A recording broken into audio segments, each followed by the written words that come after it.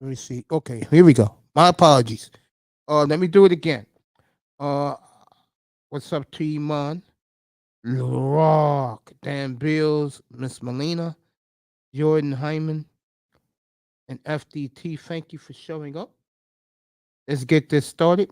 I didn't know I was going home today to about 3:30 this afternoon, and it feels good to be back in the studio. I see you, FDT. What's up, fam? Let's start saying hello to everybody in the chat room. And we're going to get this started. I got to do some catching up to do. It's been a while. First of all, I wanted to play a certain song for the greatest soccer player who ever played. Right before I went to the into the hospital, I didn't think I was going to stay 2 weeks, but uh, it's going to give my condolences to the soccer world and to the great Pele.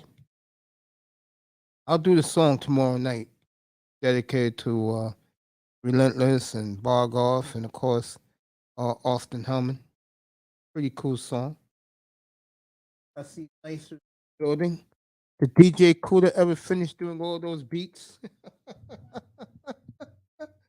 Boogie down, boogie down, Bronx, boogie down, boogie down, boogie down, Bronx, boogie down, boogie down, boogie down, Bronx, the BX, everybody.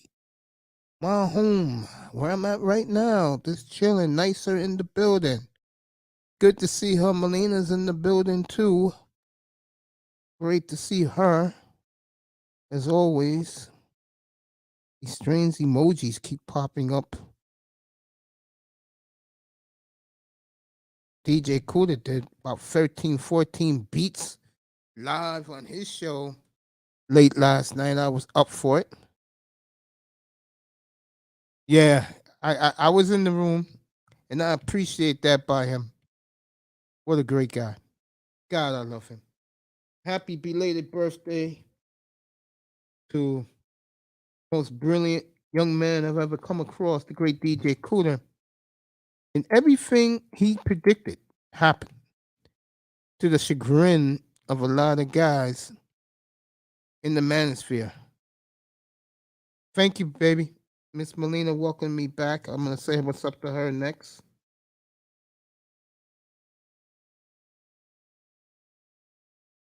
Find out. FDT in the building.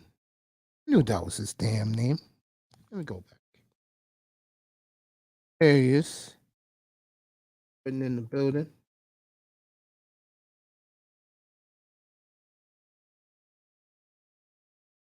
There he is. Thank you for being here, family. You know, you gotta excuse me a little bit, everybody, because I just came from a whirlwind back home. So we're gonna start doing the sports in a minute.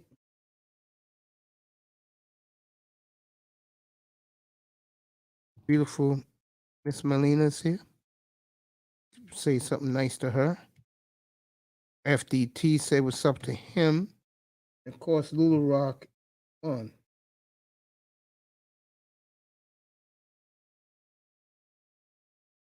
With some catching up to been gone for 2 weeks. Appreciate Melina for everything she's did for me. I really mean that, all of you. Thank you so much. Sure beats when Charlie in the house, Dan in the building. It really beats when you're back here. Oh, look who said hello. Thank you, Iceman. Appreciate you, family. Good to see you, Iceman. See who else is in there. FDT. Let me do it. Oh, I think I did FDT already. Did I do him? No, I did Hyman. Oh, okay. I did Hyman twice. All right, let me do FDT real quick. Do FDT. I'm going to start with the young man that basically died on the field last Monday night, and I was stunned that basically we all did watching that Monday night game. We saw a death on the field.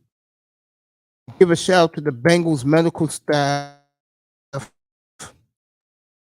and the Bills medical staff who both worked together to save his life. Yeah, I caught you a little bit today, Iceman. I know you happy that the Dolphins made the playoffs, bro.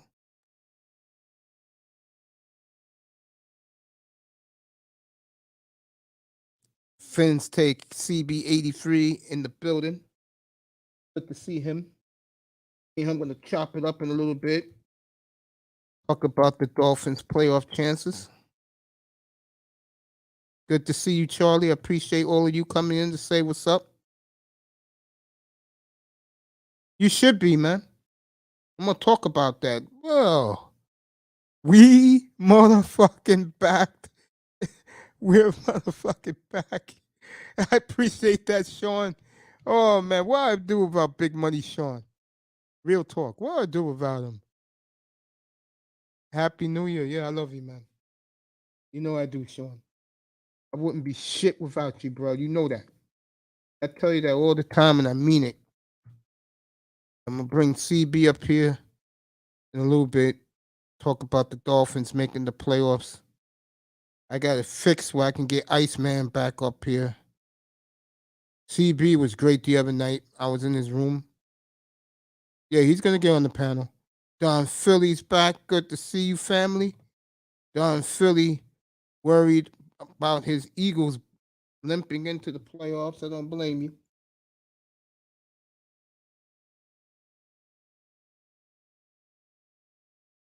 Good to see you, Don. Don Philly in the house.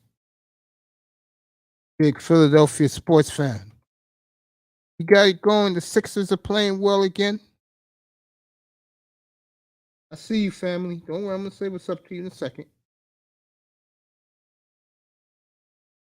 Eagles, Phillies had a great season, had a very good off season. Who else is in Philadelphia? The Phillies, the Eagles, and the Sixers are playing well. The Flyers just got to get it together. So I'll be in Philly this spring when the weather gets better. I'll do a remote from Philadelphia, let you people get a feel for the passion in that town for their sports teams. No one does it better than that city. I tell you, I don't go to Boston. I'm sorry, I don't go to Boston. My boy is in the building. I see him. Matter of fact, you know what? I see. I'm gonna say what's up to Little Rock and Little Bro. I'll say what's up to him when he comes up to the panel. But like I was saying, Don Philly in the building. My hit list tonight. I will kill Zion Williamson tonight. He's at it again, eating Mama's fried chicken, and I might have to cut him to shreds. I agree with you, Sean. Denver's rolling right now. I said back in June, Jokic would be the first player that won 3 MVPs in a row, and he has. Oh, he will do it. He's the runaway favorite. Denver's looking real strong in the West, folks. I had them in the finals this year. Guys like Iceman and CB enjoy the playoffs. I'm serious.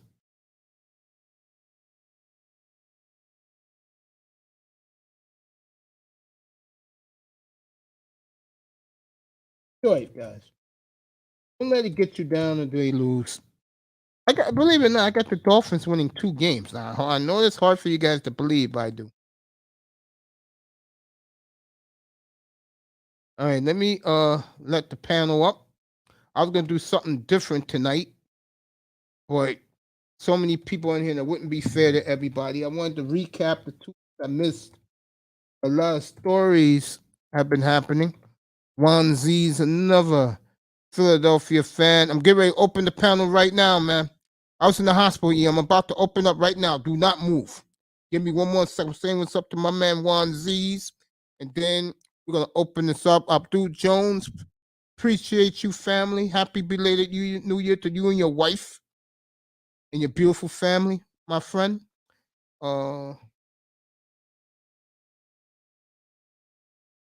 Ready to open up the panel right now.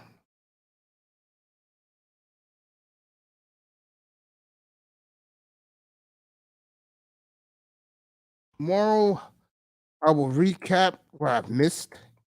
I'll do that tomorrow.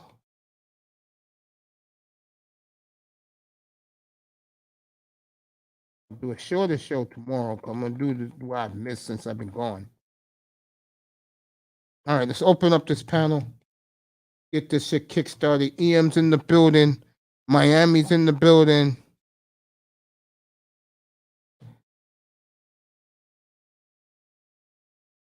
Let's go. Let's do this.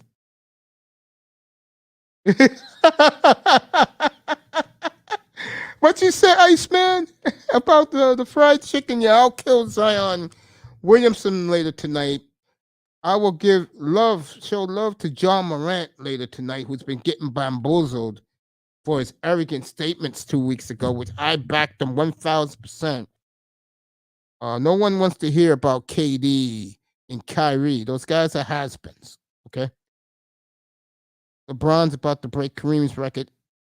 I'll get ready for that. Everybody wants to come up. Let's go. Everybody. Let's do this.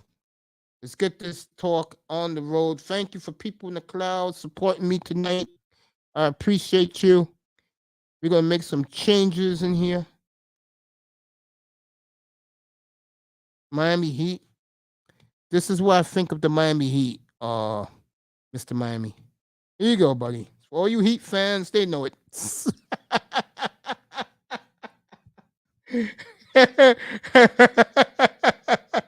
Shit.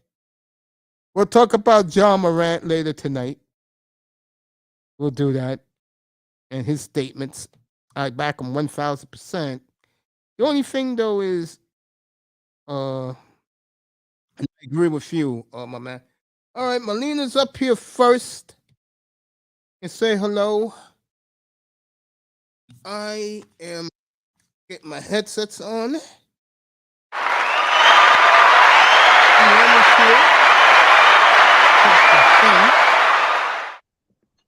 Happy I'm really happy you're back. I missed you a lot. And I was praying for you a lot. I was praying for you a lot. I missed you very much. And I missed you roasting Ben Simmons every day. I'm so happy you're back, and I hope you're feeling better. We were all praying for you, and we all were thinking about you. I gave you a couple of shout outs in Kuda's chat room. And everyone was so supportive of you. And we're so happy you're back on the show.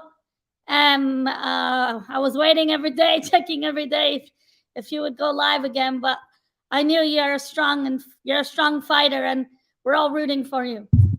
I appreciate that, honey. And the other thing I want to say is congratulations to the Miami Dolphins for man, we motherfucking back, man. Yes, yes. And you know what? The person I'm looking for is Tony Manzano. I'm looking for. He's gonna be put on trial for doubting the Dolphins. Congratulations, fins up all day, every day, and you should be very proud of your team. Miss Melina, what's up, girl? Happy New Year. Big brother Mace, what's good, bro? What's good, man? I'm glad you're back, bro. I miss you, bro. It's been a while, yeah. And you got EM up here, too? I think Iceman up here, right? Is it Iceman or EM on here? EM didn't come in the chat yet. EM, you here? I don't know if I'm connected. Yeah, I'm here. Y'all give me 5 minutes. All right, no problem. What's good, bro? Good, Brody. Hey, salute, homie, salute. Salute, always man. Respect. Happy New Year. Happy New Year.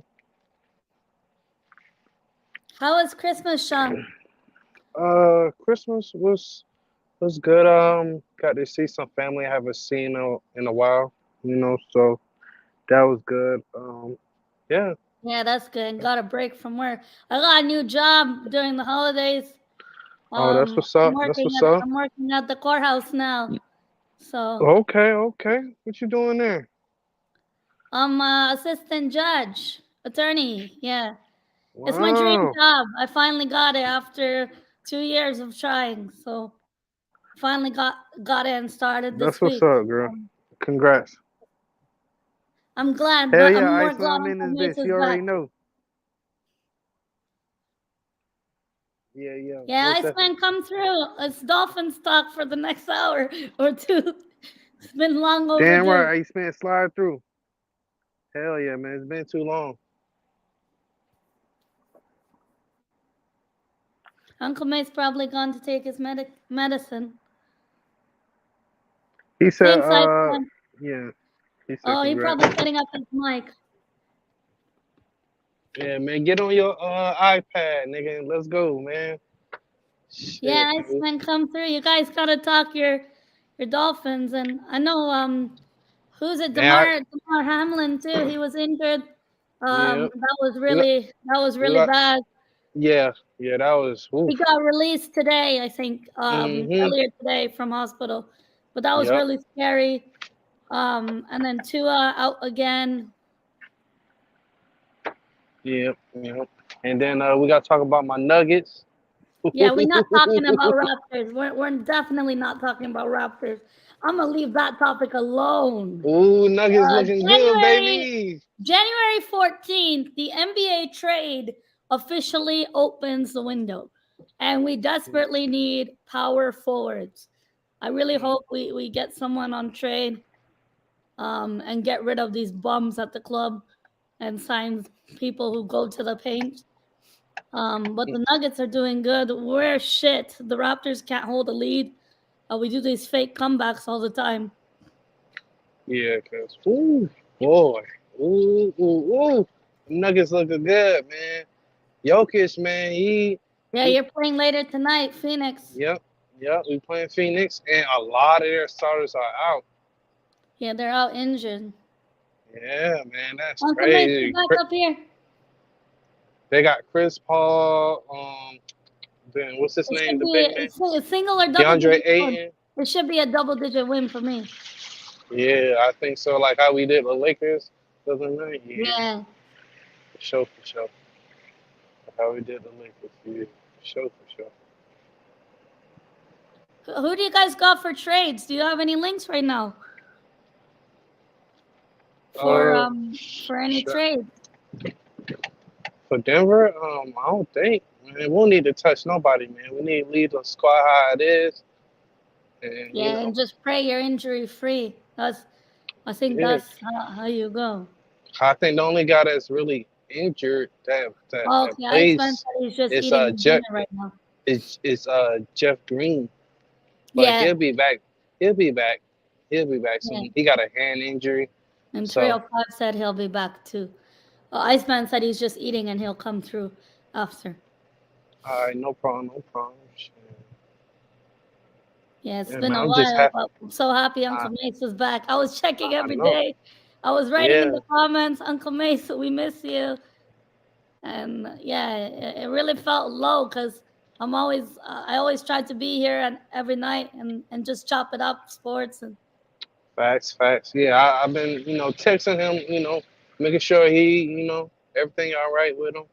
Yeah. He texted me, I text him the news, what's going on still, that's happening in the leagues and stuff. So, yeah, I'll be really happy too. Dolphins in the playoffs. I know a lot of people weren't confident. So, You hear me now? Uncle Mace. Loud and clear, big bro. Yes, we missed you I so much. appreciate you guys very much. When Marlena said that she missed being up here, I said, I motherfucking miss you nigga. all, but I think I'm gonna miss where I just left. If you know what I mean. Uncle Mace, what do you mean? What did you leave behind? About 200 of the finest Caribbean women as nurses ever seen in my life. Oh my God, Uncle Mace! I really didn't want to go, but I said I got something to do tonight. And I was just about to say it better be some baddies too, Mason. It was. Oh shit, bro. I can imagine in Miami how great looking they are, bro. We motherfucking back, man. What's up, baby? Let's fucking so go. you're back. I'm so glad you're back, Uncle Mace, healthy And yeah, I was giving you shout outs almost every day on Kuda's chat. I And appreciate that. we were I waiting wasn't every cool. day I wasn't cool. when I wasn't cool as most of the night last night with Nicer. the Brother 305, he came in my chat last week and he said you were in Brownie Ellie's chat for a little bit, but I had missed the show. I had to watch the Whose replay. chat? Brownie Ellie. Oh She did yeah. a I was in live there a on little me. bit. Yeah. And Yeah, everybody, I thank you missed for it. supporting that beautiful young lady. Yeah, she's doing great. And Sexy Red TV, sisters, she's doing great too. Her channel's taking off. Yeah, she's on right now. Yeah. Shout out to the beautiful, sexy Red TV. Bargav was worried about you. Relentless. I don't even think they know you're back tonight. I haven't told them yet. And I told Steve Sean. you weren't feeling well. I told Sean that I was gonna be back tonight, and I don't know if he got the text, but I told him. Yeah. EM is with us. You know we're gonna get into Yeah, once. Go ahead. Yeah, I saw it not too long ago because I was, working. And when I seen it, I was like, oh, shit. But I already knew because I was on YouTube, and then I seen your thing pop up. I was like, oh, shit, my nigga's back. I told you shit. when I was going to leave. When I told you. So you're like sooner I than see later? you, family. Happy You New say you're Year. going to be on sooner than later? I text you. I said, I'll be back sooner than you think. Mm-hmm. There you go. Uncle Mason, it felt like a year. I'm not going to lie. It felt like forever. It does feel that way. Mace. We're in 23, year 23. Mace, what is good, my friend? How Salute you to doing, you. sir? It's good to talk to you. Mhm. Happy belated New Year to you, Ian. Hey, same to you, bro. I'm doing phenomenal. Just getting back in the swing of getting back in the swing of things, and everything is good, man. Life is good right now. So I hope everything is good on your end as well, bro. I hope so. Happy New Year, Ian. Hey, same to you, Miss Molina. I see that your San Antonio Damn right, Spurs Ian, are man. going to plan now. Well, what's that, Mace? Your Spurs are going to plan now. Oh yeah. we had to smack a few niggas upside the head, but they seem to be back in line right now. So yeah, There you go. there we go. The Wambayama sweepstakes. If you don't know, my man Ian's a big San Antonio Spurs fan. So the plan is keep losing, and you may get the best prize in a long time in the NBA in late May around Mother's Day's weekend. It'd be great for the Spurs franchise if they do win that. Yes, sir. So I'm pulling for you guys to lose. We could, Man, right now. I'm sorry, Sean. Go ahead, bro. No. Go ahead. Finish. I'm going after you. Now I was gonna say, we couldn't make it overly obvious. You know what I mean? So we had to throw a few wrinkles in here and there. It's all good though. I feel you. All right, let me get you guys engaged in this. You know where I'm going now. They won the game Sunday. I was in the hospital room looking at it, shaking my head, of course. And in my opinion, I think you guys are gonna disagree with me. They gotta get Tyreek Hill on page, bro. Because the one thing I'm noticing about him I don't like, if it's not Tua, he checks out. Mm. If there's not Tua out there, he just checks out mentally, bro.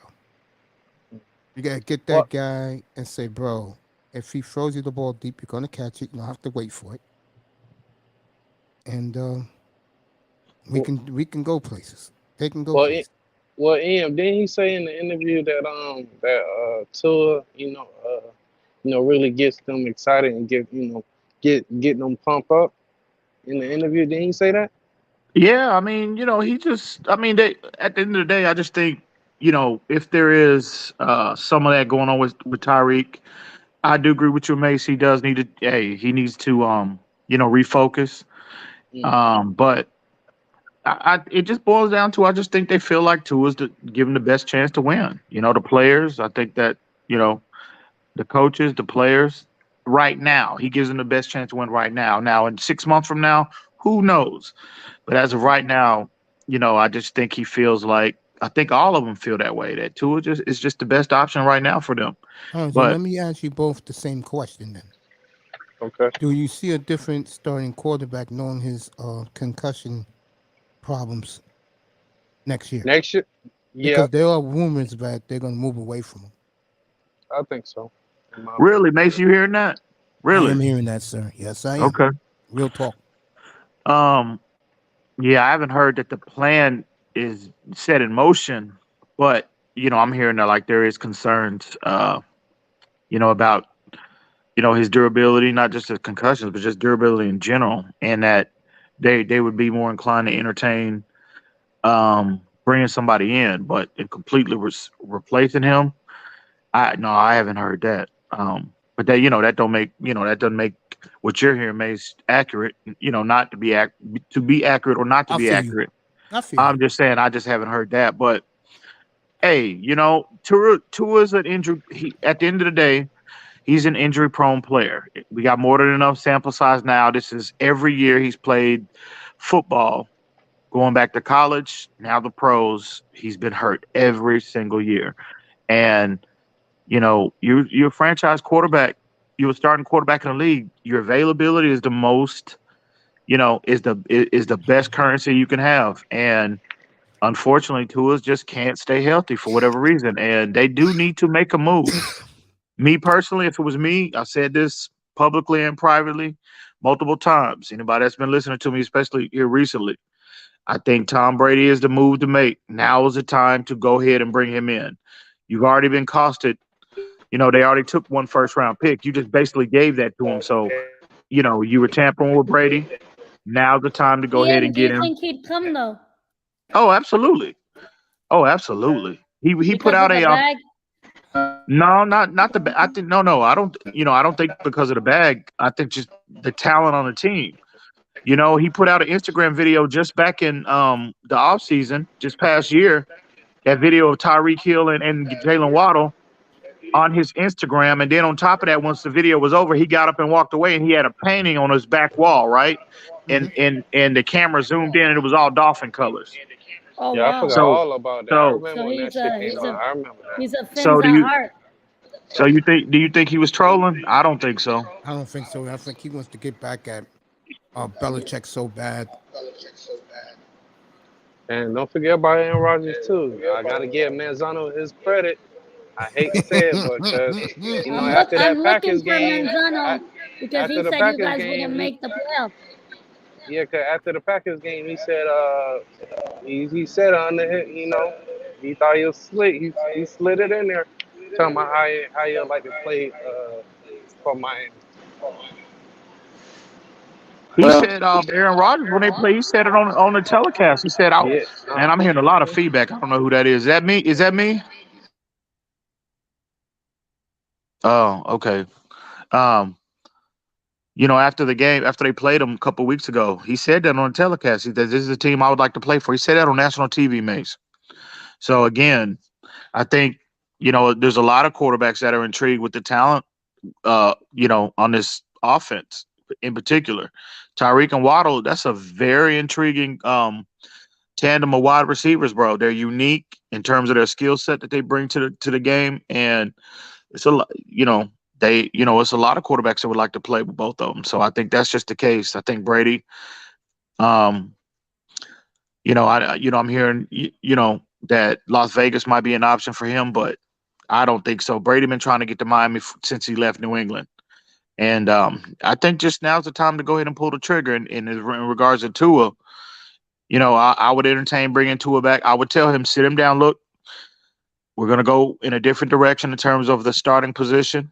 We're going to go get Tom Brady. We would love to have you sit behind him, learn. Anybody can learn from the greatest to ever do it.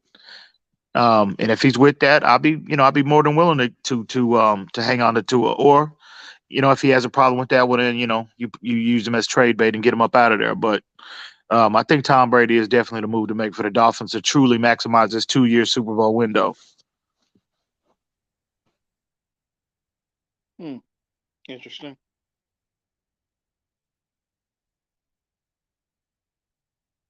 No, got quiet. I know, right? Mace, you there? Yeah, right here. Oh, okay. Okay. Want to make sure. Uncle That May's could be still your thinking Mace. about the Caribbean woman. Cut that out. Anyway, getting back to the topic. AB, what's up? What's up, Coach? Welcome back, fellas. I think Miami's gonna pull it off. I do. I think what McDaniel gotta do is you just gotta let this guy play, bro. Just let Thompson wing it, bro. Thompson's not bad, bro. He just bad. I wouldn't say he's scared to make a mistake. I think what the Dolphins would like to do, he has the arm strength to get it done. You know what I'm saying? But it's not going to be easy for them, of course, especially if I'm pretty sure Hamlin's going to show up. And like I said, I didn't finish saying it. It broke my heart to see Hamlin last Monday night. I was in the hospital, and I was just breathless. And I'm glad that God has pulled him back with us. And great job by the people donating to his GoFundMe and buy all those toys for those kids. So, and God kept him with us. So, shout out to like I said, the Bengals medical staff was great. Their training staff was outstanding. Joe Burrow says now he look at them totally different for the rest of his career playing in Cincinnati. You'll always give those guys the utmost respect. The Bill fans, the NFL fans, all of them, all supporting this young man this past week. Good for them. I think he's already been released from the hospital as well, Mace. Yeah, he's back in Buffalo. Yeah. Man, I tell you, that's a miracle, man. Yeah. He's truly is. Yeah.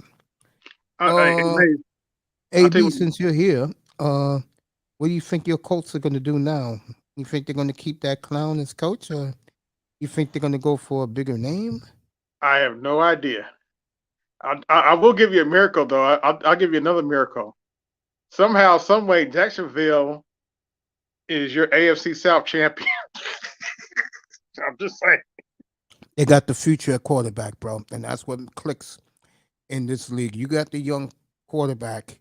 Yeah. You're going to do things, and Jacksonville hit a grand slam. Hopefully, Ursay will get a hit and stop getting old-ass quarterbacks that are past their prime. Yeah, I saw that with Matt Ryan. Unbelievable. Look like a goddamn fossil out there. Prince is a little busy. I know his Cowboys took a week off. I know he wasn't happy about that. I got Big Money Sean up here, the great EM, beautiful Miss Melina AB, 83 Media does a great job on his channel, and of course Prince Pierre. EM, let me go back to you. Now that Mozart's out, right? Well, they hadn't ruled him out, but it's definitely trending in that direction that he might not be able to play on Sunday. Interesting. You know, believe it or not, I was in CB's room, and he wanted to come up. I said, "You come up, I'll bring you up." He didn't come. He left. CB 83. I don't know who that is. I don't know who that is. Room. I was in his room Sunday night congratulating everybody. They were all happy, and I'm glad for them. You know, I'm glad for Sean. Finally got to see them in the playoffs. You too, Ian. I'm happy for you guys, man. Oh, yeah. It feels good. It feels good. Yeah, for sure. They gave you 2 wins. Anybody watch the Bulldog mauling? Yeah, I caught that. Yeah, that was... I can't believe they put that on TV, bro. I mean, I really. saw that for the first 7 minutes, bro. And like I said, the Bulldog mauling. In a Texas team, put that film out there for the world to see. They ought to be ashamed of themselves, bro. I agree. I already knew Georgia was gonna blow them out, man. That shit was too easy, bro. I mean, not to that. I mean, not with that though. I mean, man.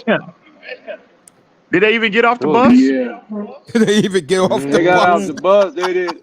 It was 2 things. The key to what happened to them is Georgia almost had their shit took it away from them a week ago when they played Ohio State.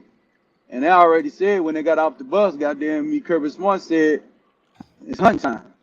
So he's like, you got a chance, you got a chance to show everybody in the world that motherfucker Ohio State didn't do their job. So TCU ain't gonna have a chance to do their job to get them. It's all good, man. It was an improbable season for TCU. They was above their pay grade, bro. Let's just be real. Thank Michigan. because Michigan they almost came back and beat them. So to be real, you know what I'm saying? So, and I think if Michigan had made that motherfucker, they would have got their ass whooped too. They would have got their ass whooped too. They probably would have just decorated the scoreboard. That's the only difference. They probably would whoop their ass 45 to goddamn 55 to 25. All Michigan was done with is decorated the scoreboard. Georgia's on a whole different level, man, in this college football right now, bro. So it is what it is. I tell you, No, I see them three-peating. yeah, it's gonna be rough. I don't think there's a team that's gonna get it. Maybe.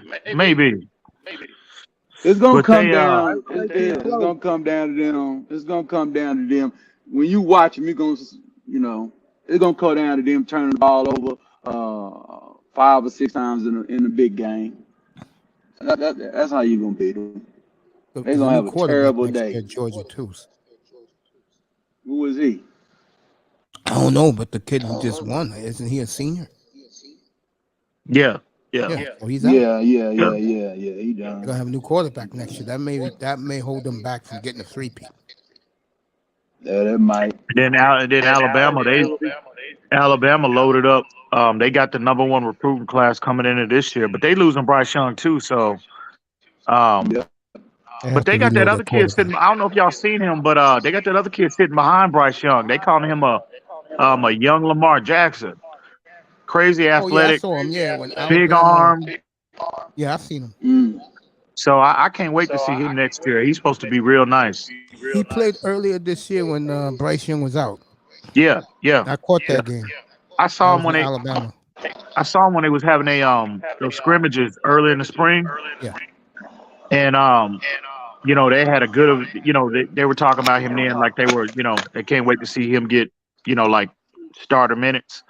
Again, they were calling him the young man's Lamar Jackson. He got the goods. He's talented, ultra talented. So I don't know Alabama, if he turns out to be something, who knows? He might even be better than Bryce Young. Who knows, bro? But we'll see, man. But Georgia definitely looks like, they set up for the foreseeable future to be that powerhouse.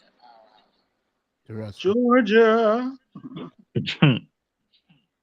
Tell you this also. I want to go back to the pros real quick.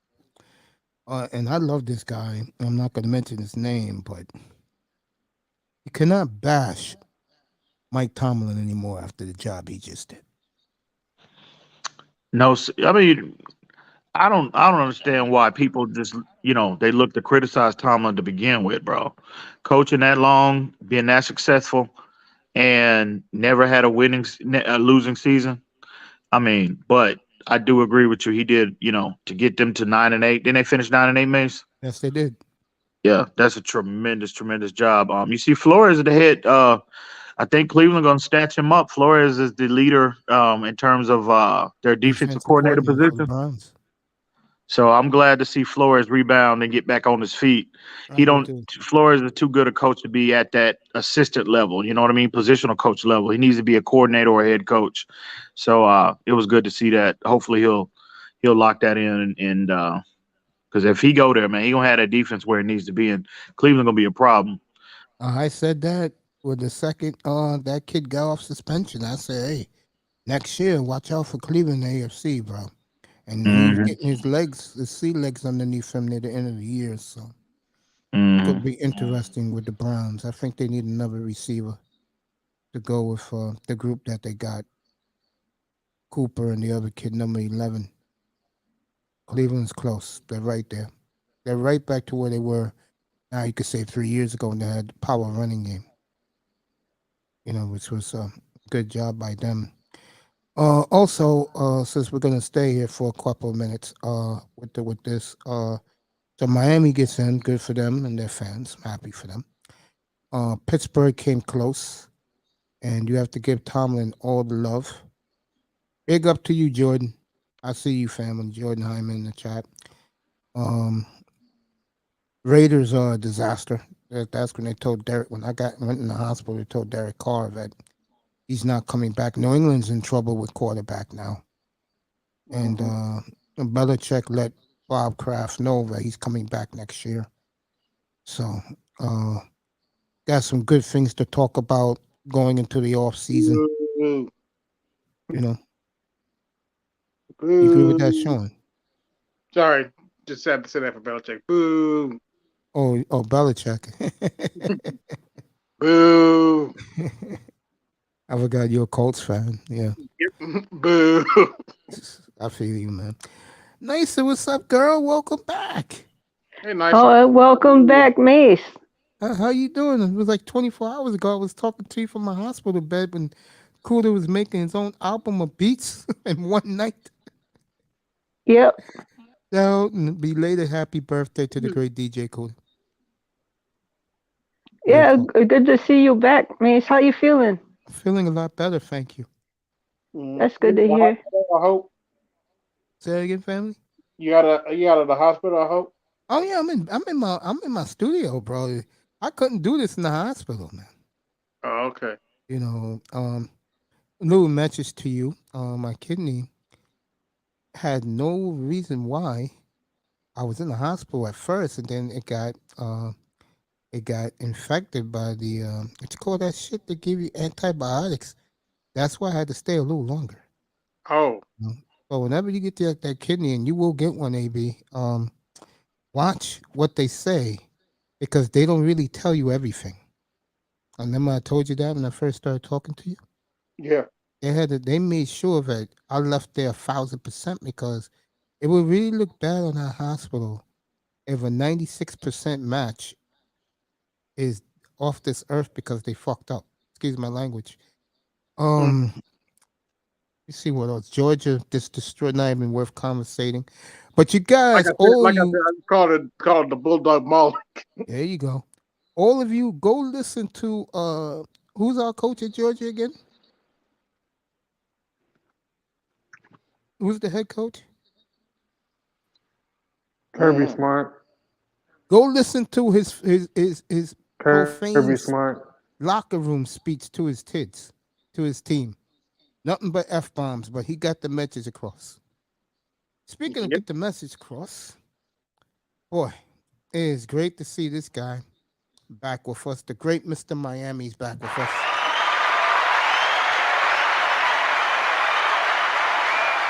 Bang, bang. Shots fired. Shots fired. What's up, everybody? How y'all doing? And we're good, man. We're good. I got to talk to you late tonight, man, about your girl. You're going to be shocked. I'm going to tell you, bro. I'm surprised too what I saw the other night, but we'll get into it later tonight, bro. Before I say say hello to everybody on the chat. Much love, respect. New York Jets, acknowledge me. There you go. I gotta do it for my boy. He's in the building again. Little Rock. There you go, bro.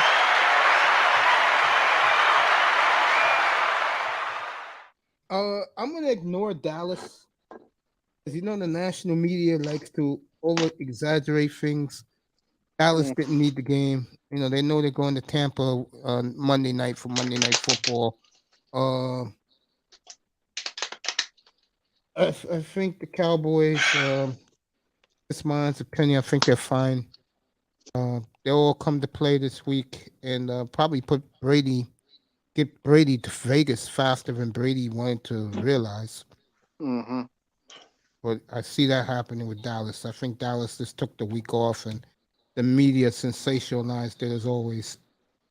And don't worry, folks, my Colts will still suck. There you go.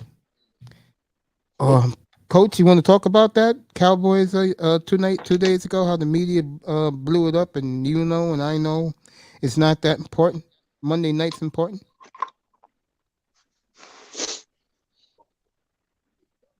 I'll wait till Coach gets back. What are your thoughts on the Dana White situation? What about his wife slapping him at the nightclub? Yeah, all that. I don't know what to think, because I really don't follow that world.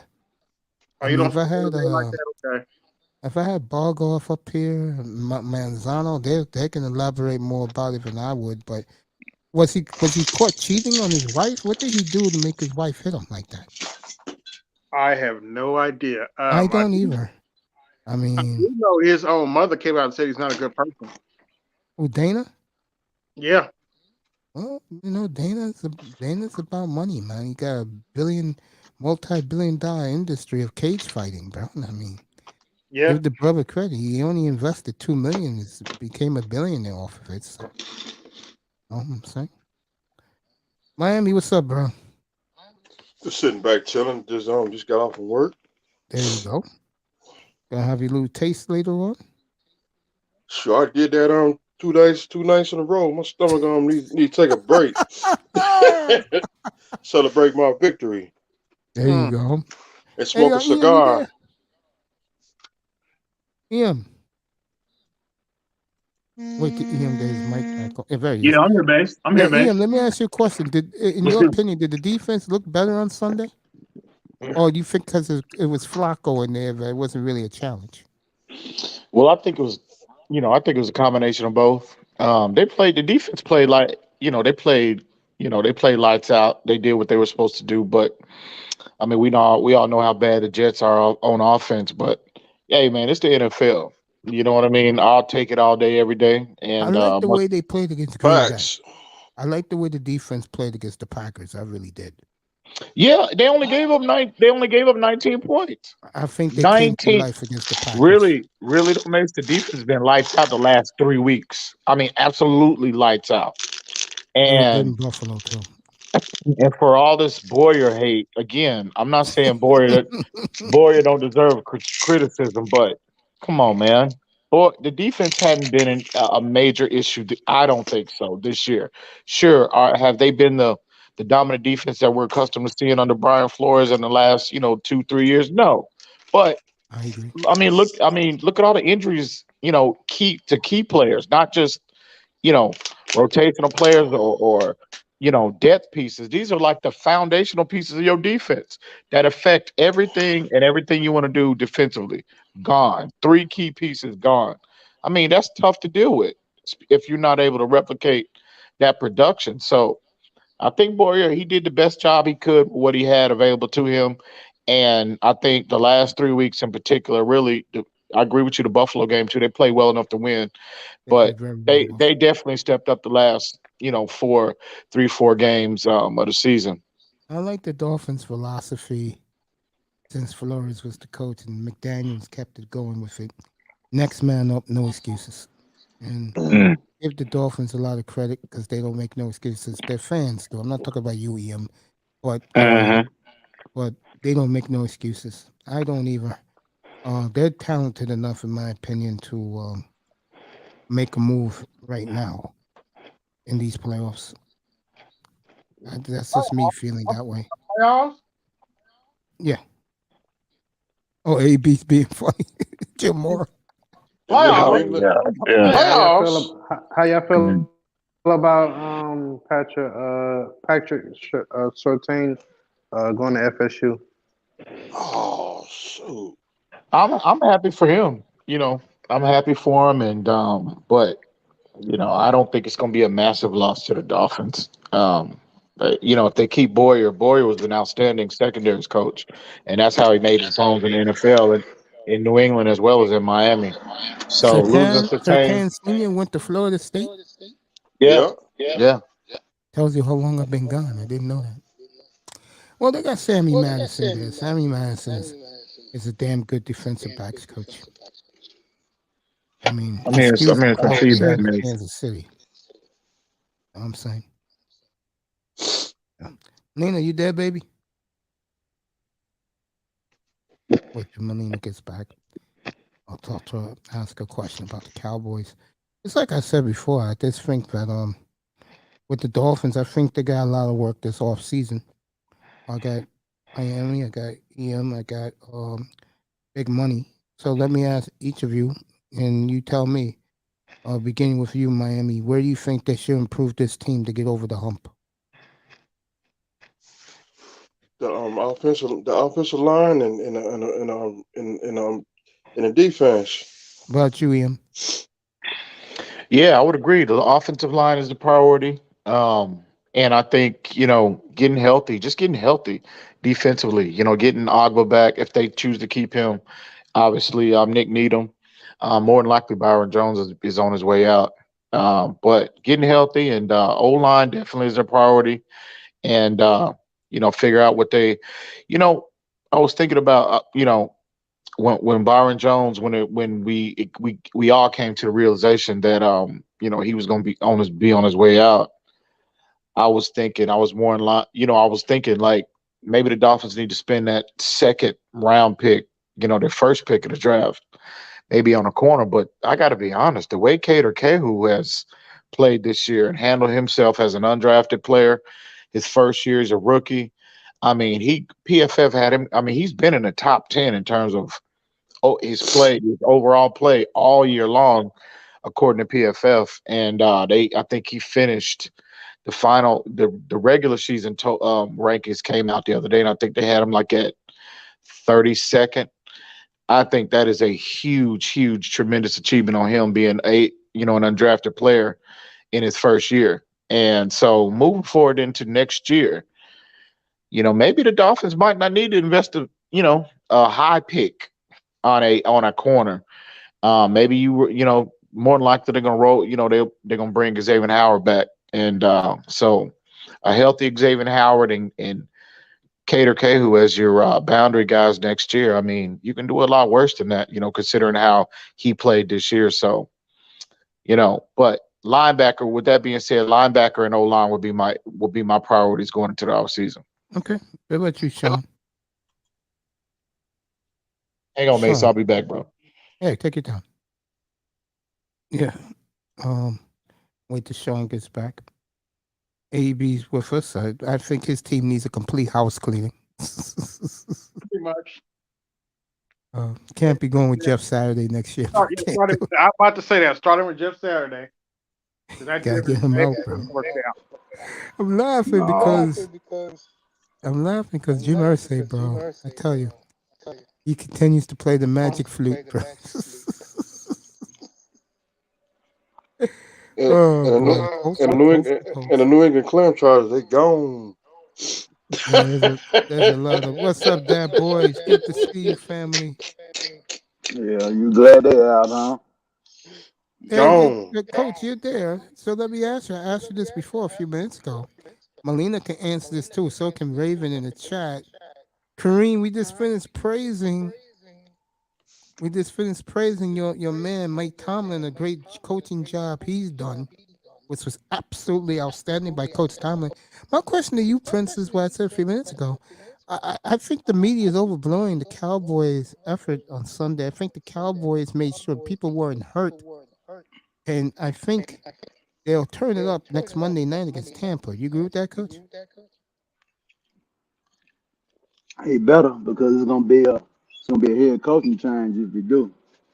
And this form is just you can't lose Tampa, bro. You can't lose to them. You can't lose to them. There's a difference if it's been there's 11-5 or 12-5 or something like that. They're below 500. You can't lose to them, dog. You need to go destroy them. Quarterback has just been playing terrible. That's been the problem with these turnovers. So, main thing they need to get going is the running game. They got to run on Tampa. You can run on Tampa. So, I don't need Kellen Moore going over there with that bitch ass game plan every time he run to Tampa. He don't want to run on. You don't have no choice but to run on. The quarterback is not no 40-throw quarterback. I've been telling y'all this for years. Every time they try to make him a 40-throw quarterback, he turns the damn ball over. So you need to go run the ball. Because I think the defense is going to play well. I think defense is going to play well. But with Dak put the defense in ill-advised position, special teams got to play better. And Purple Show can't be muffin this week. So he got to come on with it. And I'm going to say this. Yeah, go ahead. I don't need to see Turpin. I'm going to say this right now. I love Turpin. I don't need to see him on no offensive play. You ain't fuck with him all year. I don't need that special shit this week. You need to go out there and run your top plays that got you touchdowns and got your offense going. As tight end sets, doggone using them tight ends and using them doggone and Lamb and them running backs. That's your bread and butter. And play action passing game, waggles, bootlegs, and all that stuff that you worked all during the year that got you points and had you tops in the red zone offense. So run your best stuff and be you. Because if you don't, there's gonna be some smoke in the city down there. You go out there bullshit. There's gonna be people looking for jobs. Because guess who's available? And all Dallas has got to do is give up a draft pick. Stephen Jones been wanting this guy for a long time. So go on out there, fuck up. Sean Payton to be in the next Monday. It's gonna happen. Cause they need the guy because because Jerry gonna look like, well, I need somebody to fix my quarterback. I'm paying him $49 million. So, and one thing Sean Payton gonna do, he ain't gonna let Dak just run around throwing 3 or 4 interceptions in the game. He gonna at least get in his mouth and let him know what's up. So he free finally. So let's be real now. And Jared done this before. His name was Chan Gailey. He made 2 consecutive playoff appearances with Aikman and Irvin. What happened to his ass? He got fired. So what the hell you think Jared do with this guy and the coach they've been voting for a long time is free? So they better go out there and play. They better get out there and have a game plan ready to go and get it done, or they be looking for some work.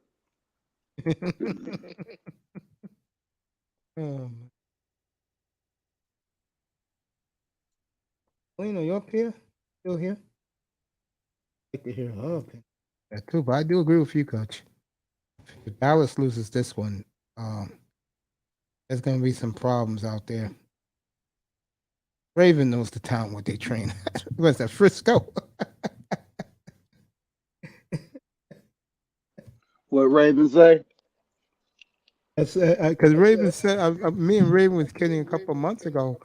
I said to him, when Sean Payton becomes, going to be the new coach, Raven's going to take a day off of work and camp out in Frisco for the press conference.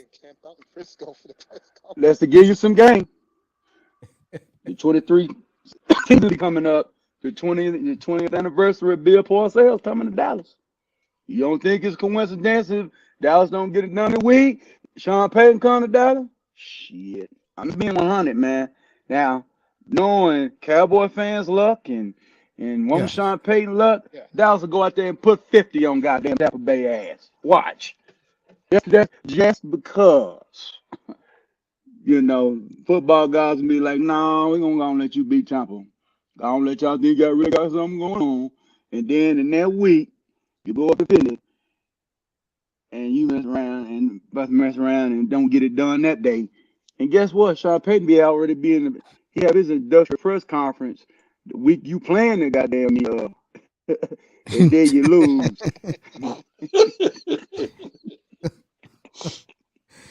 Oh man, it's gonna be crazy. Shit, but you will, yeah, it's gonna be crazy.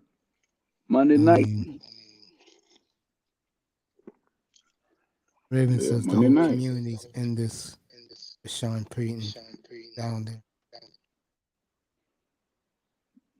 Oh yeah. Well, you want them to win. So, but if they lose, he'll be on his way coming, and that'll be Stephen Jones.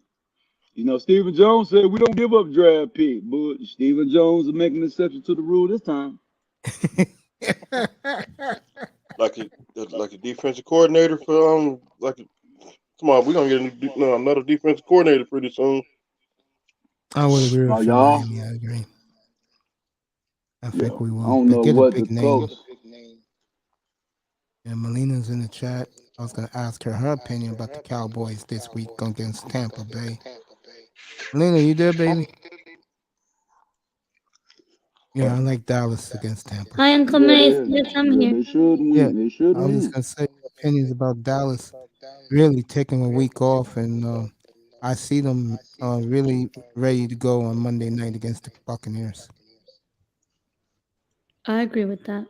And, Yeah, Michael Parsons ticked off. Michael Parsons ticked off. So that's a good thing. When Michael Parsons ticked off, he usually win. Yeah. I agree. I agree with that. I think Dallas be interesting for the big Blue Star. But they do have the horses to get it done. That's one team that does have the horses to get it done. No doubt. That boy's in the chat. Bengals and his Cowboys in the playoffs. Anytime we need a Shout Flacco, out that a boy. 2012 Flacco performance in the playoffs, it need to be Dak Prescott. He needed bad. Uncle Mace, you happy for Miami? If you want the honest truth, I'm happy for their fan base. Yeah, it's been a I'm long happy time for them coming. because they've been I through a mean, lot, and I hope the one thing they learn going into the off season is keep the damn team accountable for once. and to bring in the right quality of players, yeah. Yeah, that's why I'm not really pumped up. I'm happy for them. I mean, I'm happy for Mr. Miami and Sean on Sunday. They got a big football game to watch, right, Miami? Yeah. Yeah. What time you cutting the grass, bro? 8 o'clock. Shoot, on grass season's over. Oh, okay. Oh, little did well, speaking of that, I didn't know that Mr. Miami and his beautiful palatial estate down in Davie was all of a sudden adding a tennis court to go with his beautiful estate. I didn't know he was doing that. Not me, I ain't got no tennis court. I don't want this I'm stuff. having fun with you, bro. You know that, man. Then we're gonna see a hockey ring too, bro. Oh. It's great to be back up here. Mr. Miami, this grass season's over, so hey, on Sundays he pops open a bud and a little Hennessy, yeah, and he's in a good mood. I don't drink in the morning. I drink in the at night. I'm like Angel. There you go. By the Like way, I'll be on Sunday at now that I'm back. I'll be on Sunday at 11:30. How are you feeling now, Uncle Mace? Though better? Yeah, again, baby. How are you feeling now, though? I feel good, thank you. Okay, that's good. I feel good. Thank you very much. Appreciate that. No, it's all right. We were all worried about you. Hey, I saw everything that all of you said to me, and I really love and appreciate you. Shout out! I gotta give these two ladies a shout out. Shout out to Brownie Ellie and Sexy Red TV. Okay, Ice Prayers. Hey, it's Mace, it's me, Ice. It's good to be back. Yeah, man, I hope you're well, man. I heard, but I hope you're well. That's you, Ice Man? Yeah, man. You sound like you're 1,000 miles away, bro. Up in the equipment, Blue, because you got great equipment. Oh, no, it's the iPad, the iPad. Oh, okay. It's good to see you, man. Welcome back. To see you, man. Thank you for having me, man. No problem. Let me ask you this. How worried are you going to this spring when it's the off season? How worried are you about Tua and his concussion problems? Well, first off, I want to say, prayers to him. That's like, the concussion protocol is not to be joked with. So that's first. I mean, that's tough to see a kid like that. He worked his ass off in the off season, and then he showed you glimpses. You remember early in the season, Mace.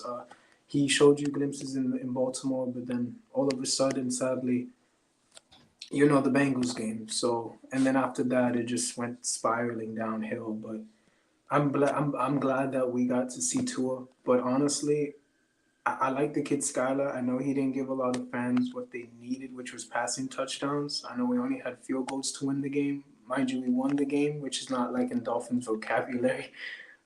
So that's, a good plus that we won and win the playoffs. But honestly, Mace and everyone, I'm just a little disappointed, I guess you can say, in the health wise, not to Tua, but the people, how they took care of him. You know what I mean? How everything happened. The ineptitude of the organization, right? Yes, I do blame the organization as a whole as well. Now, do you see the things I was trying to tell you back in September about this organization? It's god awful, man. You were right. I mean, it's the way how they do it too. It's Ice, you can't. Ice man, you can't make this shit up when it comes to the Dolphins, bro. You just can't. And the reason is, I'll say it again. Molina knows this because he holds Arsenal accountable, and the Maple Leafs accountable, and the Cowboys accountable. The fans down in South Florida don't hold the team accountable. They don't. You're right. And at this point, I know that we don't have Tua.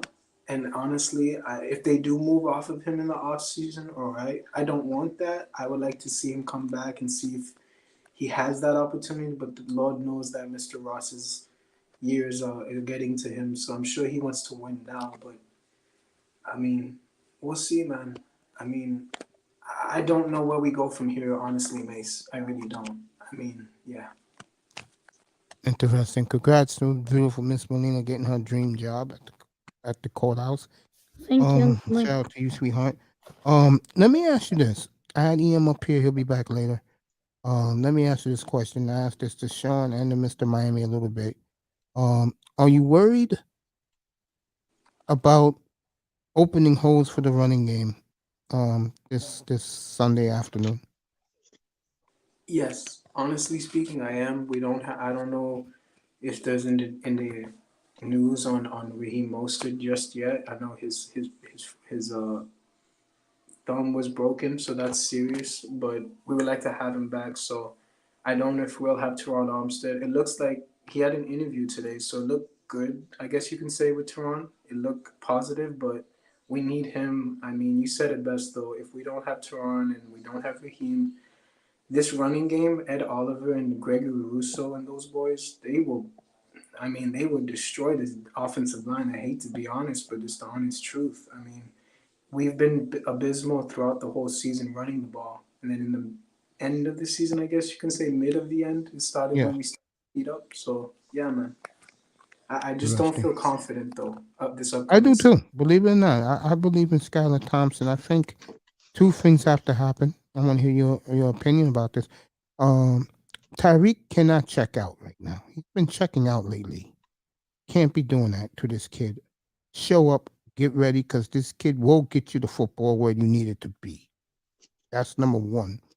Number two, I think Mike McDaniel's got to open up the playbook for this kid and just let him rip it. He has the personnel, and he gets Gilsicki involved. So that's a big. What's up, Joey? What's up, Serpent X? Good to see you, family. To me, getting Gilsicki involved is very important moving forward. I do believe that.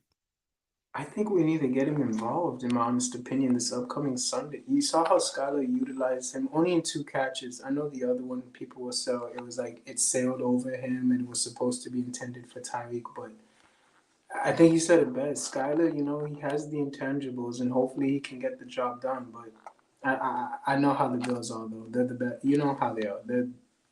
They are what they are. They got Josh Allen. He's a bad man.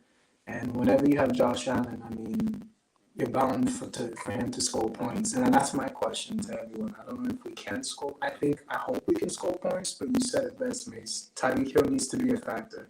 I mean, that's a fact. So he can open up, can probably get double teamed, allow Gesicki and Wallace to eat possibly, but yeah, man. Yeah, I'm with you. I do believe another week of practice with him, I think it's going to do him wonders, and I think the team is going to be okay. I think the defense is coming along at the right time. That's what I like about this. Now the defense has really come together, and give Christian Wilkins a lot of credit. There was 2 people. Oh yes, he's amazing. Chris Greer gave a huge hug in the runway after the game. One was Christian Wilkins, and the other one was Skylar Thompson. That's right. And Ross got the game ball. I mean, yeah. And I think Skylar, again, I think he's one of these kids where he does what the coach tells him to do. But I think McDaniel has to open it up this weekend. He has to. Just let the kid throw. He got all the weapons out there. Just let it all hang out. See what we have, Exactly. I'm with it. I'm with it too. We're the underdogs. Sadly, I know, like, even our own Dolphin fan base, they're feeling some type of way with, no Tua, and they're already saying that, counting us out, which I get, I understand, because for the past couple decades, you even warned me in the middle of the season. I remember saying, this organization starts with them. Hopefully they can become great, but right now, I haven't been happy with them, as you know, for what's been going on with the health-wise, so Yeah, man. I'm glad that we made the playoffs. First off, that's awesome. Through all the scrutiny and all that drama that we had with the Dolphins in the offseason with Ross and all that, I mean, it's crazy that we made it to the playoffs. So, win or lose, I'm proud of this team. So yeah, man. Dolphins only team in history of the sport to lose five in a row and make the playoffs like they did. And no matter how they made it, they made it. They'll be playing on Sunday against the Bills, and it's going to be a very, very electrified Rich Stadium up in Buffalo. And their rivalries, Dolphins beat them the first one. Buffalo came back, very controversial call near the end zone. In the second one, get a game-winning field goal. When, in my opinion, it wasn't a 2-point conversion. To me, the Dolphins stopped them, but they gave it to Josh Allen. In the refs? Yeah, it's always the refs, isn't it? In the referees? Always. Raven in the building. Brian Price in the building. Good to see you, Brian. Happy belated New Year to you, family. Oh, he's Raven's talking about the gaming. Loves his gaming. Since I got you guys up here, we might as well just keep winging it. Big Money, you there? You doing something? Yeah, he's doing something. So let me get back to both of you. So Shake, let me get back to both of you.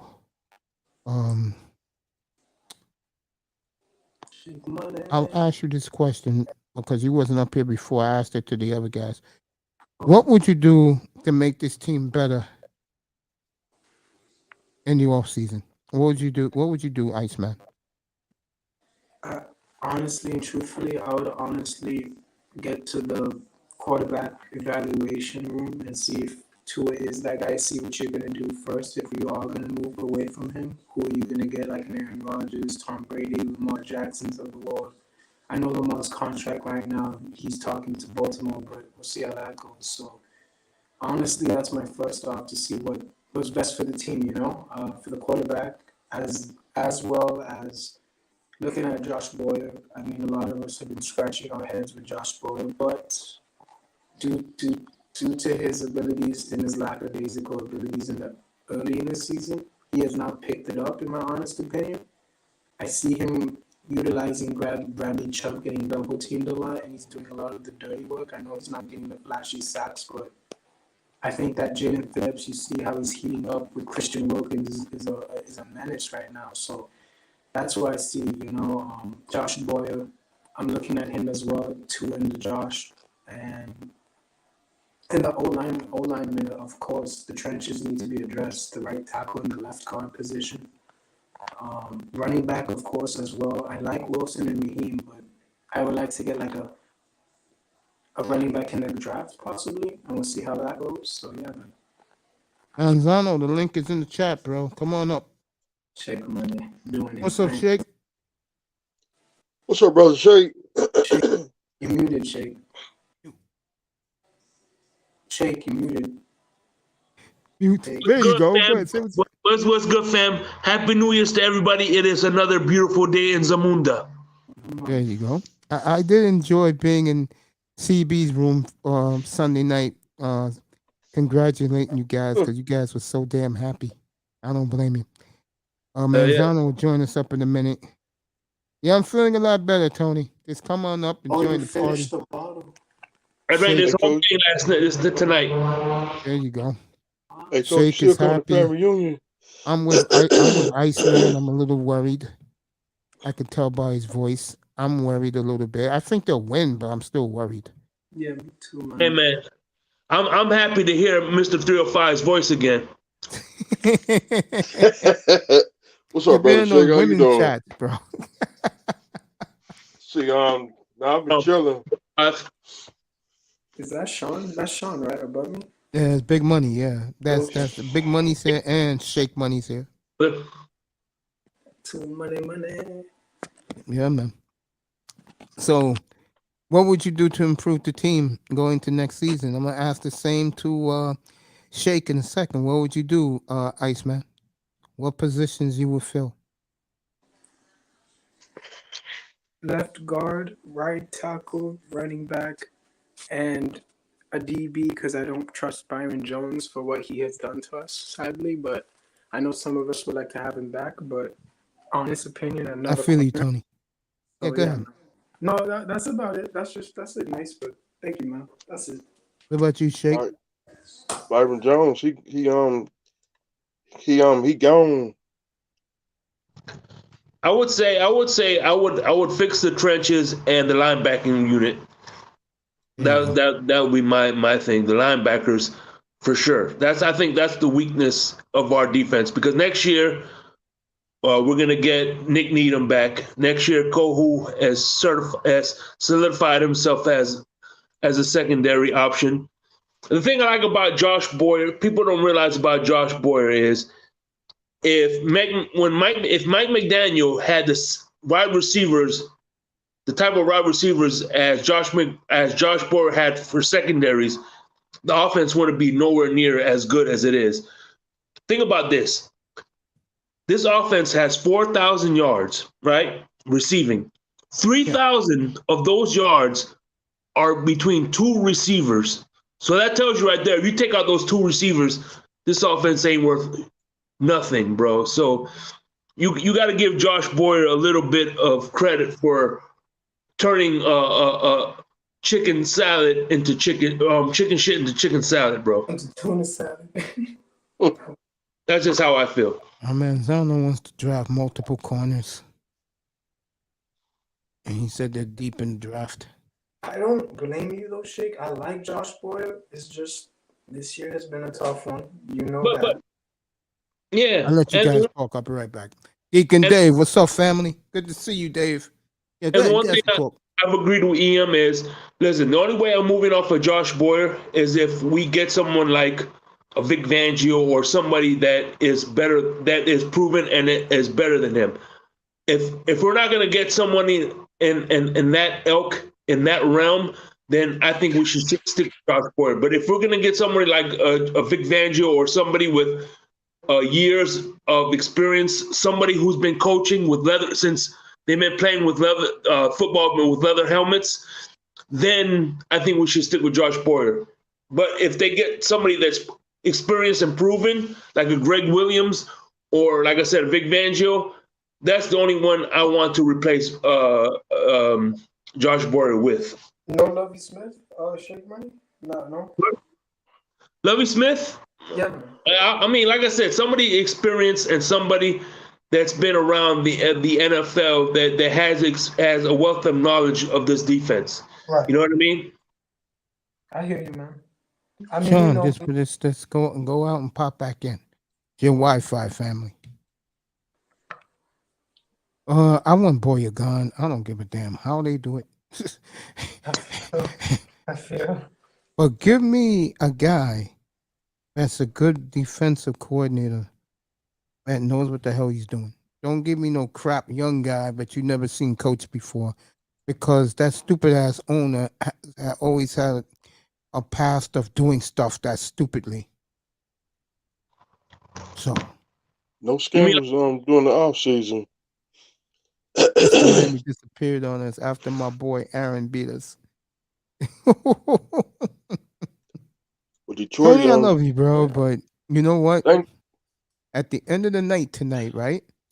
The Dolphins are playing Sunday. Aaron is considering moving on. Aaron is going to be drinking ayahuasca in his house this weekend. He's sitting on the couch. But I'll say it again in Tony's defense. He's when drinking you've ayahuasca. seen crappy quarterback play by your favorite team since you've been a child, which Tony was when he started following the Dolphins, I do not blame him for putting Aaron Rodgers on a pedestal. I don't blame him either. I mean, Aaron Rodgers is a good quarterback. Don't get me wrong. I mean, that's the out I give Tony. As a Dolphin fan, he's seen mediocre quarterback play. So imagine we get Lamar, Miami Gardens homegrown. I will flip a table. I will say, "Oh my God!" But no. Dudley boys, get the tables. No. I miss Mr. Miami, man. This is why I missed Mr. Miami. he will not play Sunday, by the way. just for people to know, Lamar Jackson out Sunday. Oh, he's done. Oh shoot! So I think a lot of people now come to my conclusion. Let me put it up here. Since I did it back in September. Ironically, right before the Dolphins game, I did this. Where is it at? There he is. Go on, bash your heat. There you go. This man wants to get paid. He didn't blink. Good for him. And now the problem though with him is going to be, did he quit on his teammates? So he'll make sure he'll be healthy next team he goes. Because I think the Ravens and him are going to be, I think they'll go their separate ways. I'll say it again. The Houston Texans, if I'm them, you got the package to get Baltimore. I would do it if I'm the Texans because he will bring excitement. Bryce Young is too small for me. They say kid's 5'9". No, I'm not touching Russell Wilson III. Oh no, Russell. No, I agree. No, don't touch it. I'm not touching that. If I'm Houston, I will seriously consider it. We'll sell tickets. There'll be a big buzz down there. You got 2 ones, very high ones. You got Cleveland's, you got yours. And you got 3 2s. You can make it happen. Seattle's another team, too. That would be perfect for Pete Carroll because Pete Carroll loves to run the football.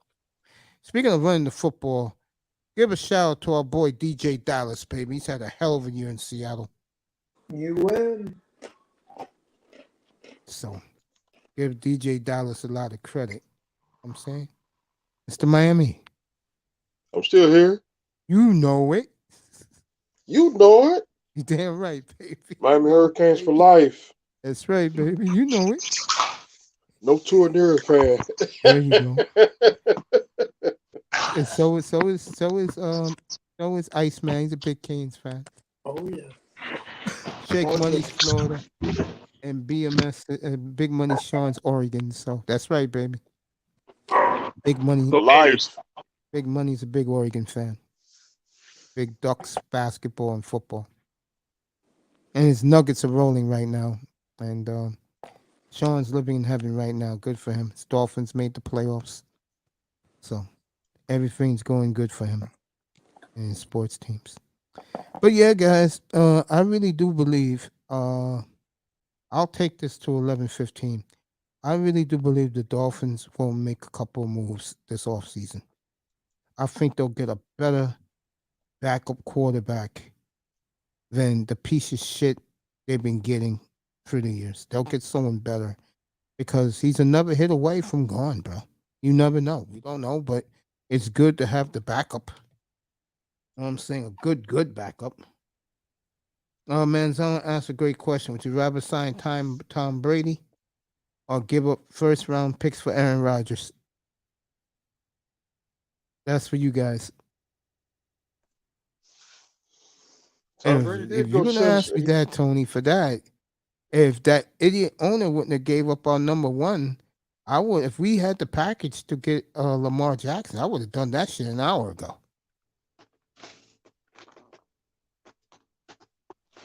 And man, I bet you Chris is like, hey, I told your stupid ass to get him instead of Minka Fitzpatrick.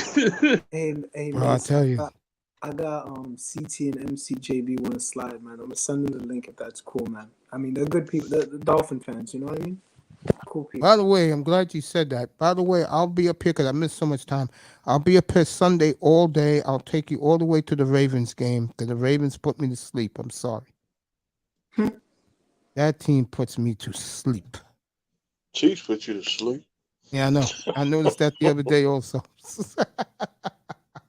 I was Miami, I was in my hospital bed watching the Chiefs. I'm like, get me home, please. I was happy when Green Bay, they gone at home. Yeah, I saw that Sunday night, man. I was captivated. The Packers are done. I said that. Now the question is, who will be the quarterback come spring training, as they call it, OTAs. I don't know what's going to happen there. You know, I'll be watching it closely.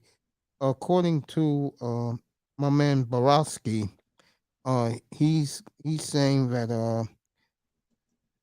the Packers they're going to make a move one way or another, which I'm surprised at a little bit. I think, if you want my humble opinion, I think that Rodgers will stay, Love will be traded. That's the way I'm looking at it. Rodgers be a fool to pass up all that new arsenal he got just because he thinks he can't win. Let's see what this guy is.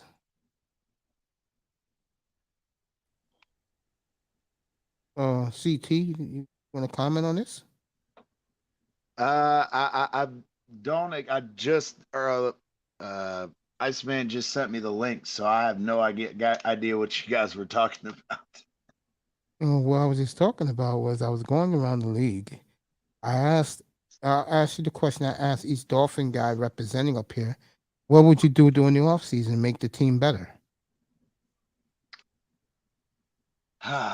We have to address the middle linebacker position. God, yes. That's first and foremost. We also have to adjust, we have to take account for the fact that Brandon Shell, as good as he's played, Robert Jones, as good as he's played. Hello, CG. What's going on, brother? They're not full-time starting linemen. They've served admirably, but we need more talent on the O-line for sure. And in all honesty, it comes down to, we have to replace Byron Jones. I think we're gonna keep X, but we still need depth at corner. Yeah, we'll have Trill Williams back. We'll have Brandon Jones back next year, but we don't have a lot of cap money to play with. So we're really going to be limited to trying to fill the holes that we've created for ourselves with, lack of good offensive lineman play, linebacker play, and depth at corner. Yeah, okay. There's a lot of needs for sure. Yeah, I would agree with that. Manzano asked us to Iceman and Shake and Iceman. Who would you want to replace Josh Boyer? I'll be right back. I'll let all you guys talk. Go ahead. All yours. I'll be right back. I take my medicine. First time in 2 weeks. Go ahead, guys. All right, Mace. Honestly, Tony, I would like to see Lovie Smith. I'm a fan of him, but that's just wishful thinking. But if Josh Boyer gets the job done on Sunday, we'll be talking about something different maybe. But honestly, I haven't been so happy with him. But at the end of the middle of the season, he started to pick it up. But that's how I just feel, man. Man. Iceman, stop it. Stop it. Who is that? Who is it? Oh, CT. That's CT? me. You know damn right that I don't care. Vic Fangio, you can give me anybody except Josh Boyer, because everybody wants to give the excuses that, he didn't have all his players for his scheme. Yeah, I get that. We've had multiple injuries, but at the same time, he himself is, and all his saviors say, oh, well, that he play, that's what he knows how to call is, all that pressure package defense. Bullshit, because if you're a defensive coordinator in the NFL, you need to be able to fucking play with anything, have any type of scheme and be successful, not absolutely terrible in pass defense. Our pass defense has been atrocious. And, bro, a lot of that falls on Boyer's feet. And that's to say that he got better later on in the season, no, he had one good game. Who would you want then? He had one good game. And I said it. I would love Vic Fangio, but that's a pipe dream, because if Sean Payton is coming back, he's Vic Fangio is going to be Sean Payton's defensive coordinator, period. So it's like that's a pipe dream if he's coming, but at the same time, I don't want somebody who's one fucking, he can only call defense one fucking way, because that's not how the NFL fucking works. You know what I mean? But let me ask you this question, CT. Name one receiver that went off on the Dolphins. They got over 200 yards. Okay, who was that? I'm asking you, name one receiver that's gotten over 200 yards on the Dolphins, that's gotten off on the Dolphins. I don't know, but I do know that again. So that tells you right there that so how can the pass game be atrocious if not one receiver's gone? You can't name one receiver that's gotten off on the Dolphins. About Christian McCaffrey, both in the running game and the passing game, destroying us. That's a running back. That's a running back. That has nothing to do with the secondary, bro. Oh my God! In coverage, yes, it does, bro. The point the middle linebackers cover the running back, not the cornerbacks. They're absolutely clear, bro. The pass coverage in the secondary, as well as the linebacking core overall, I said, as a defensive unit, we cannot stop. And you just said we need better linebackers. Yeah, I agree with that. But can you also say that the play of Rookie and Co, yeah, they've stepped up. But Crossan is getting beat left and fucking right. Xavier Howard is getting beaten left and right. So name that receiver that went off on the Miami Dolphins. Oh my God. Because one receiver You say, oh my God, but you can't name anybody, bro. Go look at the passing yards given up every fucking game, bro. Well, name somebody, bro. You can't name nobody, bro. You can't name nothing. You're right. It is more than one guy going off. It's everybody getting fucking yards because they can't cover nobody. Okay, sure. Whatever you say, bro. Look, all I know is that from the defense has been atrocious, but on top of that, at the end of the mid of the season, it started to pick up and keep us in games, and that is the truth. You might not like it, but the defense did. Hold on, let me finish. So the fact is that we saw the defense keep us in games when Tua was struggling. And that right there showed me that what this young defense that we have is capable enough to be well coached. And when they are well coached, like Josh Boyer, I'll give credit to Josh Boyer on that.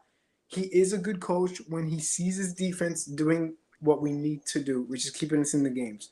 On the offensive side of the ball, we know about that one, though. We won't talk about that, but the defense, I was not happy from week 1 through week 7. They were just and then all of a sudden they started to pick it up. So maybe it took them gradually. Here's the thing. Listen, I don't mind if we get off with Josh Boyer, but it has to be a clear upgrade. I don't want just anybody because it's anybody. No, I agree. I'm being facetious in that. My thing is I'm just Iceman knows I've been on his ass all year long because situationally, the guy cannot call plays to save his fucking life. And we've continued over and over talking multiple times about how whether it's 3rd and long or a running play or he's playing off coverage even though he's running the zero blitz, but he's playing a soft 15-yard cushion. Bro, at some point, you get tired of getting your ass waxed over and over in the exact same way. It's just infuriating. That's my biggest gripe with Boyer. That's all.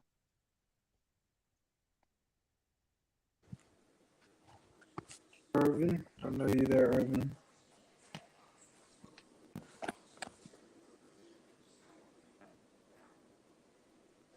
Yeah, man. I mean, I don't want anyone to replace him. I agree it needs to be an upgrade, but I just don't discredit, though. That's the thing. A coaching job is not as easy as people think it is.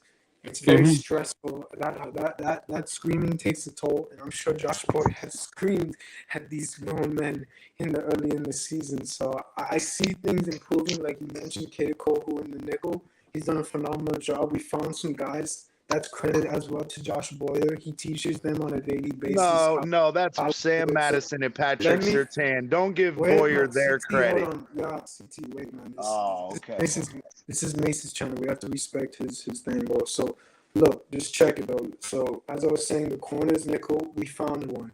Then on top of that, our middle linebacker, Jerome Baker, this past Sunday, did a phenomenal job hitting the A-gap and stopping the run, which is not been his forte, and we know that. That is credit to Josh Boyer as well. So now let's see. We're going to give him this last opportunity to see if he can come out and help us win against the Josh Allens of the world, which is tough as hell to defend him. So I'm very eager to see what Josh Boyer has for us. And I want you to think about this: when I got you, when Tony. in Good to 2000 see the Dolphin family back together again. Tony Manzano is with us.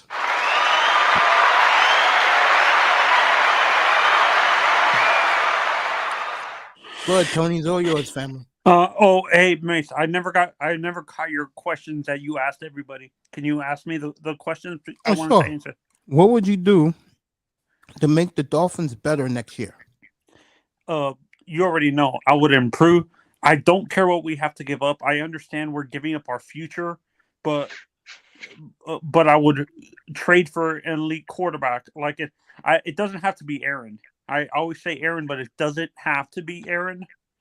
But I would trade for an elite quarterback or sign Tom Brady. And honestly, I disagree. CT, have you noticed with X his production the last 2 years has gone down? Yes. So that's what I'm saying. I think for me, Cater's our slot corner of the future. I don't think he's a boundary corner, to be honest. I think Cater is our slot corner. I think we end up drafting two corners, two boundary corners in the draft this year. I don't know if we go two. I think we're going to go one because you got to remember Trill Williams got hurt early in the preseason, and he was absolutely going to be the starter next to Xavier Howard had he not had the season-ending injury. Then do we draft a safety to if let's say but BJ doesn't come back, Brandon doesn't come back because of the torn ACL he had or something? What was his injury? I can't remember. Was it a torn ACL? I don't remember what Brandon Jones had. I don't remember, to be honest. So. Do you remember what it was? Do you know? Do you remember what the injury for? It was the ACL, Tony. It was the ACL. Yeah. Torn ACL. Who was that? Who was that? Who are we talking about? Brandon Jones. BJ. Oh yeah, Brett. Yeah, ACL. Yeah. And when did that happen? What week of the season did that happen? That happened it happened the week after the Bengals game. Week 5. So the week after would be week the 6. Jet game. Yeah. So that would have been he tore and ruptured his ACL. He tore his ACL and ruptured his MCL. Yeah, and but what I was getting at is, so if that's mid-September, he could be back next year for the beginning of the season. With rupturing his MCL and tearing his ACL? Yeah, the MCL heals a lot faster than the ACL. The reason the ACL doesn't heal as fast is because it's not as vascularized. There's not as much blood there. And that's why normally when you tear your ACL, unless they use an autograft, take one of your own ligaments, they'll give you an artificial ligament and surgically repair it because it doesn't heal like that. It's your MCL is completely different. And so, but by the way, CT is a guy like AP a freak of nature that he came back from the ACL that fast? Adrian Peterson? Yes and no. I mean, everybody's body is different, so it some guys are just like that, but also again, it depends on the severity of the tear. What kind of rehab methods they were using. There's so many variables in how long somebody's going to be out with something that it's hard to tell. But even if it's the beginning of the year next year, it'll be around 11, 12 months. Well, there are guys who, you can come back in 5 months or, whatever. Or what was it? 6 months was Adrian Peterson, or was it 9? I don't even remember. No, he came back in 5 months. Yeah, it was 5. Yeah. And there was another guy who came back in 9 months. So, Christian McCaffrey. Difference. Yeah. So there's a huge difference because then there are others that it'll take them a full 12 months to heal. Does that make sense? Yeah. And didn't Trill tear his ACL as well?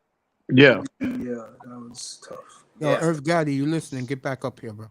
And what's scary about those two positions? I know, bro. I'm like, damn, I'm seeing all these faces, dog. I'm like, damn.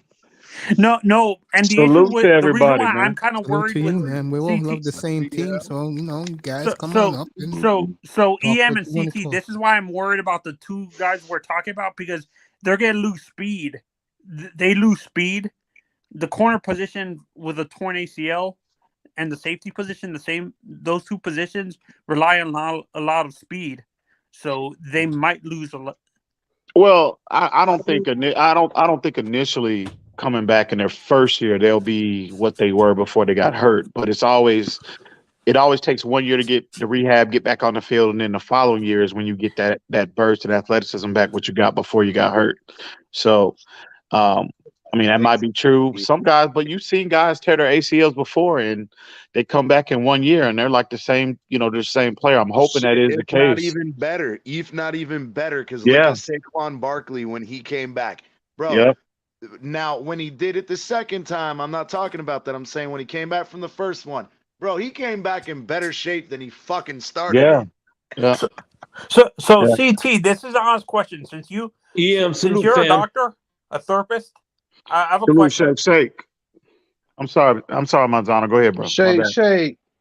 Oh, CT, what I was going to ask you, I've noticed, why is it not common that you see a lot of Tommy John surgeries with the quarterback position like you see with pitchers in baseball? Because it's the same reason arm why, motion. yes and no. The difference is the arm angle is different, and the level of eversion of the elbow. It's just it's a similar motion, but the mechanics aren't exactly the same.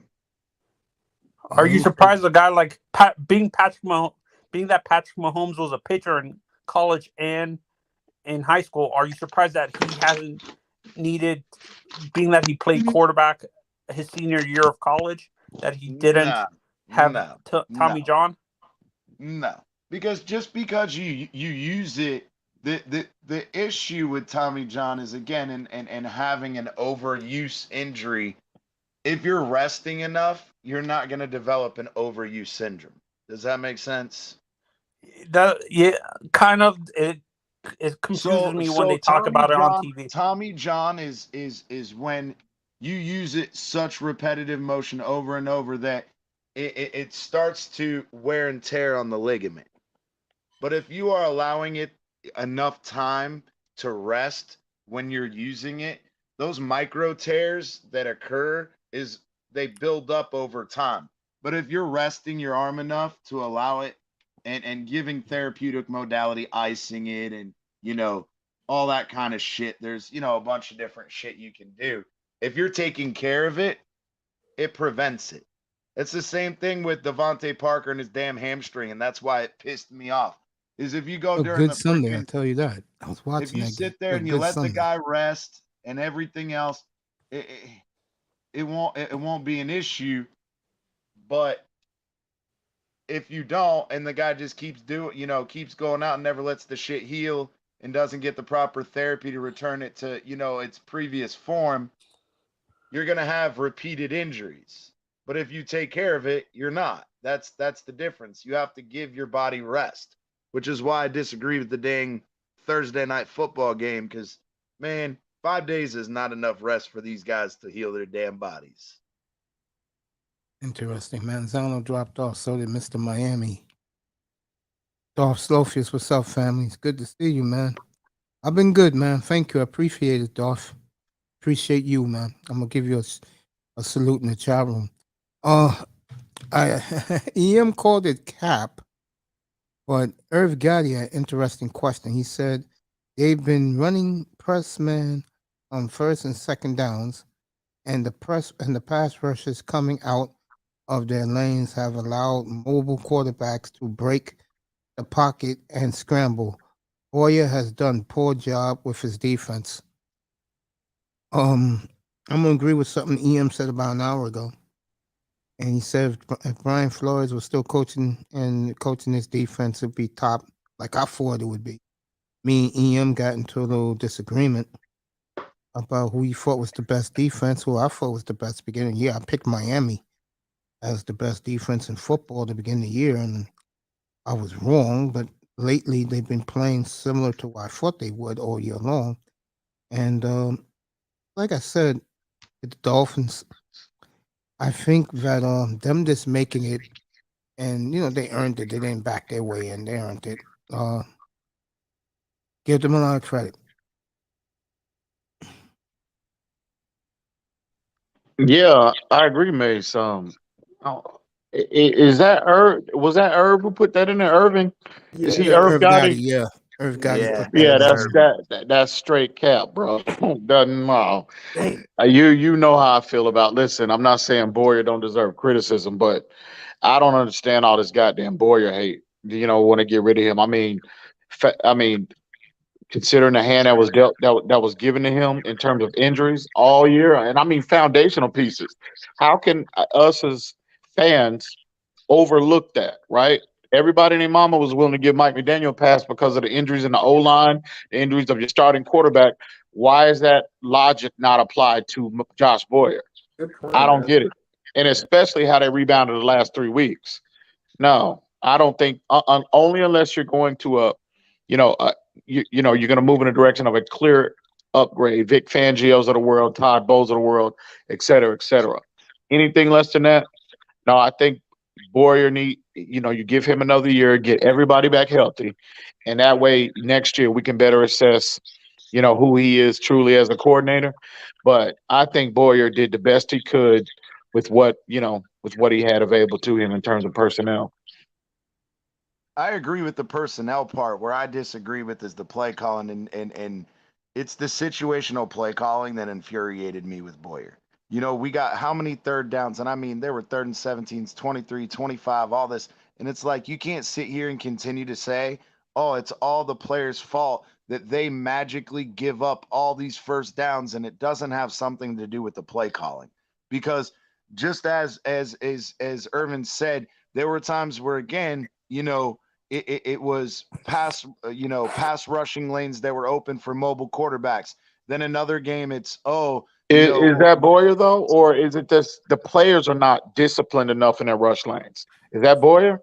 I think that's coaching, because if it's happening repeatedly, either you're not coaching them well enough, or you don't have the balls to take them off the goddamn field if they won't freaking stay in their pass rush lanes. Not as I mean, if you take them off the field, I mean, who are you? I mean, you're going to lose all the other, production that you get with that player.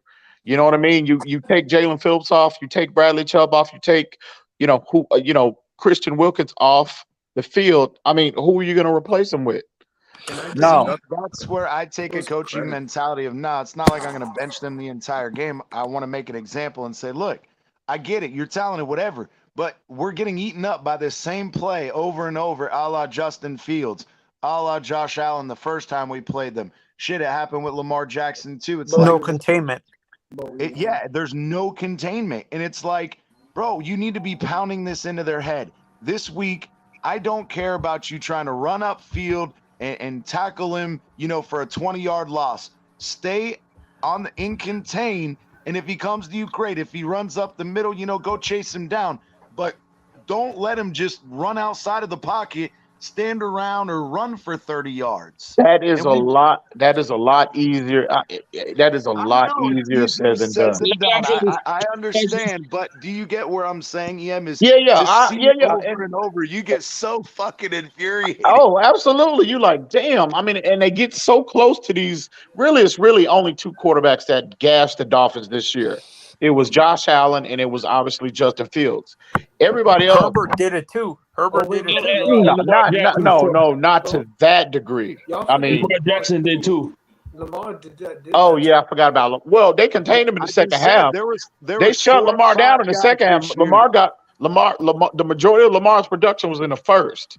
But in the second half, they shut Lamar down, bro. Passing as well as his mobility. 75-yard touchdown to start the third quarter. Miami totally shut him down. Absolutely. Yeah, but that's because Xavier Howard, and this is what frustrates me too about overuse injuries, him and this freaking growing again for 3 years in a row now, and it has affected his physical play. You can see it.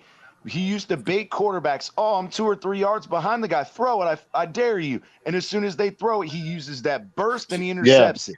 With And that growing injury, EM he and doesn't CT, I have that blame the burst. medical And staff when for he gets that. burst, All right, check this out. don't even, EM knows. EM and Iceman know. Don't even get me started on this Dolphins medical staff, bro. Don't even get me started. Hey, I don't by want the to go way, down that rabbit hole. hey, check this out. Let me cook real quick, and I want people to correct me here. Now, check this out. Now, I've seen a lot of poor tackling, and correct me if I'm wrong. The defensive coordinator is to scheme, and the position coaches is to make sure that their position are doing the fundamentals. So if they're poor tackling, that tells you right there the guy who's scheming the plays are putting them in the right spots. It's just the position coaches that need to teach them the fundamentals to execute. So at the end of the day, whoever's scheming is putting them in the right spots. It's just that people aren't executing it to the highest level that they're supposed to. Shake, I agree with you, and I blame the tackling for the linebackers. I blame we basically brought in a college linebacker coach and really that's what pisses me off. Why can't we find a? This is where I agree, and what he's trying to say is this: yes, we understand that Boyer makes the overall scheming up, but the problem is Boyer is the head of that defense, and just like when Mike McDaniel got pissed off at him on the sideline, and we don't know what it was, but they were yelling at each other.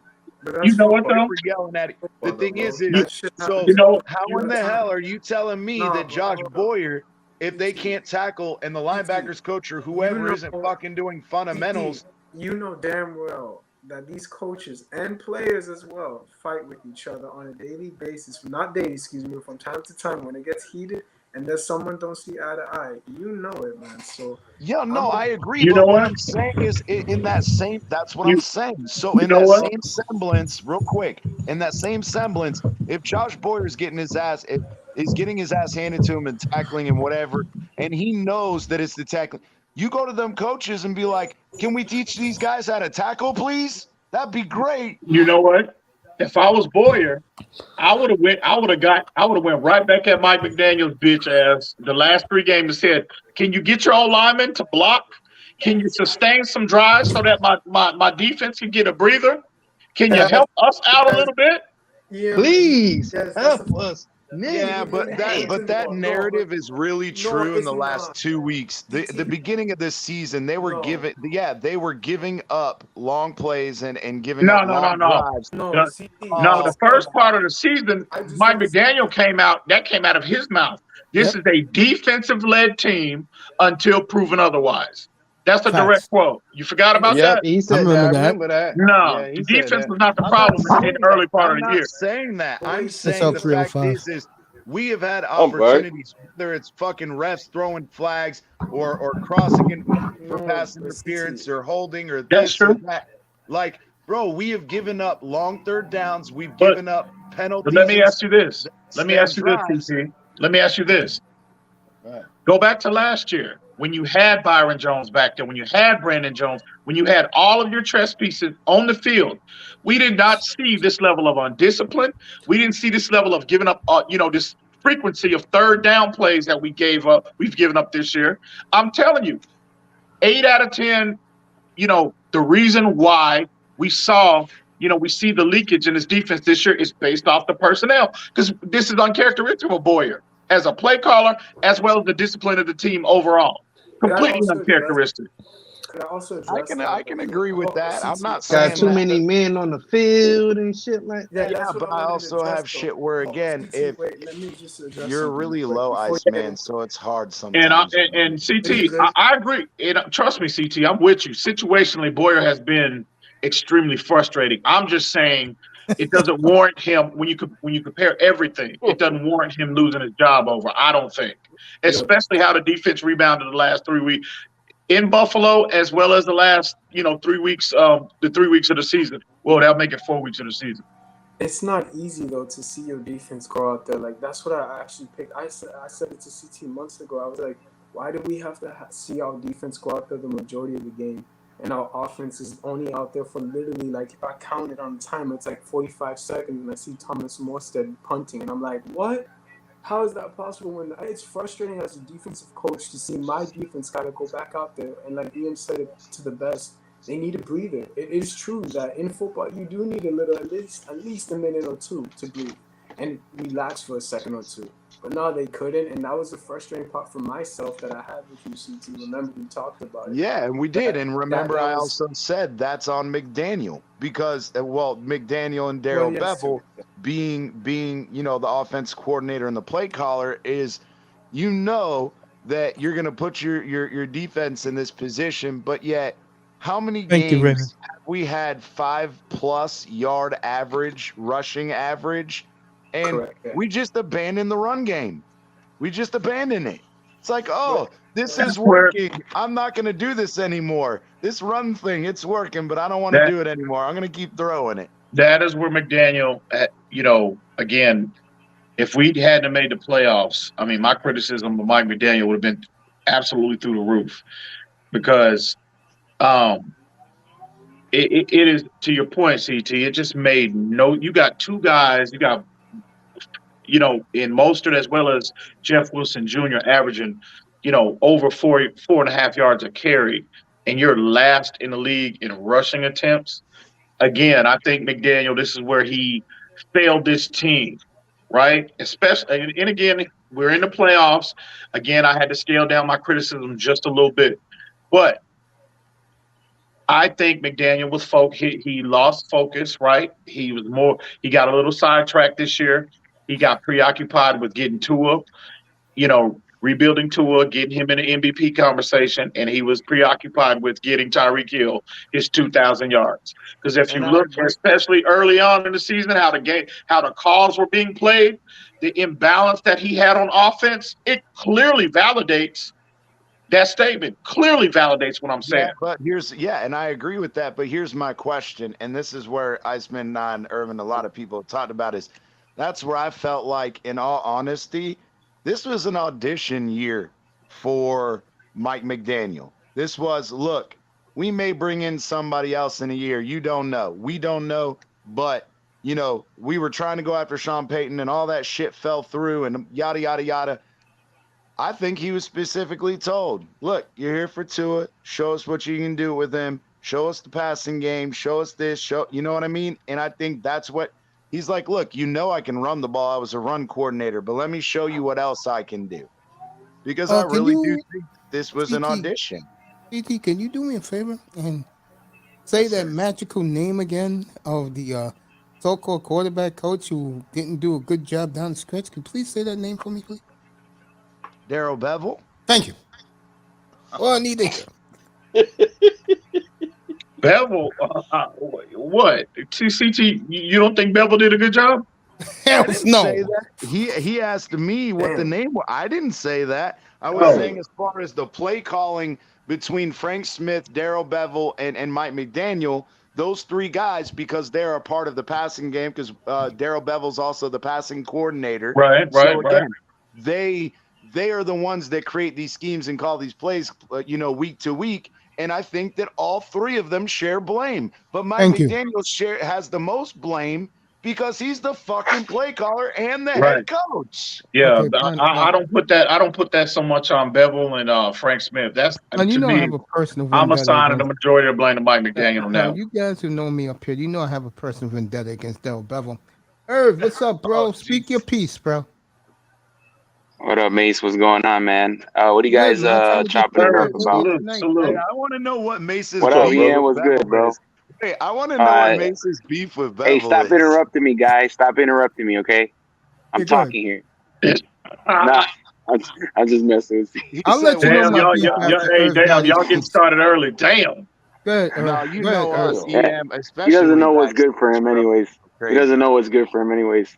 Damn. Anyways, Anyways, yeah, man. Shout out to this all-star panel, man. Of the panel. You know I'm gonna get you off. You know I'm gonna take care of business on Madden, bro. Yeah, okay. Mr. 0-2 against me. Let me. No offense. Yeah, right, bro. CT, you want my reason why? Yeah, I I want hate to know Bevel what your for the personal Seattle beef Super with Bevel Bowl is. Go ahead, Mace. against when Russell Wilson threw that pick. That was his call, and I'll never forgive him for it. Never. Oh, when he didn't hand it to Marshawn? Yeah. Exactly. Oh yeah, Exactly. yeah. I Oh forgot yeah. about that. I forgot about God, do I hate that man, bro? Nah, but I agree. I don't really blame the I don't really put the our offensive problems on Daryl Bevel and No, it's Frank Smith. McDaniel because he's making the I call. think, yeah, I agree 100% I totally agree because with you. like Mike McDaniel, in terms of making adjustments to what defenses were doing to game plan against his offense, like I've said, I've said it many times on many different platforms. They're dropping their linebackers back in coverage. They're getting their safeties. They're playing their safeties in too high shells. Sometimes they'll drop a robber to take away the middle of the field, and they're just getting away from the running game, especially in critical situations, and just they're not adopting a more quicker, more underneath, passing game to help your quarterback, to get the ball quickly out of his hands, and just to force defenses to play more up close and force more cover one looks. I think that's just been our problem all year long. And you got to blame Mike McDaniel. He's the the head honcho of the offense. And I agree, but Frank Smith. can I explain why I feel that way though? And because this is a perfect example. Here's why. So you guys talked about, and again, me included, and I know he's gonna get excited that I said this, and he's gonna clip it, absolutely clip it. So we gave Brian Flores shit last year for not having an experienced offensive coordinator, quarterback coach, this, that, and the other for him to lean on, take advice from, and everything, right? And then this offseason, when he came in, everybody lauded the fact that he had all these experienced offense coordinators and assistant coaches and whatnot. What damn good is him having that experience if he's not going to listen to them? And it got you 9-8.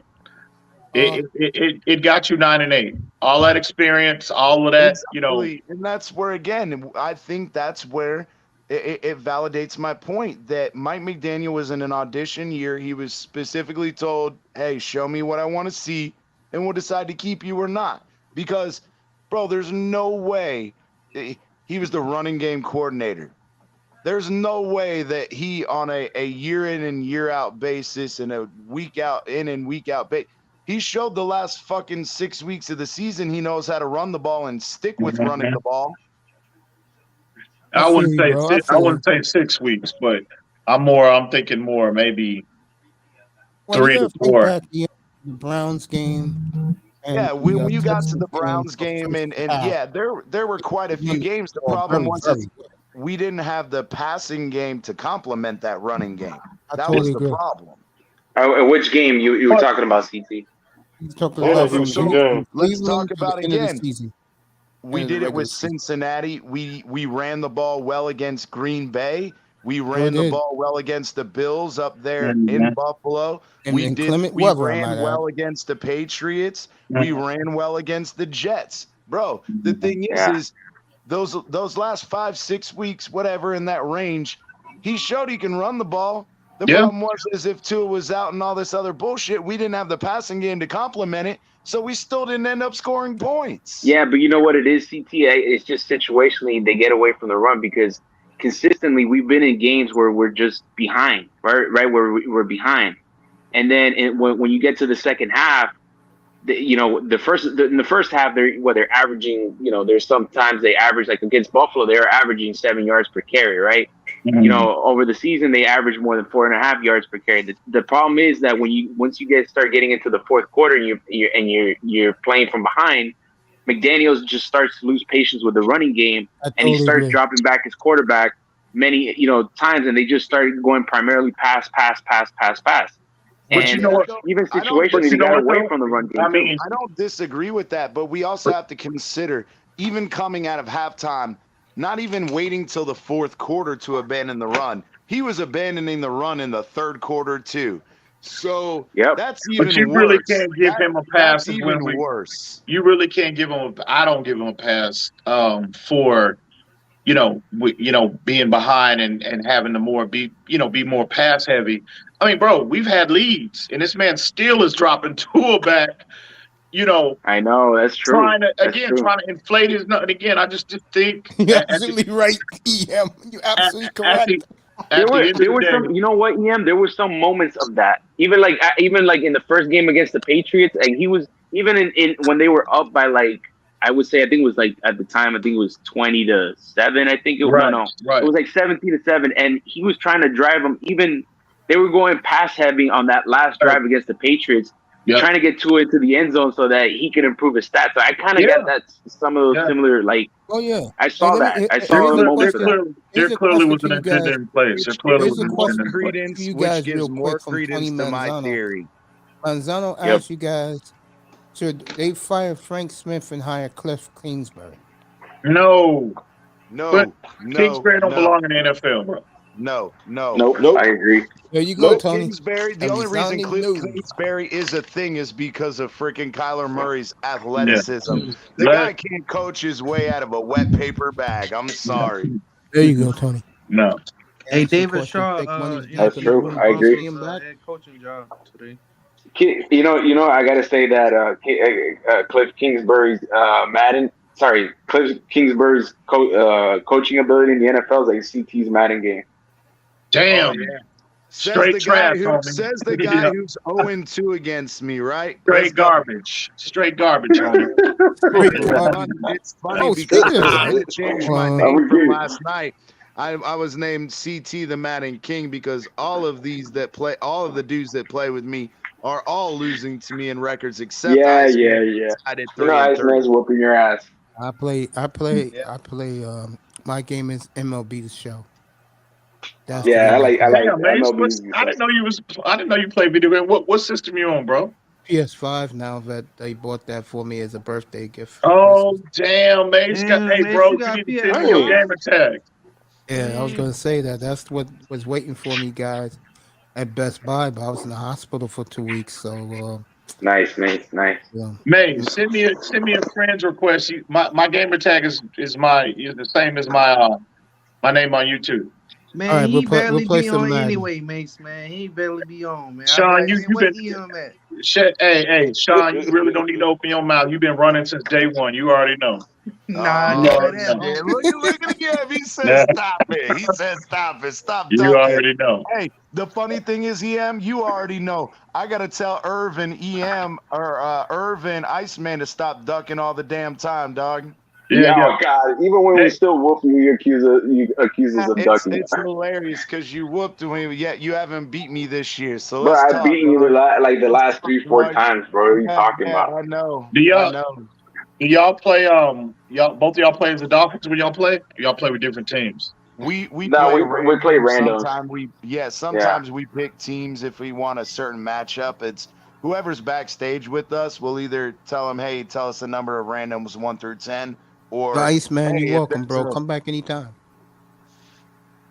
Hey, salute. All right. Hey, bro. Salute, Iceman. brother Ice. Don't be a stranger. But yeah, man, Go we ahead, either guys. play Talk randoms Madden, or guys. just a key matchup that looks fun to play. Dan Bills, what's up? How's it going, Mace? I'm good, man. How's it going with our boy up there in Buffalo right now? You're up there. How's it going with DeMar? Getting better. That's good. Yeah, man. What's up, Shake Money? I didn't see you there, bro. It was good, Irvin. Shake, brother. What up, bro? Shake. Chilling, my If you brother. don't know, Dan's a big Bills fan. He lives up there, so. He's on that break, Yeah. No, you're on that break.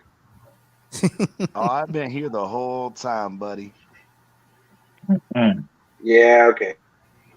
That's gonna be I fun. mean, hey, if you want to take your ICD break, whenever we're done on this panel, you can come get it. Yeah, damn. No, I'm gonna give you that ICD today, bro. Bro, what's hey, going on here? Hold up.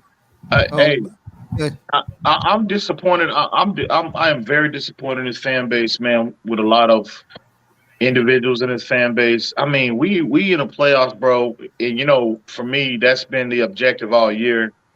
And man, it's like the fan base is even more divided. Like you look at these different platforms, and you look at Twitter, these different social media platforms, and you just like, man, it's just like Man, I guess we never gonna be able to come together, bro. I That's think with the sad, no, man. Dolphins again, I It's think a big sad. problem, It's a sad thing. and I want to hear CT's opinion about this because I know EM's and Shake's opinion about this, Mr. Miami, Big Money Sean. I want to hear Eric Gotti's too.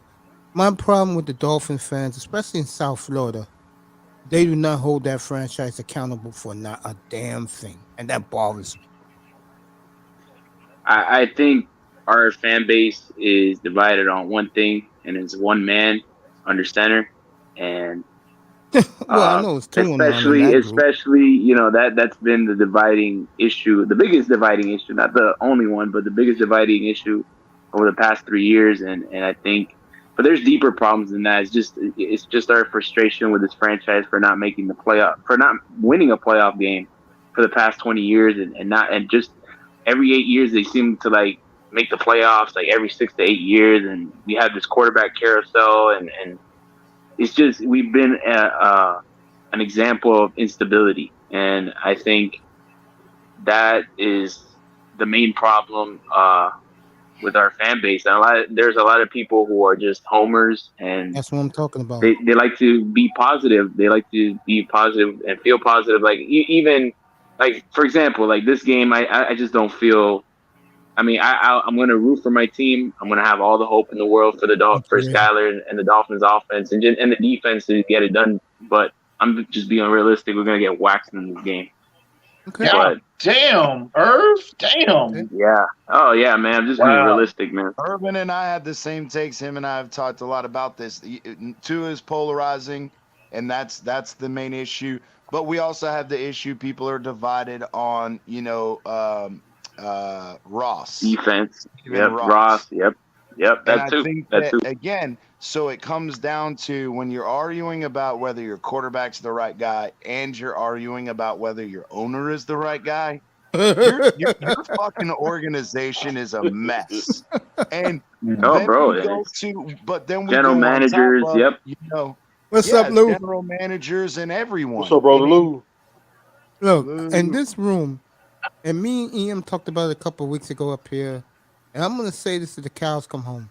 My biggest problem with Dolphin fans in South Florida is they do not hold their front office accountable. I don't see it.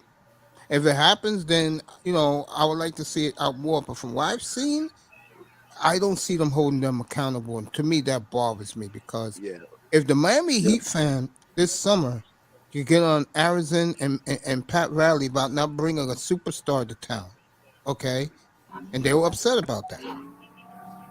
Then how come the Dolphin fans can't do the same, having held up that trophy now in 50 years? I agree. Yeah, but it's something that we talked about too. My bad, Irvin. Go ahead. Yeah.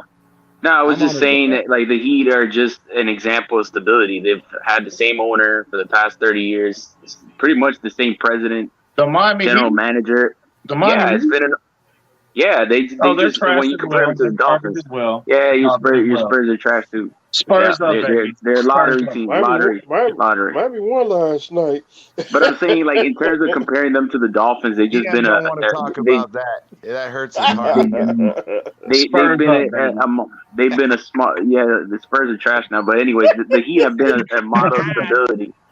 They've been a model of stability. They've made the playoffs the majority of their existence. They've been to the finals over the past 16 years. They've been to the finals 6 times and won 3. And then the Dolphins, it's been the total opposite. It's been a carousel of coaches, GMs, owners, even if you can say, quarterbacks. It's just been a mess, man. And scandal after scandal, just bullshit. Anybody that thinks about the Dolphins it's not gonna be just 72 season and back-to-back Super Bowls and Larry Zonka. They're gonna think about the Bullygate and the whole thing with the with Chris Forrester and all this other stuff, man. It's just been and then you put on just a model of dysfunction and mediocrity. Go ahead, CT. My bad, brother. I was gonna say that the thing that's most infuriating about all of it is, again, we all know the old adage, winning cures everything. And when you're not winning, all this shit starts to compound, and then you get to the point where every freaking year, except the couple times, and it's not a shot at EM, it is what it is. the first 2 years of Flores, we didn't start off hot. We didn't have a good record coming out of the gate.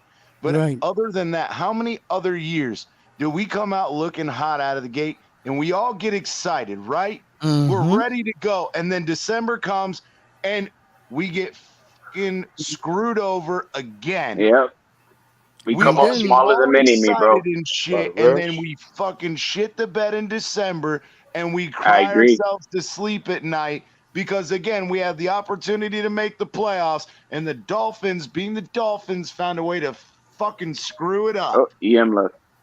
When I was Yep. in the I agree 100%, man. And we've had our opportunities. It's not like, we've had the opportunities. We've had the window, available for us to just enter the playoffs. All we needed to do really is take care of business. It's not like we had to depend on other teams to lose and then beat this other team just for us to make the playoffs. All we had to do is just win and take care of business. And here we are. We came up smaller than mini-me, bro.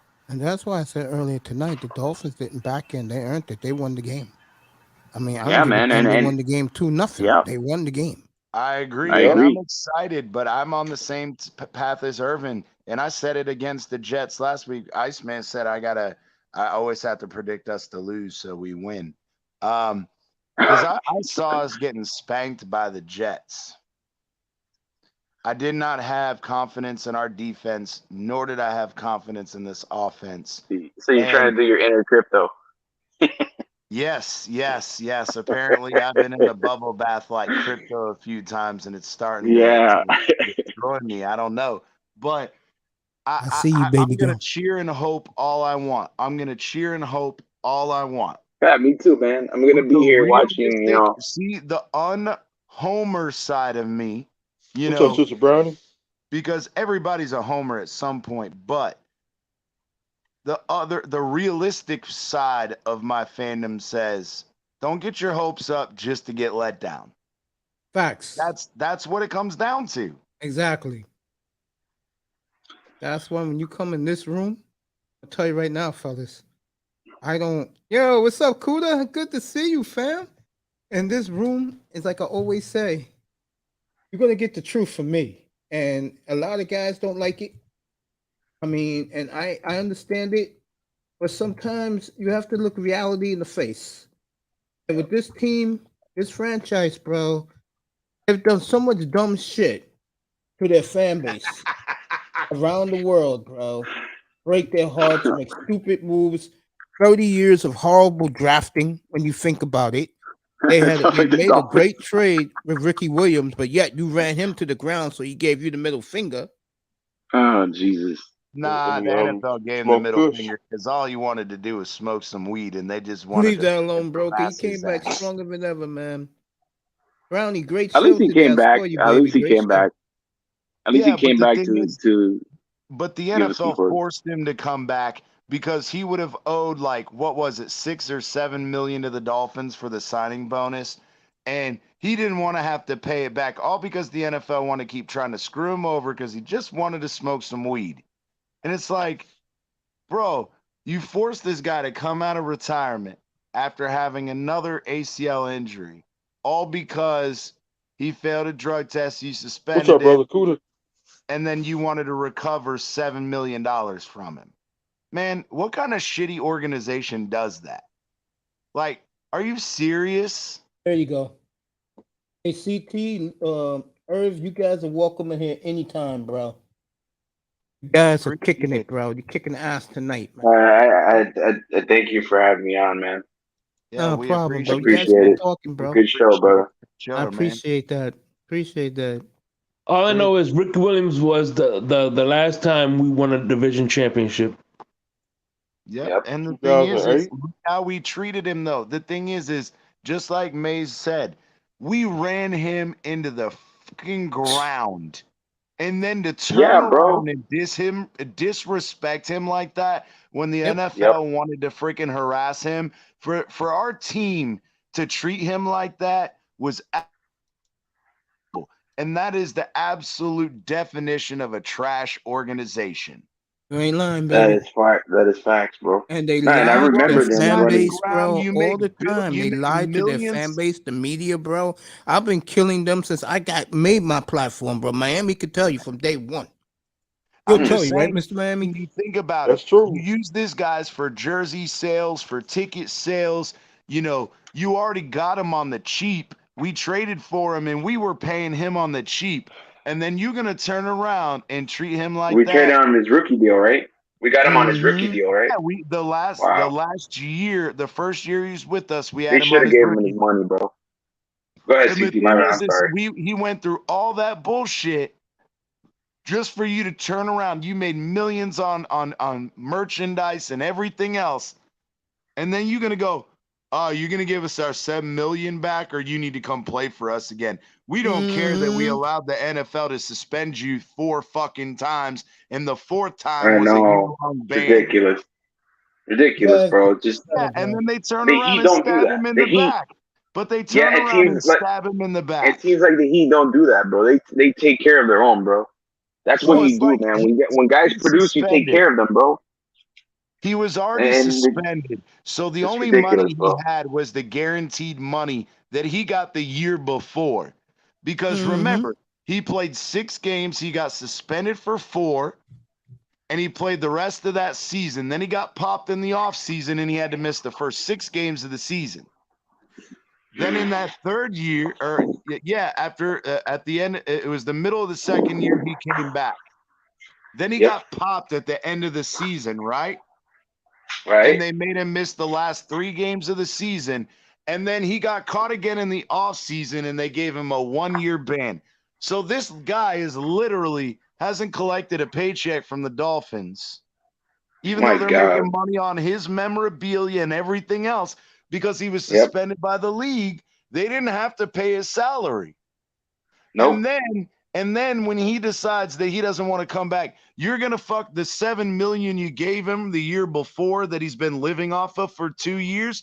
Then you tell him you have to give it back to us, or we'll fucking sue your ass, or you can come back and play for us. Yeah, That's I'm gonna fucked, bro. That's Yeah, fucked. I agree. the day of the draft, because the Dolphins don't have a #1 pick. I'm gonna do a platform up here. You guys are always invited to join in. I'm gonna kill the Dolphins organization from top to bottom. And one of the things I will bring up a lot, and you guys are preaching to the choir tonight, is just the inconsistency, the lies, the deceivements, the buffoonery. How the hell you have Brady and fucking Sean Payton on a boat and they took away the #1 draft pick, and that's okay? That's how goddamn stupid you are as an owner. Oh, I'm gonna on draft night because the Dolphins don't have a #1. I'm gonna kill them that night, the entire organization, and they deserve it from me because look, Flores, in my opinion, should have never been fired. Okay, this is called spade. Never should have been fired, in my opinion.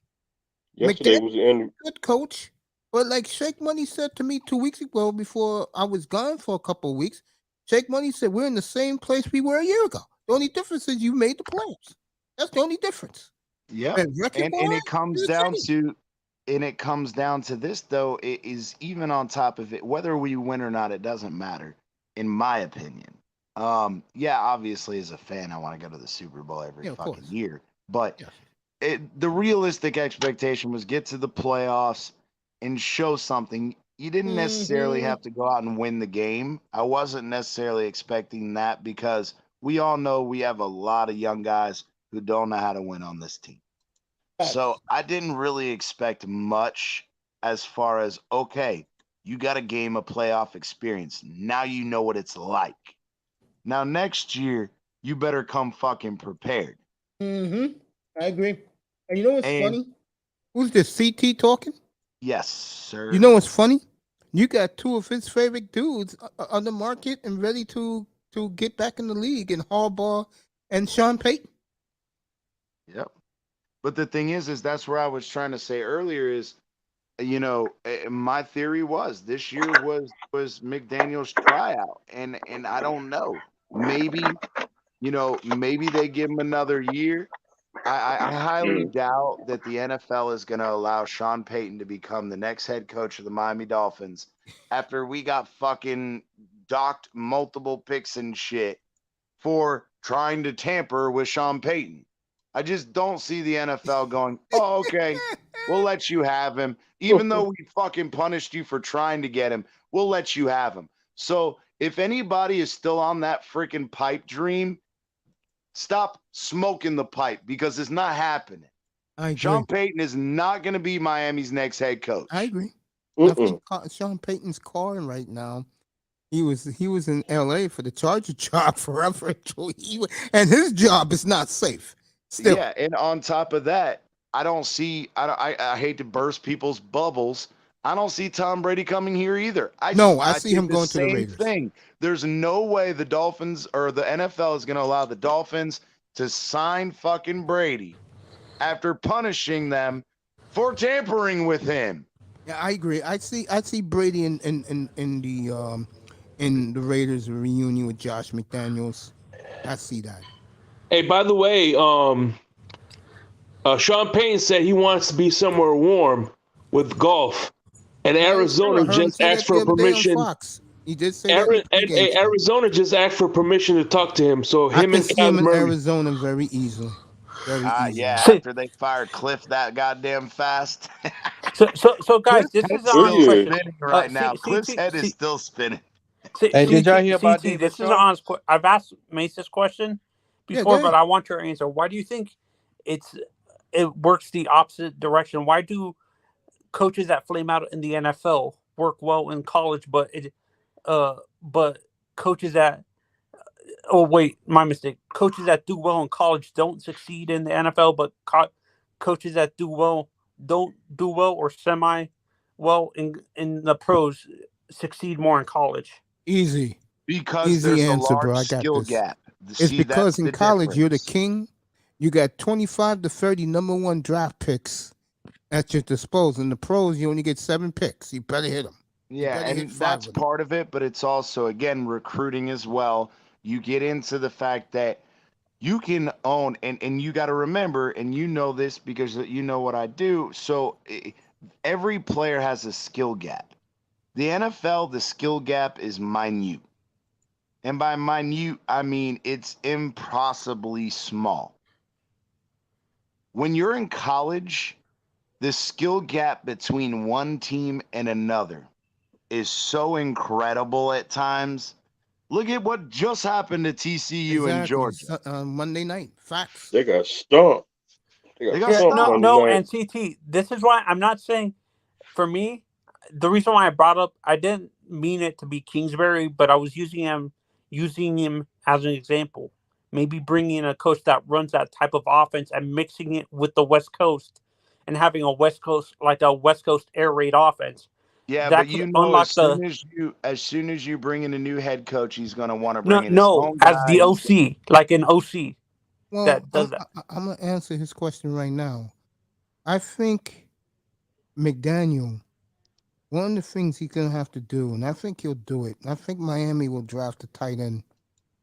The kid from Notre Dame is very similar to Kittle. I think Gesicki days are over. And, No, Michael Mayer is going to be a first-round pick. We don't have a first-round pick. I don't see us spending any capital on tight end.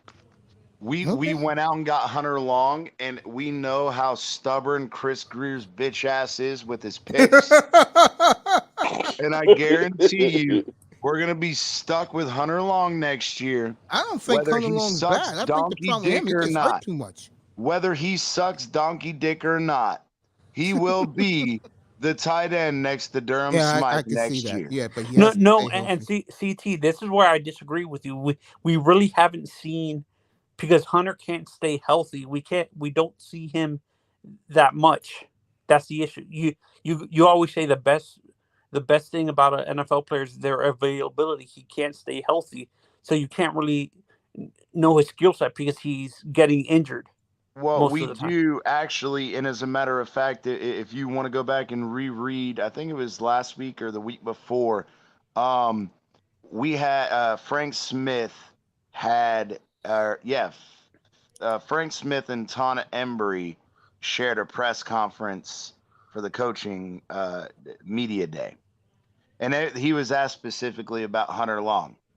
He actually spoke about Hunter Long and said that I questioned whether he really had the ability to be a pro. And the reason that he's saying that is it's the same thing that was said about Devontae Parker when he first got here too. They don't really care about football. Not that they don't care about football. It's they want to play. They just want to show up and play. They don't take care of their bodies. They don't do recovery. They don't do all the extra studying, this, that, and the other. They treat it as a 9-to-5 job. Facts. And the problem is yeah, when you're us middle, upper middle class or whatever you want to call it, we have to earn our shit still. We still got to go to work every day and put the time in. 9 to 5, whatever. You're an NFL player. You're making millions of dollars. It's your life. You eat, breathe, and sleep this shit. It is not a 9-to-5 job. Not necessarily, because I'm going to use a perfect example. Not necessarily. Wait. Let me finish real quick. A 9-to-5 job is a job you're making $10 to $20 an hour at. That's a 9-to-5 job. When you're I disagree with you. Millions of dollars, it's a 6 to 7, 9, 8, 9 o'clock job. Okay, but I can push back a little bit on that, CT. I can push it back. I'm gonna use two players that me and Mace talk about a lot all the time: Andrew Luck and Herbert. I'm not saying they don't take care of their bodies, but they have a fallback plan, and they don't take the sport of football that seriously and stuff like that. That's true too, and yeah, absolutely. And I hate to say it, but there are a lot of young men who they really have no interest in playing professional football because they want to play football. They play football because it makes them money and it allows them to take care of their families. They see it strictly as a paycheck. Let me say this about Herbert real quick. The interesting, fascinating thing about him is every spring he goes back to Oregon to go to med school so he can finish that up. And to him, and he said this a couple of years ago, playing football for him, all that's going to do is cover his med school expenses. Don't get me wrong. Herbert loves to play the game, but he knows that is going to pave the way for him to be a surgeon in the future. And that's what he wants more than playing football. Would you say the same thing about Andrew Luck, Mace? Yeah, Andrew Luck is just a different dude, bro. I mean, when you put snowboarding over football, that says a lot, doesn't it? Yeah, I can see that, but who was the offensive lineman a few years ago that stopped playing football because of COVID to just be a doctor permanently? It was an offensive lineman. That was the guy from the Chiefs. Oh, Tardif or whatever. Yeah. So Mace, as a Dolphins fan, what do you want them to do? Like, besides the quarterback position, what positions do you want them to improve? Middle linebacker. It's like I said 2 years ago when we had the draft up here. I did not want Waddle. You guys know that. Remember the tirade Mr. Miami had when they drafted Waddle, remember? Yeah. I wanted Parsons or our boy in Detroit, the lineman. Oh, Sewell? Sewell. Yes, that's what I wanted. One of those two. Let me tell you one thing about Miami they don't have. They have a Tyreek Hill on offense. They don't have a Tyreek Hill on defense. That's the problem. We don't. What we need is a Zach Thomas type of linebacker to lead our defense. Exactly. If they would have drafted Michael Parsons, forget it. I mean, this team would be in a whole different dimension, bro. We would be. Imagine if they still got. Do you think we would have still got Holland? With Probably, Micah? yeah. Probably, yeah. Yeah. Because once, especially a Brian Flores, once you go defense, bro, you're not looking back. If you have Parsons and you add fucking the kid 15 And then Javon Holland, shit. We wouldn't be having this conversation tonight. What we be talking about is, can we get ourselves a good running back in round 2 or 3? And a great quarterback. I know Shake Money disagrees with me, but the Dolphins got to change up a little bit, and I'm glad they got 2 3s and a 2. They can make it salvageable, but again, Ross effed everything up for this team, and I will kill Ross up here draft day. Mr. Miami's been wanting it for a long time. Miami, you want me to start that at a nice 7:30 hour for you? Oh, hey, by the way, man, you're gonna be happy in the morning. No, at night. I understand you're not a fan of the Miami basketball, but they won, Mace, tonight. They won. Oh, the Heat or the Canes? The Canes. Oh, I don't care for that. You know that, man. Like, yeah. Mace, did you see what I said in the chat? Did you see the breaking news about that ESPN is probably terminating their contract with college football altogether? Oh, because of that 12-team playoff in 2 years? Yes. They're not happy about that. Yeah, I think that goes to. I think college football ends up going to Amazon, and I know you hate that. Oh, look. Hey, by the way, Anthony, Tony, I just want to congratulate you on being uncle. Boy or girl? Boy. Congratulations. And Tony, let me tell you, you're going to love it, bro. Wait till he gets about 3. You're going to love it. Trust me, my nephews turned 3. They were adorable, man. My brother had twins, boy. They were adorable. So Mace, this is an honest question. What do you think if there's who said that we won't be able to get Sean Payton? Oh, that was CT, I believe. And do you actually agree with him, or do you think we can get Sean Payton if we? I look at it like this. That's how I look at it. If we get embarrassed on Sunday, where Buffalo rolls up the score, I think he'll go Harbaugh first, then Sean Payton. No, I think Harbaugh goes to Detroit. Hey, listen, he's not getting fired. The Detroit, Dave Campbell. That man by the way, phenomenal job. Tony, let me put it to you this way. Yeah, go ahead, Shake. The Dolphins trying to hire Sean Payton is like OJ saying, "Hey, can I get my glove back?" oh Jesus! What about Jim Harbaugh? What about Harbaugh? No. Yeah, Harbaugh makes sense. What about him, Shake? Yeah, Michigan. They're both Michigan guys. Why not? I think I heard on Twitter he made an announcement. Yeah. Yeah. No, I think that Stephen Ross, he's a big funder for the school. That he's a big donor to the school because Michigan has a business school named after him. After Stephen Ross. So he's been a big big donor, especially to their football program. And but I heard about Jim Harbaugh that I don't think he's coming to any NFL team because it looks like it's recruiting violations is the reason why he's leaving Michigan. You're Borgen, Irv. Recruiting violations? Yeah, do you hear me now? Stuff. Yeah, we hear you good, bro. Well, I heard at least he made a Twitter post that he's been aware of the rumors of coaching in the NFL again, that he wanted to get interviews, et cetera, but that he was willing to stay at Michigan again, despite whatever allegations he's facing or whatever. No, apparently the recruiting violations are so serious that's the reason why he's leaving. Really? Yeah. I didn't hear that part, Tony. I really wasn't aware of that. So that changes things. I think it's this is coming from Feinbaum. This is coming from the horse's mouth and Feinbaum, Paul Feinbaum. You know what I'm talking about, Mish? Well, Feinbaum will throw anybody under the bus except Alabama. So. Oh yeah.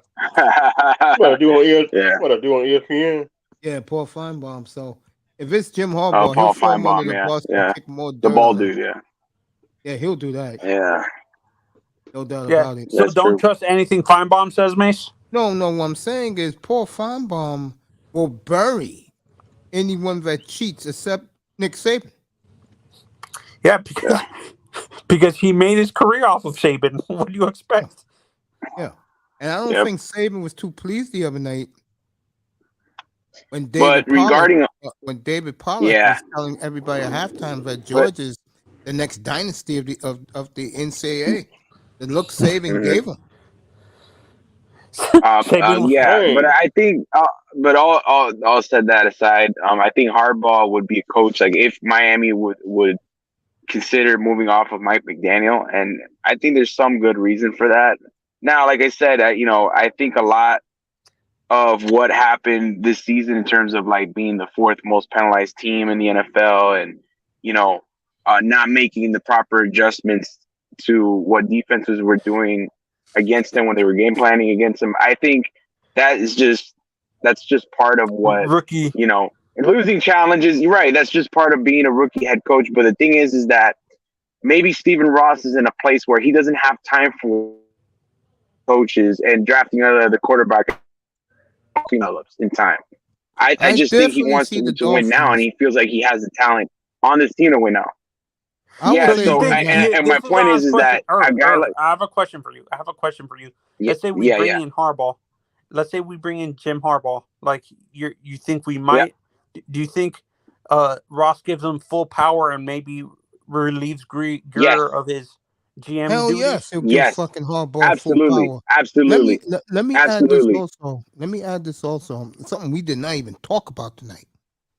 I see the Dolphins, the Jets, Tampa Bay. I think those teams will be all in on Derek Carr. Jim Harbaugh. Oh, but I would say to Jim Harbaugh, I would say like what I was getting to that was that Ross wants instant results, and I think Jim Harbaugh is that type of coach. I think he's a type of coach that can quickly turn around a franchise in just a short amount of time. I mean, look what Totally he did agree. with San Francisco. I Yeah. think San The issue with Francisco. that though is Harbaugh wears on you after a while. You agree? Yeah, he does, because he does bump heads. He does bump heads with a lot of people because he's very arrogant sometimes, and he kind of like. He's an alpha male. That's what he is, and Yes. he gets over a little emotional sometimes, and sometimes that gets the best of him, and he also is known for using unorthodox methods to different things. So, but he's He's a guy that, yeah. Go ahead, Tony. yeah. No, he uses unorthodox methods to discipline his players. Right, I've exactly. heard. Yeah. Yeah, no, and me and Mace talked about this. I like McDaniel, but he has this tendency. His ego gets the best of him. He His wants to be the smartest ego. guy That's in the room. exactly. He That's wants to be the smartest guy in the exactly. room. You hit it on the nail there, Tony. You exactly. Yeah, but some, Wait, let's who did he learn that from? The Shanahans. The Shanahans. Mace saw Mike did the same thing. He wouldn't listen to any of his coaches. Right. Well, And Kyle's like that too. when you come from you had your own ideas when you came up as a young coach in the '80s, like he did. Al Davis showed him the door, but once he went to the great Bill Walsh, he Right. learned more than he ever thought would learn. And that's why I said before, switching topics, but staying in the NFL. I told you guys that about Cam Newton. Instead of going to New England, he should have swallowed his pride, went to Andy Reid, sat the bench the whole year behind Mahomes, and learned how to play quarterback the right way. He would have got it But wrong. his ego doesn't allow. Cam's been the starter most of his career. You really think his egos get allowed to be the backup? No, that's why he's out of the league doing podcasts, bringing in women from his childhood in the 1980s, kissing their ass on his podcast every week. 1980s. Yeah, he likes those TV women from the 80s. No, he had on his show, and the 90s. No, he had on his show 2 weeks ago. I was in the hospital, bro. He had the chick from the Steve Harvey show, not the principal, the other one. Oh, one of the teachers. Yeah, and he Harbaugh. Cam Newton lost his mind, and she set him straight.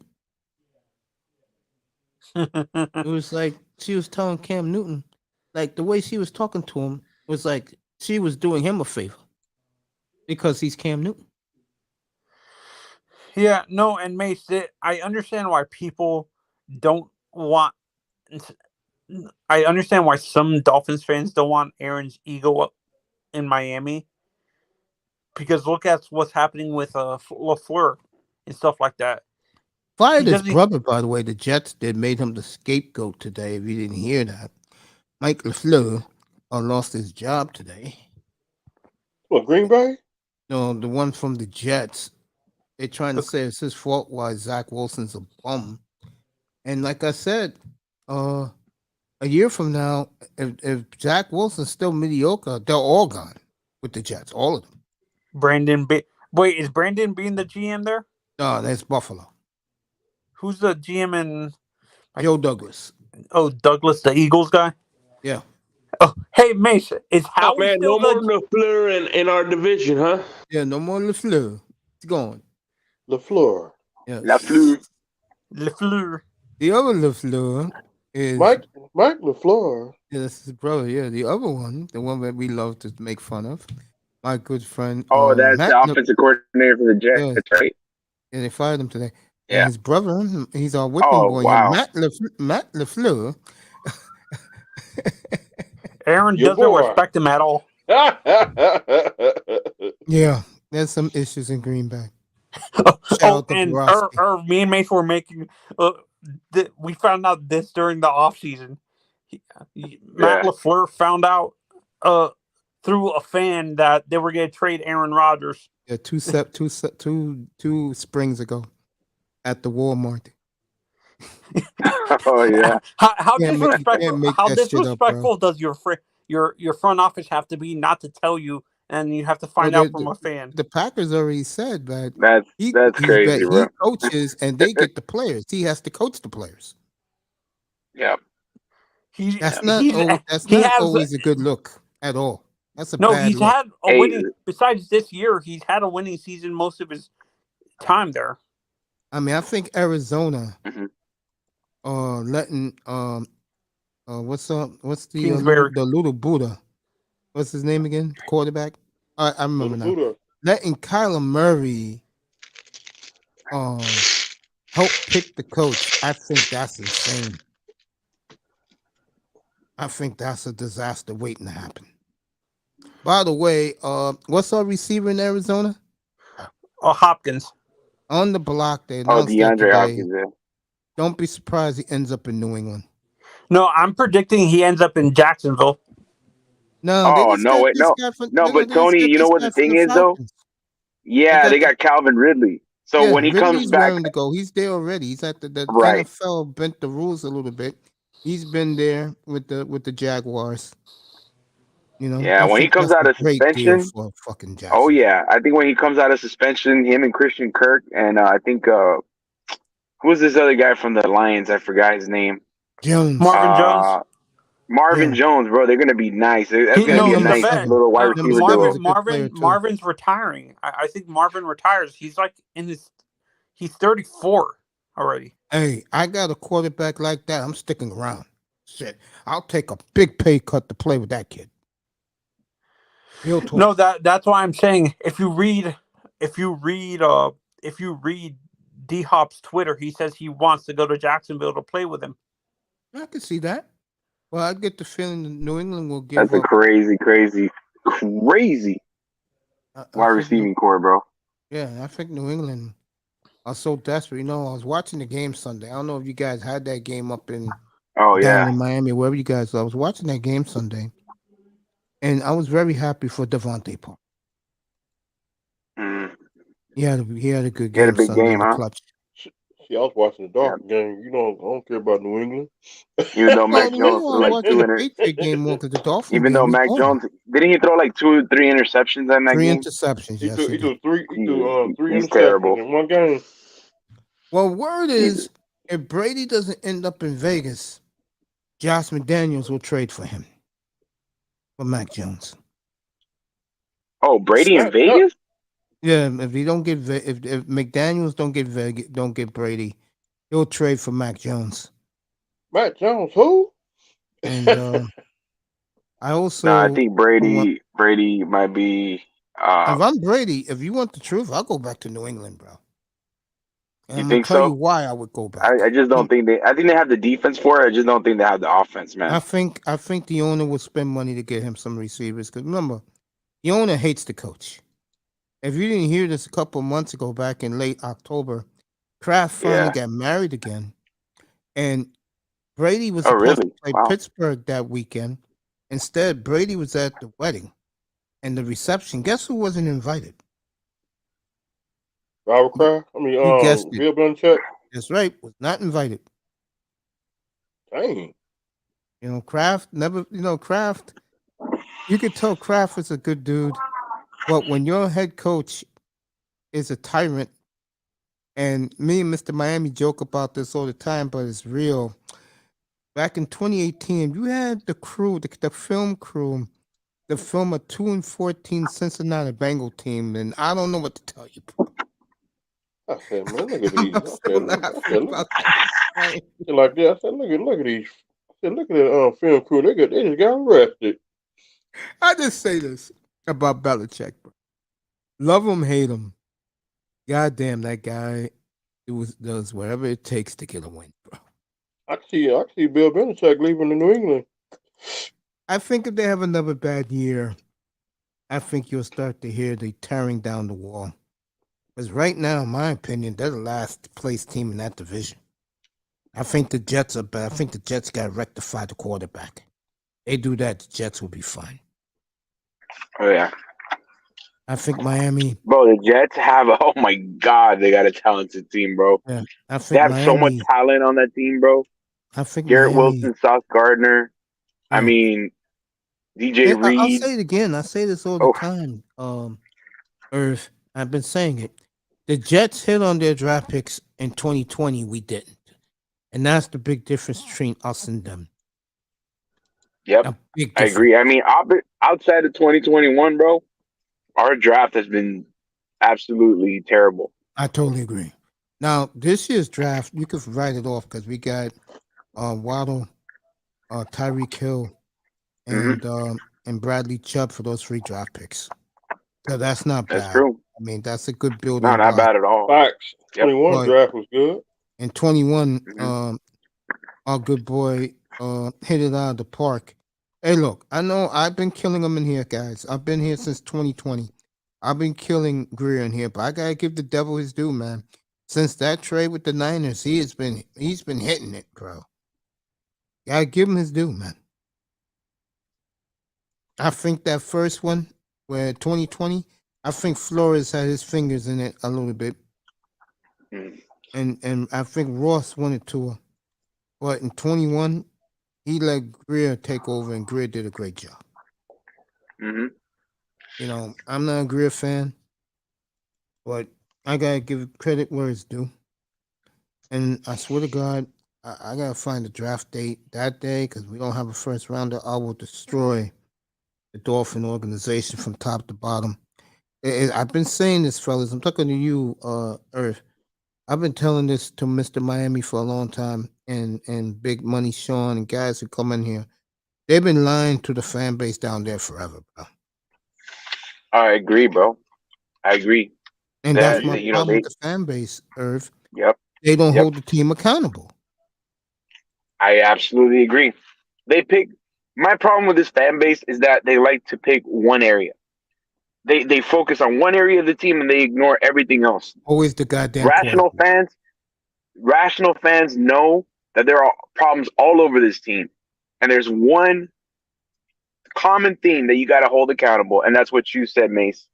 It's the freaking team. It's the freaking front office that you got to hold accountable. I was shocked. And shout out to my man Brendan Tobin from 560 to Joe.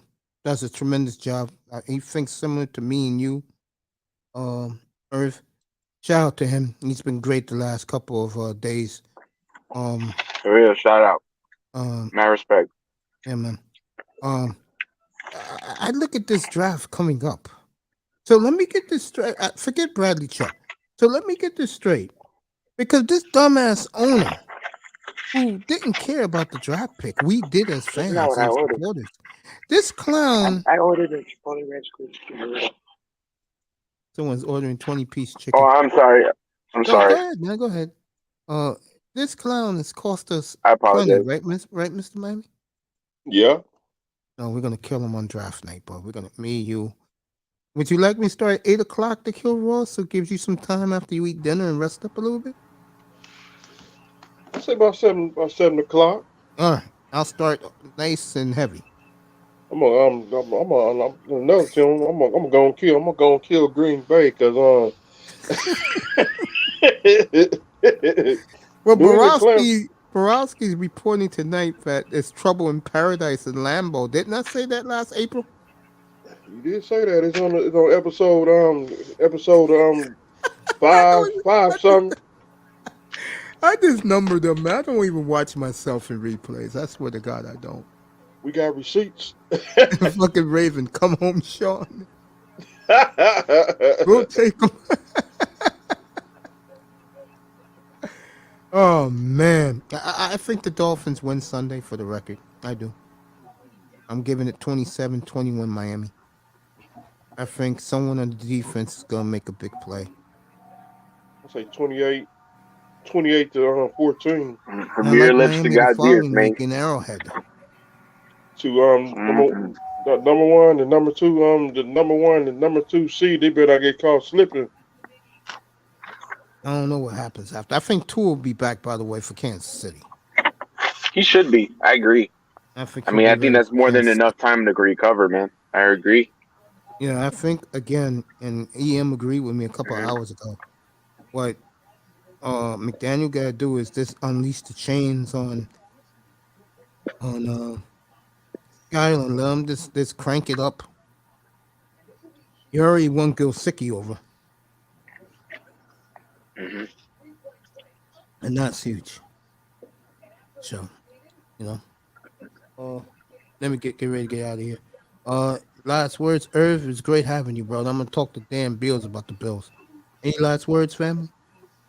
Yeah, man. I mean, thanks for having me on your panel, bro. I appreciate it. I think you got a great show going on here. I appreciate that, everybody. man. And bro, yeah. next time, all right, put brother. your name in the chat. Give you a wrench, man. You've been great, man. You're awesome. I was looking for you. You dropped off a couple of times. I'm like, man, I did. I was just again. I had to get you up here, man. To speak your piece, bro. Appreciate you, man. Thank you very much. Welcome to the family, bro. Yeah, and everybody subscribe to the what's the name? The Athletic. Yeah. Oh, okay. Everybody, the Athletic Spirit. That's my channel. Yeah, Mace Tiger Experience. The Athletic Spirit.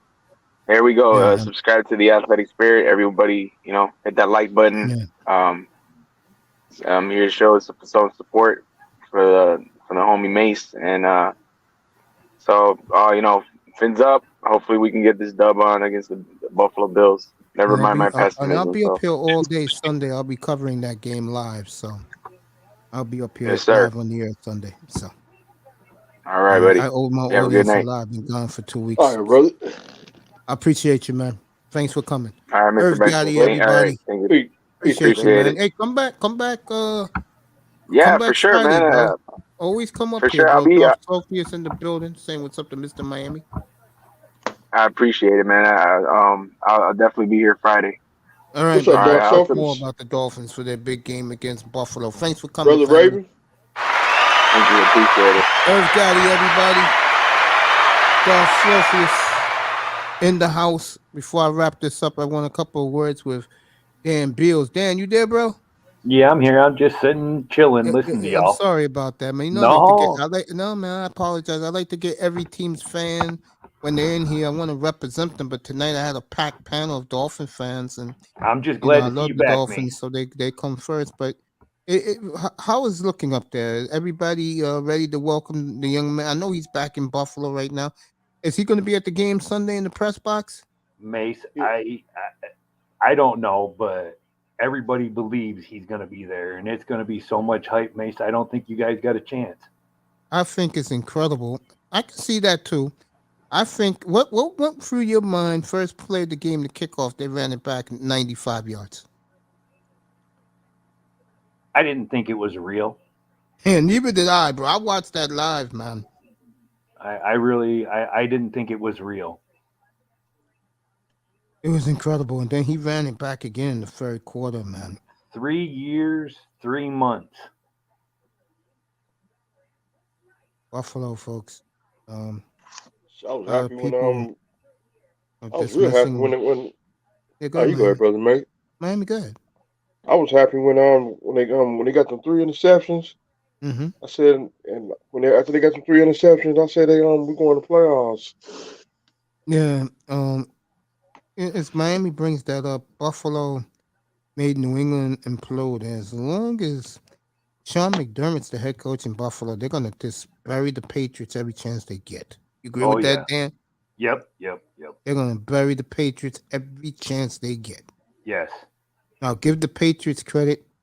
I mean, they held in there for 3 quarters, and then the dam fell, bursted, and Mac Jones. They went to sleep. Yeah. New England went to sleep. Well, Buffalo, Dan, you're not gonna believe this.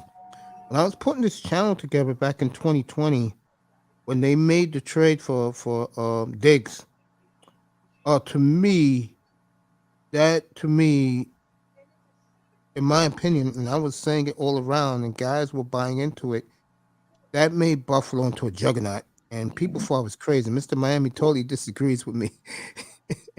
He gives me pushback on that, but I think that trade really elevated Josh Allen, and I think that trade really made Buffalo, in my opinion, Buffalo's been legit since they gave away that wild card game in Houston 4 years ago. I still can't believe they did that, bro. Yeah. McDermott, that's the one thing about Sean McDermott I don't like. Is when he gets a lead, he becomes conservative and says, go ahead, defense, you go out and win. You hold the lead. I hate that prevent. Mm-hmm. There you go. I'd be glad to give Mr. Miami Leslie Frazier. We get him, and we get another shot at the New England Clams trial. Mr. Miami, if you guys get him as your defensive coordinator, your defense is going into shitter.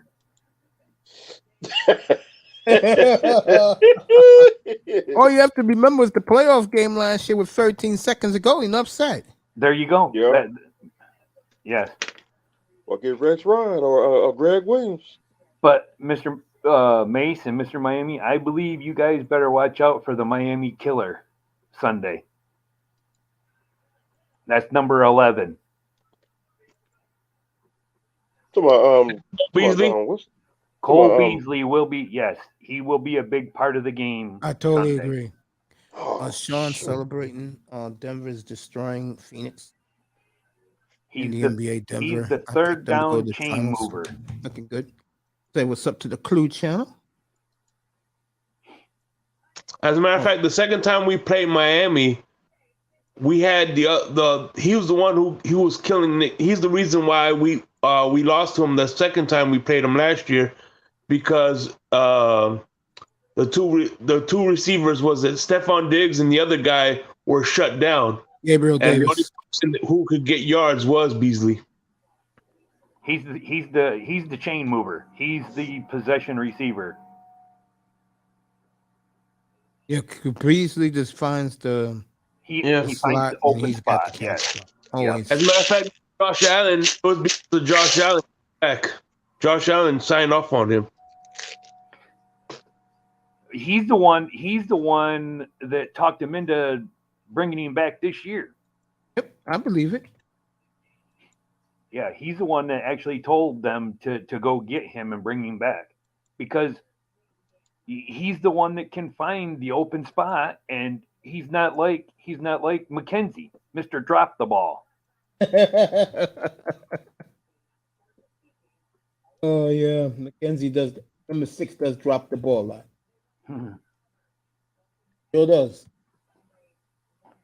Yeah, Mace, I was looking for you every day for 2 weeks, Mace. I was like, man, what is going on? What is going on? It's funny you say that, because if I was not sick, and that incident happened last Monday, I would have been talking about that all last week. The Clue channel, appreciate you, family. Dolph Slowfields, appreciate you. Raven's been great tonight. My boy, Big Money Sean's happy tonight. Yeah, I would have talked about that all last week because I was shooken up by it. I really was. I mean, I was in the hospital bed. I saw that. I said, "Oh my God!" I said, When I seen "God, that, yo." when I seen that, tears just came out my eyes. Oh yeah. And to hear what what's our boy Joe Burrow said on Colin Cowherd really said a lot. He said, "I don't ever look at our medical staff, our trainers sideways ever again." Because remember, in the NFL, any sport, the trainers, a lot of them are in cahoots with ownership. So sometimes they don't have the best interests of the players at heart. And I think that both training staffs and the hospital did an awesome, phenomenal job with that young boy. And I Hey, felt terrible for him. I really did. I was heartbroken. by the way, you seen that Packer player got ejected for pushing the trainer? Yeah, I saw that Sunday night, and I'm like, That's his second time doing that. Yes. He pushed one of ours. He pushed one of ours when we played him. Up in Buffalo, right? Thanks, And Clue. he got to you, ejected. family. And then he did it again. That's the second time he's pushed the trainer. Mm-hmm. Hey, Mace, I have a question regarding baby girl. Have you seen anything like that in all your years of watching NFL football where a player collapsed like that? No. Me neither. No. And Me I neither. knew something was really wrong when it was already 8 minutes and the players started crying. I said, "Oh my God." That's exactly what I said. I said, "Oh my Lord." I said, "Nah, man, can't be happening tonight." And unlike our good friend Skip Bayless, who I will kill on Friday night, He got fired, didn't he? I don't know. Skip got fired. I thought I seen something today where they fired him today. Interesting. Well, I guess there was a lot of boycott or something like that. They were boycotting or whatever, so I guess they cut him loose today, is what I heard. Wow. I didn't know about that. Yeah. Yeah, nice. I never. Your boy was here earlier. Who, Kuda? Yeah, he said he Kuda said, was up "Thank here? God you're back home." Mm-hmm. Yeah. Oh, that's dope. Yeah, it's good. Now that I'm back home, maybe I'll pop up there tonight.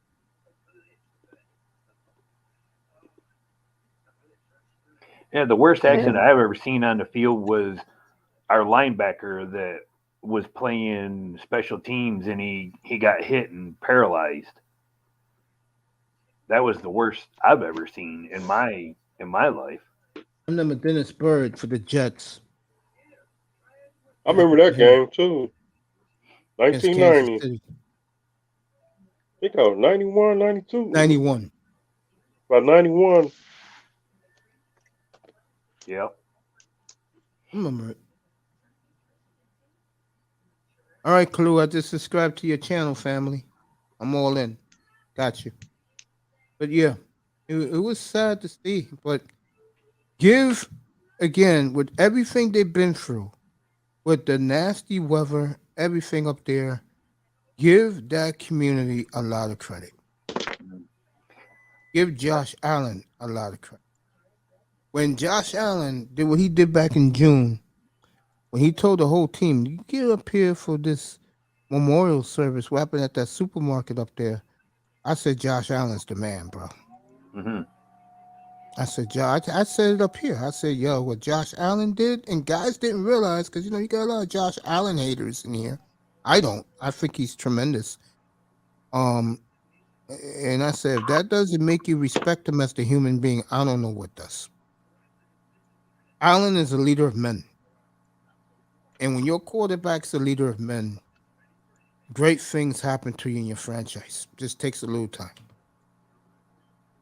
Mace, I believe the NFL wanted that game to go on Monday, and Oh I yeah, I think they lied and that snake. believe Joe Burrow and Josh Allen are the ones that said no way. Yeah, and the two coaches. I think Taylor was tremendous for the Bengals. Yes. Well, I think Joe Burrow. Well, I mean, yeah, but I think you could see it in Joe Burrow's face. Not Oh not yeah, he just. talked about that today on I Colin mean, he Cowherd. was. Yeah, he was. Like he even said, there was no way we could continue the game. Yeah, Goodell. I do buy that. Goodell wanted to keep the game going. Yeah, because they're money hungry. Yes, I It's agree all with that. about the money. Who gives a shit about the player? Yeah, sad but true. I believe there's just going to be way too much hype in Buffalo for you, and you're going to see a lot of stuff that you guys haven't seen out of the Buffalo Bills. It's it's going to be pandemonium. It'll be interesting if Buffalo do beat Miami. It'll be interesting next Sunday in Orchard Park when the Bengals come in.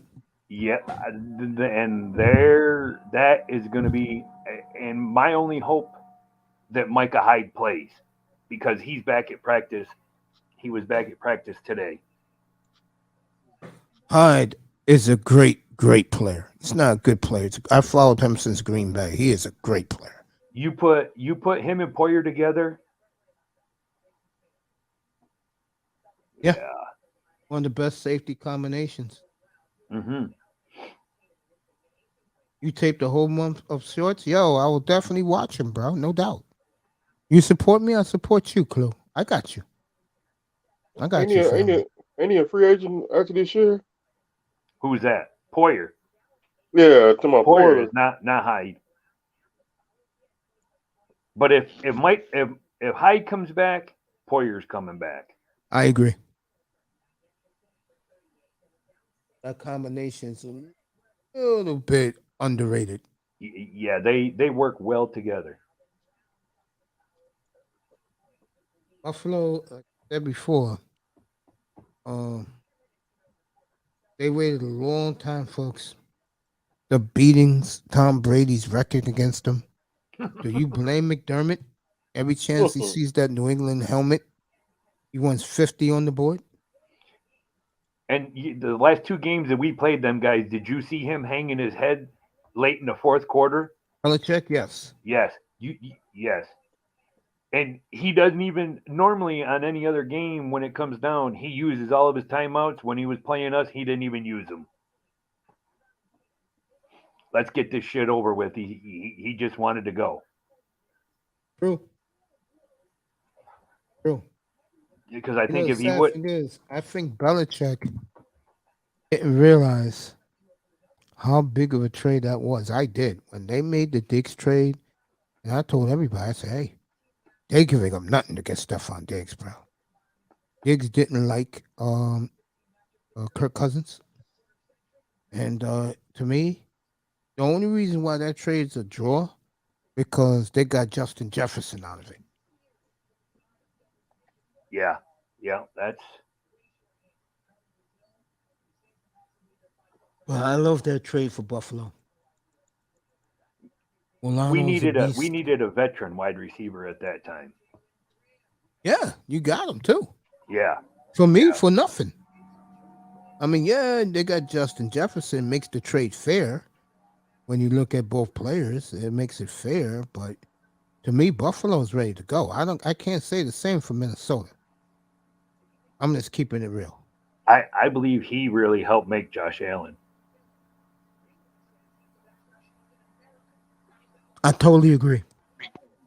I do. Now, what Buffalo needs this offseason is the draft of running back in the first round. But Tua. We don't need no damn Tua. We, in all honesty, Mace, I think we got our running back. I think we need cornerbacks. That's what we need. We got We plenty of have our talent. running back. We have our running back in Cook. I think we need a big pounder. You mean like my man up in Green Bay, Dylan? Yes, or Kareem Hunt, or like Hunt will definitely be available. I don't think we're going to draft a running back. I believe we need cornerbacks. There you go. Got plenty of time to do it. All right, I want to thank everybody. Darth Slowfier's Clue channel, go subscribe. Let me see who else. I want the guys to stay up here on the podium. Darth Slowfier's, Big Money Sean. Raven was outstanding in the chat tonight. The beautiful Nicer. Brownie Ellie, Third Ward. Anzano was great. DJ Cooler. Thank you for showing up, family. I really appreciate you. Great seeing everybody show up. Iceman was great on the panel. Manzano, of course. See who else was up here.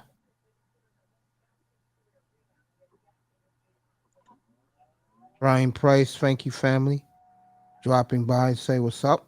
Appreciate you as always. Miss Melina, Serpent X. Joey was up here. Talking games and tech with Raven.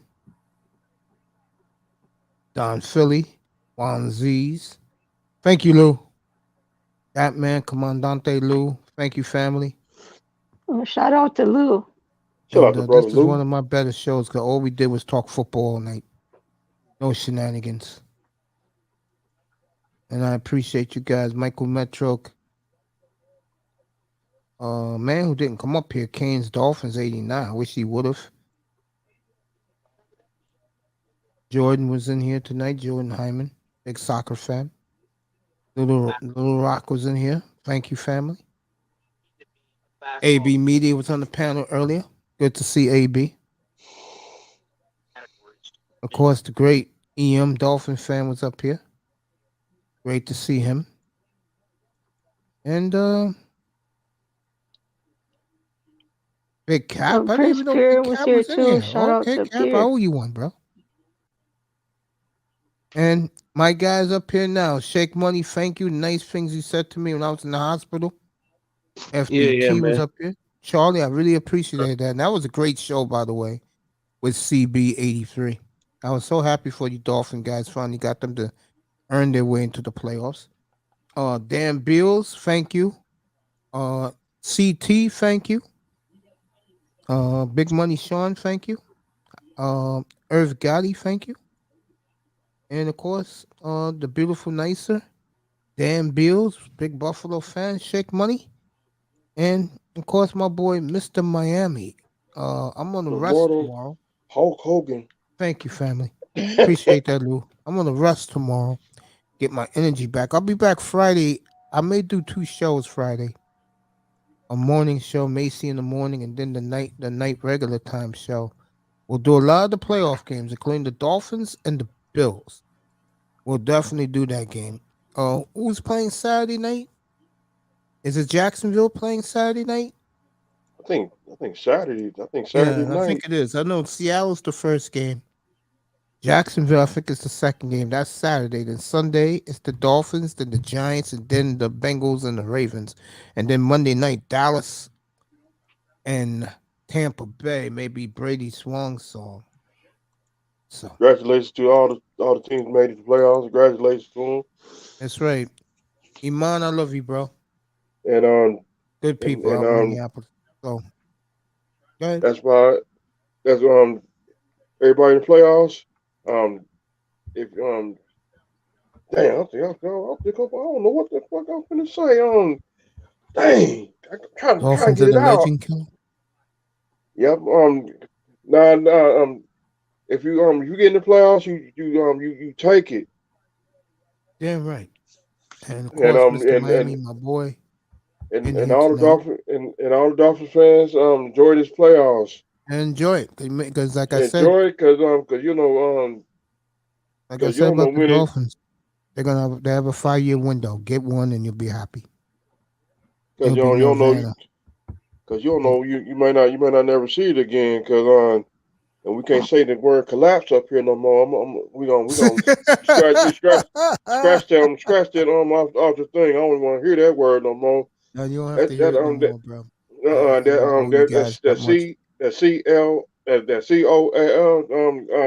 We can't say that up here no more because okay, I got the word. I know it means. That's it did scare the mess out of me that Monday night. Yeah, I know what you're talking about. This scared me too. Thank God that young boy is still with us. God is great. True. Mysterious ways. Shake, you got any last words to say, brother? Not much, my brother. I'm just, like I said, I'm just happy to hear your voice, and Mr. 305, I'm happy to hear your voice. I appreciate that. And during the off season, I'm looking forward for me and Mr. 305 to talk a little WWF and Miami sports. You guys talk that during the off-season, yeah. Y'all be safe, my brothers. No problem, man. All right, brother. Say hello to your lady for me. Shake Money.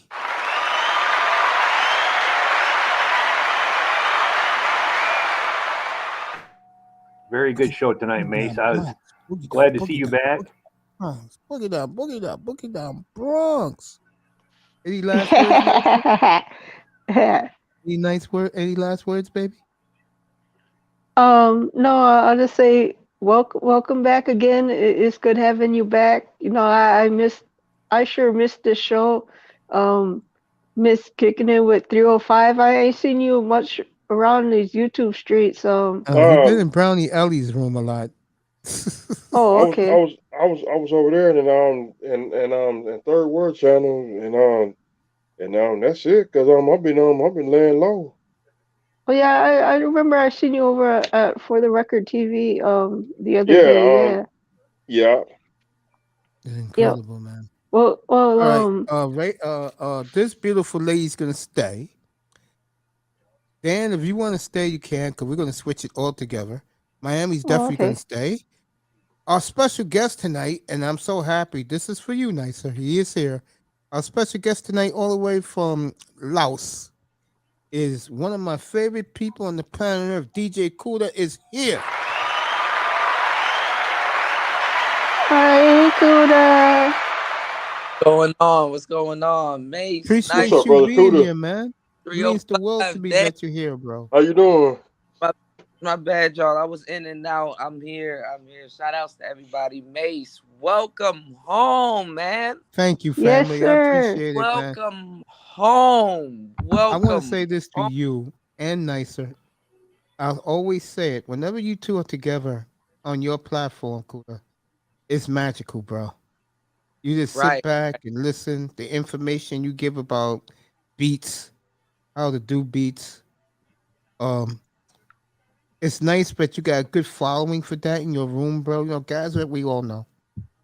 You know, shout out to What's Up Though, Star P, Curlin. You know, guys like that. Yeah. You do a phenomenal job, man. I mean, when it comes to you, real talk, sometimes I'm speechless, bro.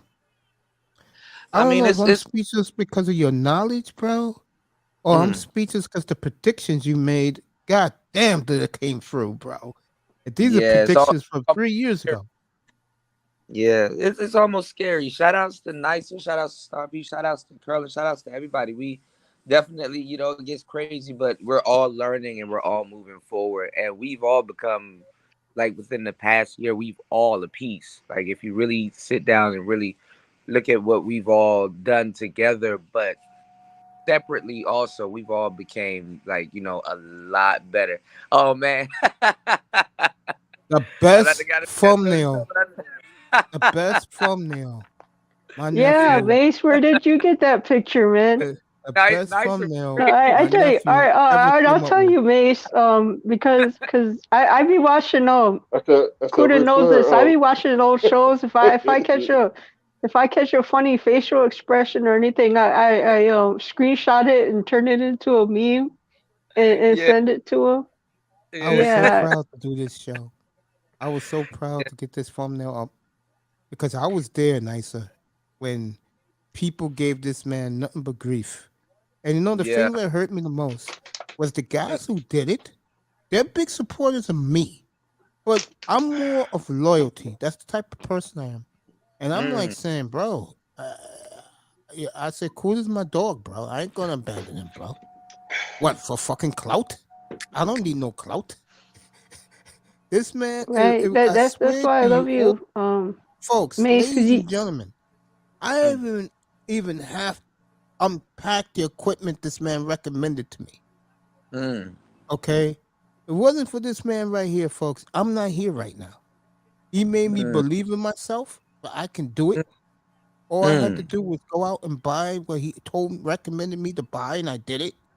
And if it wasn't for illness, I'll be way over 1,000 shows right now. And if it wasn't for you, bro, I wouldn't be up here right now, man. And you Well, said Macy. something the other night that you made me cry in a hospital bed, bro. When you Damn. said that I'm a pro. Yeah, you are. That meant the world to me, man. But Mace, like I said, like you're gonna do even better. You're projected to do even better. I mean, like honestly, Mace, most people don't go live north of an hour or 2 hours. Like even if you're doing 2 hours, right? That's still a lot. Like a lot of people like, and you will hear this too, and I hope you take it literally. When people talk about like having like a channel and running a channel and literally sitting down and doing content, a lot of people say, man, this is harder than I thought. Hell You yeah. know, yeah, this is harder. People like yourself makes it look easy. Like I've never seen anything like what I can say me and you do on a day-to-day basis, where somebody can literally start and literally just jump in for hours on end and then return tomorrow and do the same thing. And it's like No, go ahead, Cooler. I'm gonna say something Yes, about can our I boy add in to that, Think Media. please? because it's like you're covering ground. Like, do you know how much ground you cover on it? Like, and Mace, one day you're gonna sit down and you're gonna look at your numbers and be like, damn, I did that.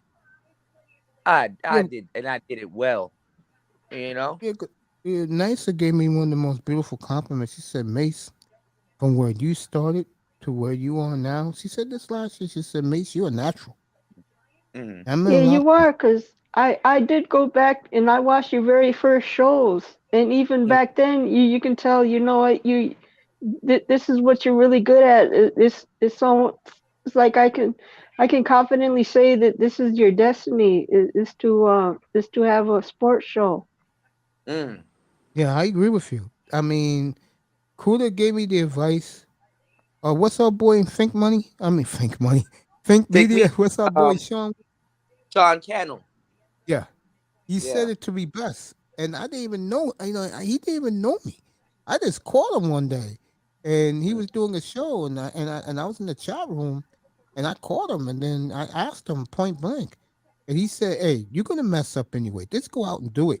I was never nervous to do this show. My problem was tech savvy. I'm not tech savvy. And the first couple of days I wanted to do it nicer, it blew up in my face.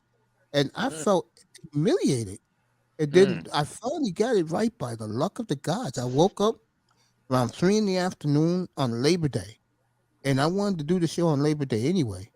And StreamYards emailed me and said, ain't you gonna do your show now? It did. I figured it out. And once that clock hit 7, I came on live. I never looked back. Man, that's a crazy story, Mace.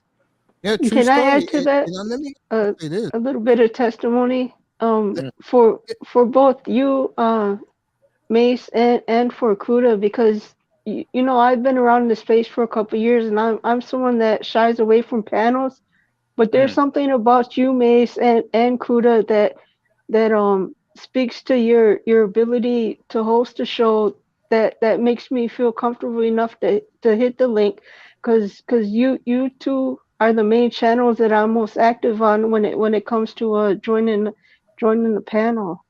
And I'm glad you are. And I love you for Correct. being Yeah, here same and here. supporting it Nicer and has supporting us. opened up. She definitely Yeah. opened up over the not even a month now, years, and I think she'll be next to become a content creator probably in 2023. But like she said, she does things at her pace. So I give her the respect for that because I do honestly, too. she didn't have to open up. She didn't have to be as active and instrumental as she is. So just as far as she's come, like I respect her. I super respect her for that because honestly, a lot of people are afraid of public speaking. I mean, of course, getting in front of a crowd in the audience is one thing, but it's over before you know it. And getting online and having a public syndicated radio show or a sports show or a podcast or something like that, that's a huge step. Do you know how much people give up within the first year?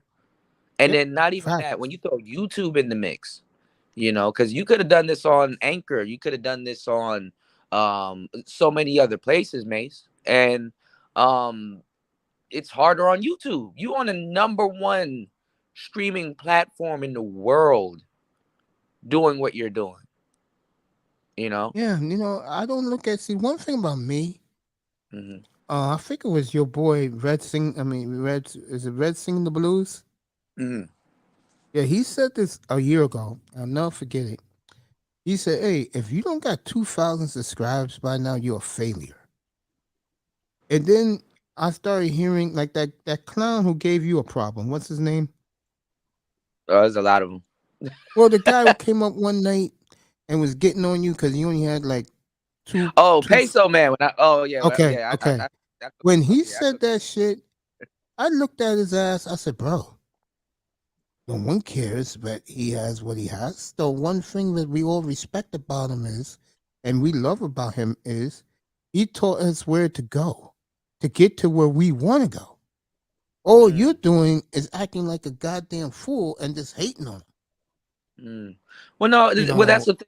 Some people take shortcuts in the beginning. Like one thing life will teach you is not to count somebody else's pockets, subscribers. Don't count, because honestly, God will have something better for you. I'd rather slowly build something than to have like women talk about black men not even standing on what they're talking about, being sub to his channel, being sub to his channel to grow his channel, because those women are going to turn on him. Who wants to look at their But this is the thing, Mace, and I want you to really take what I'm saying with a grain of salt, because there's a lot of good brothers here and good sisters here in the space, and I'm blessed to have the audience that I have, and I know you can say the same. Who wants to look at their audience? Who wants to look at their audience like wolves? Like, if I don't do something, they will destroy me. Who wants to be around that? Not me. If I don't come on here and start making fun of black men or something like that, then they're gonna turn on me. It's called moronic. Right. It doesn't sound like you have an audience. Yeah. And it doesn't sound like, I don't know, different strokes for different folks. But honestly, and especially being a black man saying that, so they're going to turn on you. Third Ward said it best. And what's going on, Third Ward? Shout out to everybody in the chat. Yeah, he said this 2 years ago to me when we both started at the same time. And he said, "Mace, I'm noticing." I said, "What's up?" He said, because I interviewed him up here. He said more people are beginning to gravitate to the small YouTubers. Yeah. And I was like, "Really?" Even he YouTube. Said, "Mate, you'll see." He's right. And I think one of the big problems that a lot of the big guys don't realize, they disconnect themselves from their audience. Yeah. When they come out arrogantly and go, "I don't pay attention to the chat." It wasn't for the chat, nigga. You wouldn't be where you are. Right. No matter how much that algorithm pushes you, yeah. Also, I want to say this. I said this to Nicer about 3 weeks ago, and I'll say it. I'll keep saying it till the cows come home. I gotta think guys like Platinum and Ism and Dusty and Ramir Amir, who never in my wildest dreams I thought he would be in here. And he said, "Yo, Mace, you're doing a great job. I'm driving through Georgia. Keep me entertained." I said, "Okay, bro." People, you know what the cool thing about me, people don't know, Kuda? The relationships I have with some of the big time guys, in their opinion. But even in your real life, because you've told us about guys that that's like deep in the origins of hip hop. You know that Oh yeah, nobody. speaking of that, Yeah. my boy, who I told you about, Kuda, he's gonna Mm. get a VIP pass, and he's taking me with him. So look for me to be bringing up some videos in August on the Okay. 50th anniversary of hip hop. Just make sure you have your cameras and you're always Oh recording. yeah, my You know. nephew will film it, and Yeah. I'm gonna definitely try to pull. I can pull KRS One. Yeah. Get more footage than less. You know, Yes, just let you 'cause, guys see the ambiance of it. It's yeah, gonna when be you're interesting. And that is the better. funny thing is, I grew up. I was 9 years old. I didn't know none of this. I grew up right up the block from Cool Herc. That's why me and my friend want to go, because we grew up there. I mean, it's home for us, where they're gonna have the festivity. We used to play there as little kids, and for them to have it at this park, I think it's gonna be exhilarating. Now, the only thing I hope he doesn't do, and me and my boy was talking about this the other day. Don't do that special week. What you call that shit? Special invitation only, because like me and my boy was talking about it. Cartagena is gonna be crosstown for free, and everybody can go, and all of his tribe is gonna be there at the same time as Cool Herc's. as what he's throwing. Okay. Yeah, and it's gonna be free. I'm gonna tell you something. The media here will cover Cartagena's more than they will Cool Herc's. Tell you that right now, because Cartagena is he was in the hip hop world when it was hot back in the 90s. Well, I mean, is what year anniversary you said it was? Is 30 50th. 50th? Oh shoot! Oh, this the big one then. Yeah. Yeah. Wow. The big one. 50 years. Oh damn! That's August of yeah. 1973. Herc came up with all this shit, and if you people never seen Cool Herc, you could forget it. I don't know if they have the footage. What year was disco on the way out? Around then, right? 79. About 77, Oh, okay. 79. 79. Okay. Yeah, because hip hop the end of the 70s, disco was on its way out. Hip hop was gonna change disco too. It already It had sure it. was. Yeah, Matter of the fact, it 80s. sure did. That's when the 80s. That's when all the 80s music started was popping. Yeah, and the cool thing about the early 80s, and you nicer, and I think Dan was alive, but me and Mr. Miami was. The cool thing about the early 80s music, it was for that, what you call that shit again, Mr. Miami? The skate key. Yeah. It was for all that stuff. If you went roller skating, I didn't, but Hey, Yeah. cool. There's something else you said about me. I appreciate. You said I'm red pill. Huh? You said I'm pure red pill. Yeah. I was laughing in my hospital bed when he said that. I didn't know I'd be home tonight, but I'll say one thing. You and Nicer was awesome last night. Okay, thank you. Yeah, definitely. Thank you. I mean, you had me captivated, just chilling, listening to both of you do your beats, man. You made a beat after me, 2 beats after me. I appreciate it. Nicer does her thing for everybody, but she did her thing for me. And I was singing it. I'm glad you came back. I said, cool, come back whenever you're ready. I'm glad you came back up. Yeah, I had to run some errands. I woke up a little bit late, and then I had to run some errands, and then I'm back now. I'm here. I saw your latest skating. And, yeah, those are some videos I was filming around my birthday time. I got a couple of more. I got some even back in the States that I'm about to put out now. So it's just cool. You know you got in common? Huh? You have the same birthday as my brother. God bless his soul. Yeah, you did mention that. Yeah. Meant a lot to my mother. Yeah. She was at the hospital with me. Yeah, 1 week after New Year. Yeah, man. Incredible. I'm here with the great DJ Kuda, Dan Bills, the beautiful Nicer, and of course 305's up here. Let me ask you this. Moving forward, where do you see the manosphere? Do you think it'll just be dominated by women like the way it's looking right now? Or you think some of these dudes will have some backbone? There's there's an old versus new war coming up right now because a lot of the older guys that kind of went to the top that's still active, their channels is getting a boost right now. Everybody's channels is getting a boost right now between now and February. So now it's like the best time to jump into like YouTube Shorts and stuff like that. And YouTube is shuffling the deck for 2023. All of the other older YouTubers that got big, they went off into other ventures like boxing, video games, and other stuff. So YouTube got to stack the deck because they're competing with TikTok.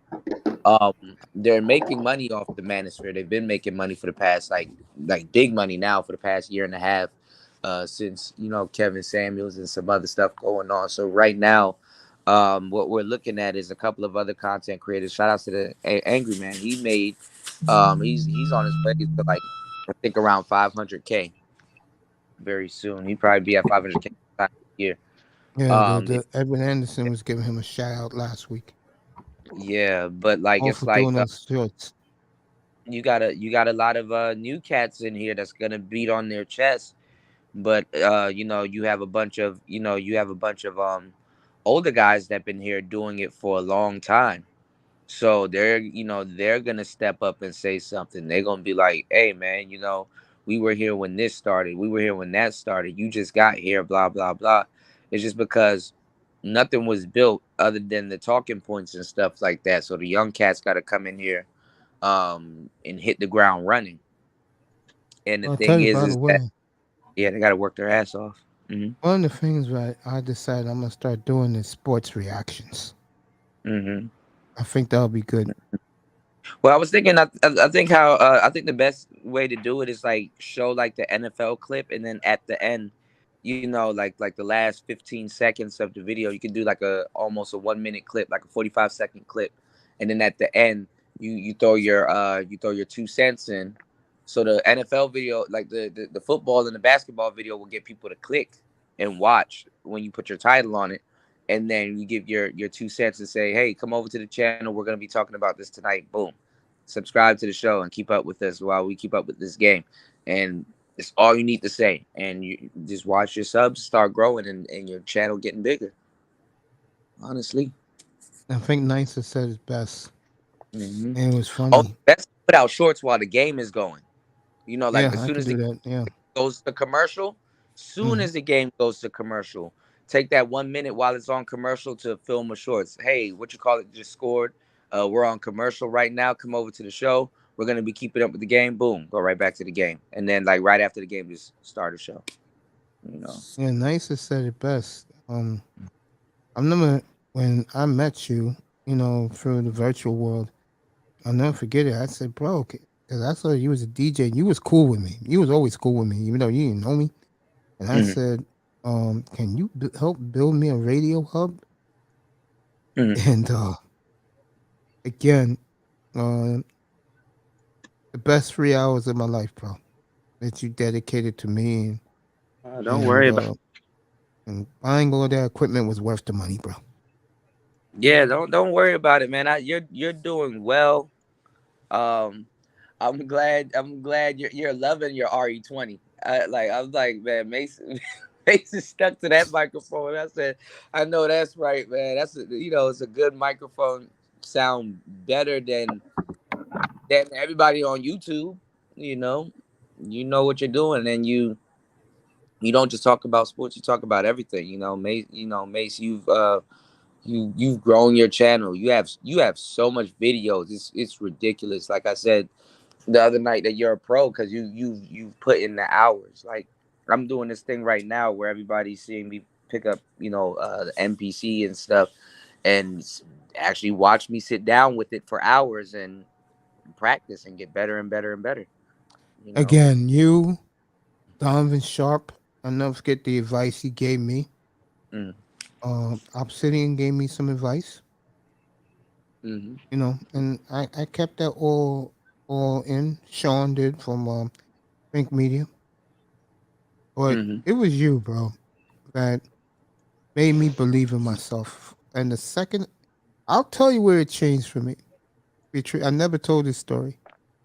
When I got the Roadcaster, bro, Yeah, I know.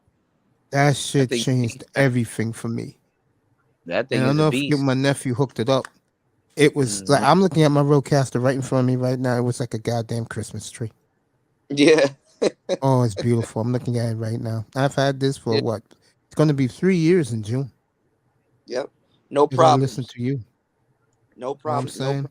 problem. Hey, let me ask you this tech question. Can you believe they voted the Q9U the best microphone? No, I think so. Every time I see that microphone, I think about you because I know you've had yours. You've been waiting for yours for a minute, and then when you got it, you know, I started saying that they're starting to make mics because I remember when you got it and the MV7 was coming. I said they're starting to make mics like your mic. They said you were like, which mic? I said your favorite mic, the Q9U, where they have USB and they have XLR. You know. Oh man, Now you see MV7s all over the place and the Q9U all over the place. You know. yeah. I was thinking of getting the MV7. Just to Yeah. add to the collection. I said I'll wait a while. Now those microphones cost $160 now. Yeah, The it was. MV7, Yeah. $160 Amazon. Mm-hmm. It's interesting. Yeah, great DJ Cooler with me. Yeah, I'm the original You road don't man. get greatness. Everybody's You don't using get great all the time like this. they're using Rhodes and they're using Rode and Shore mics now in the manosphere. Everybody's like, man, I'll be listening to people saying, oh, I need to get some gear and equipment. What's the best microphones to get? Everybody's like, oh, Rode and Shore, and it's like, wow, it's like a lot of Gee, people I don't wonder even where I heard that before, people. right. A lot of people don't know where that information came from. You know. Our friend up here, Mr. Miami, should be taking notes. Well, Mr. Miami's good. Mr. Miami's cool. No. He's my Already, boy, already, man. I ride and die already, with Miami. already got everything on paper. Yeah, I told him, bro, get this, get that. You can get it at Amazon now. Hey, what do you think about that new cheaper I don't know if you've seen it on Amazon. Um it's like a cheaper version, like bootlegged version of the Roadcaster. What do you think about those? You know they're from China, but what do you Oh, think like about yeah, I know what you're talking about, and then the monocaster and stuff. Man, Yeah, that's it. yeah, I tell people I mean, even if it works, I just tell people just save up and get a Rode and just. Roads are less than $450 now, folks. Go get it.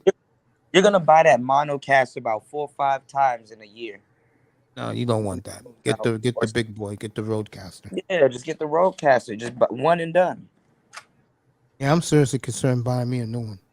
Yeah, I bought me a new boom arm, by the way.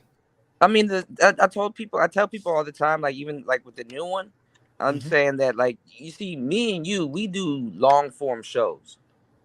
You know what I'm saying? Because we're pioneers of like long form content. Platinum Elite, number one, zero. Well, no, but what I was saying is like we have a use for it. If you don't have a Rode at all, you know what I'm saying? Yeah, you can get the Rodecaster Pro 2, cool. But if you have a Rodecaster, that's good enough. You know what I'm saying? Because it's overkill. Like most people ain't gonna use the features, all of those features and stuff. They're not podcasters. They're not doing long form content. They have no reason to have all of those features. They're not gonna use it. It's just gonna be there. And I then think people, most Cooler, people are between me and you, I think they look at it more for the money instead of not even for me. the I look sound. forward for the pride because I Right. love doing what I'm doing, and I know I can make this better and better. I was telling Nicer this a couple of weeks ago that can you believe it, Cooler? Ty City and our boy Ramir. I mean, Ramil stole my idea. Remember, tell Nicer, he's here right now. Tell Nicer what I wanted to do. You was the one I told in that chat room. Remember, I told you I wanted to build my own website, do my own radio, and disappear, bro. Bring my people with me, like Mr. Miami, my audience. I started to realize over the years is basically who can do it first and pull it off. Well, not even first, but who can just pull it off. You know? Yeah, I noticed Ty City's back on YouTube these days. Yeah, I mean, it's really. Shout out to Ty City, man. Act like you know somebody, nigga. All the money I donated to your ass. Nigga, we're in here. Yo, we're in here. Remember that cool that was his opening? Yeah. Shout out to Ty City, bro. Ramir too. Give me 1 Ramir. second. Shout out to I'll him. be right back. I gotta grab something.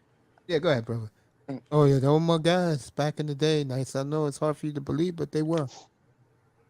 I was in Ty City's room I every believe night. it. Used to I be believe standing on it. top of a damn monster truck.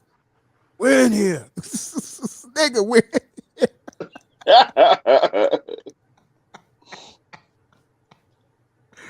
Oh yeah, I should hit him up every night. And he loved it. He No, said, but that Mace, really is a man. great idea, Mace, what you said about moving your show, getting your own website where you can actually speak freely Play without all the having to music worry I about want. YouTube censorship Yeah. and all that other nonsense. That was my idea. And you see how cool it is validated? That was my idea. That's what I wanted Yeah. to do. And when Ty City did it and Ramiro, I congratulate both of them. I mean, they Well, always yeah, it treated me turned out well. to be a Especially success, right? yeah, again, baby. I mean, their business move, Thai City and Ramil's, starting the Uncut Underground, that turned out to be a huge success, right? Yes, it has. Are any of you guys members of it? No, I'm not a member of it, but I will join. It's like Obsidian told me, Okay. believe it or not. In old places, Kevin Samuels' room. He told me, he said, you got to get a little following and just roll with it. You think you can deal with your audience. And I'll never forget, same night, I was talking to in this guy's room, and God bless his soul, late Kevin Samuels. I was talking to what's his face, Donovan Sharp. He told me, you got to have this and this and that. So I said, I got it. He said, really? I said, yeah, I got it. I'm good. And he said, well, whatever you do, good luck. Well, Donovan Sharp, I love you, man. I love you, bro. I know you having beef with Anthony Dream Johnson, but I'm not gonna get into that. Miami, you don't know what that's about. Don't know. When Cooler comes back, I gotta ask him that question. Dan, you know who Anthony Dream Johnson is? No. From Century 21. I like that guy. I do. I do like him. Dream Johnson. I think the problem with him though, he loves himself a little bit too much. Coach, when I see, it's like when I get off from here, when I turn this phone off, see, I'll be sip up on all drink, put night, on the gang. That's why put on the DJ Screw. I'll be up all night. I'm just so happy to be home, be in the studio, talking to all of you again. I went through some rough times, bro, when I was in that hospital. Well, I'm okay now. Everything's good. Everything's good now, Mace? Yeah, everything's good now. Yeah. Yes, sir. Good. Saturday, let's do the schedule real quick. Seattle's early. If I felt Seattle can hang on with Frisco, I would do that game, but I don't see that happen. I think Frisco blows them out. And the It other all game, depends on how Brock Purdy played. Now, last week he played like crapper. yeah, I saw that. That's the beauty of having your phone in the hospital, folks. You can watch Red Zone and you won't miss a beat. Wi-Fi sucks at that hospital, though. It really does. But first time I was in that hospital, I wish I would stay longer, but I'm gonna leave that alone. Anyway, yeah. Sunday I'll be on all day. We got Buffalo, Miami. I'll do that one up here. Post game show after that. And then after the post game show, I'll see you guys on Tuesday. I will not be doing the backup quarterback for the Ravens against Joe Burrow. I'm not doing that game. Sorry. Sunday, I think Josh McDaniels' job could be on the line Sunday too. Hey, cool. Hey, Raven. I'm just saying hi to the guys that said hi to me in the chat. I'm just now What's up, seeing brother the Raven? comments. Yeah, Raven, man, we love you, bro. Everything you said to me when I was in those chat rooms, bro, I caught Raven everywhere. Brownie Ellie, what's our girl? Sexy Red TV. And again, shout out to Sexy Red TV, boy. Ellie's coming up too, but shout out to Sexy Red. Already got over a K in 3 months. Look at that. All over that chick, Pearly Things, whatever that white woman name is. No race card here, fam. Dance, don't worry about it. What's her name? Pearly Things, nicer? Yeah. Fucking Sexy Red is doing a hell of a job with attacking that woman. Sexy Red does a tremendous job. If you want to hear beats, the Beatmaster Queen is up here with us. Nicer, go subscribe to the Bill for Nicer. Get her beats. I'll play her music up here Friday night. So when you hear music in the background Friday night, it will be all Nicer. This is the exclusive channel of the Beatmaster Queen. Brooklyn, Queens. Very awesome. Nicer. And you guys will like her beats. Her beats are outstanding. You're a part of Kuda's 14-beat entourage last night. I was there for most of that when he was making it. Oh yeah. Oh, Kuda was in the zone last night. I was impressed. I was amazed. I was sitting there watching. I was in complete awe. And I appreciate you, Mace. You got the bragging rights on that when it comes to playing my music, having it playing in the background throughout your show. Yeah, you got the bragging rights on that. You're the first to do that. You wasn't up here one of the nights I did it. But every guy up here, especially Shake Money, he was feeling your music, baby. So shout out to Shake Money. That's good to hear. You know what, Mace? I tell you what, 'cause I'm so surprised that my videos are doing the numbers that they're doing. I wasn't expecting to take off so fast because it was just I remember I was getting maybe 20, 30 views a video, and then I dropped the ice cream truck thing, and that's just when my whole channel took off. There you go. Lou And it was just a matter of months. Yeah. Describe the Nicer world. Thank you, Lou. Lou looks out for everybody. That's why he's gonna get something nice next month, Lou. Get ready for it, baby. Hey, Coach, your girl got laid out Bel Air? Bel Air. Yeah. Wait, what She happened? got laid out. Monica Belair. She got laid out by Alexa Bliss. Oh, you're talking about wrestling? WWE, yeah. Yeah. Okay. I like Bianca Belair. Reminds me of a girl you meet in junior high school with the ponytail she has. She got a couple of stitches. I'm sorry to hear that. Oh yeah. I do like Belair. I know you do. And Jade, what's her name? Is it Jade Cardell? Caldwell. Or Cardell? Or Yeah, Katie, Caldwell. Caldwell. Yeah, that's Raven knows who she is. Cargill. There you go, Cargill. Jay Cargill. Yeah. I think the baddie's gonna end up turning on her. That's Tony Phillips's wife. Great baseball player in the 2000s. And Bow Wow Cincinnati still Reds, trying. Atlanta Braves. And Bow Wow still trying to mess with her. Did I say Tony? I apologize. Brandon Phillips. Hell of a baseball player. Mr. Miami, what do you think about Vince selling half of that for like $4.98 billion? Whoa!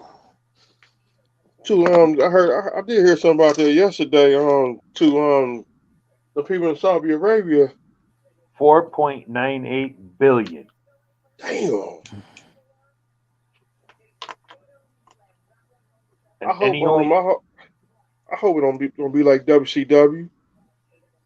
Young Wealth said to you, Lou, Nicer can do it. He wants to. Yeah, I'll put my channel in the chat. Yeah, Young just Wealth give me a wants to second. see your vids. Yeah, I got you. Just give me a second. And Stephanie McMahon, she stepped down. She out of the WWE. I don't know what to think about that play fighting stuff, man. Me neither. I just know Tony Khan owns it. He's a smart man. Him and his dad. And shout out to Shad Khan. He's been owning the Jaguars for 11, 13 years. Finally got a division title. Got him a quarterback for the next 15 years. My mom loves Clemson. Hey, Coach. What's up, family? With quarterbacks, if a free agent quarterback come to Miami, what quarterback you want? I don't want Derek Carr, believe it or not.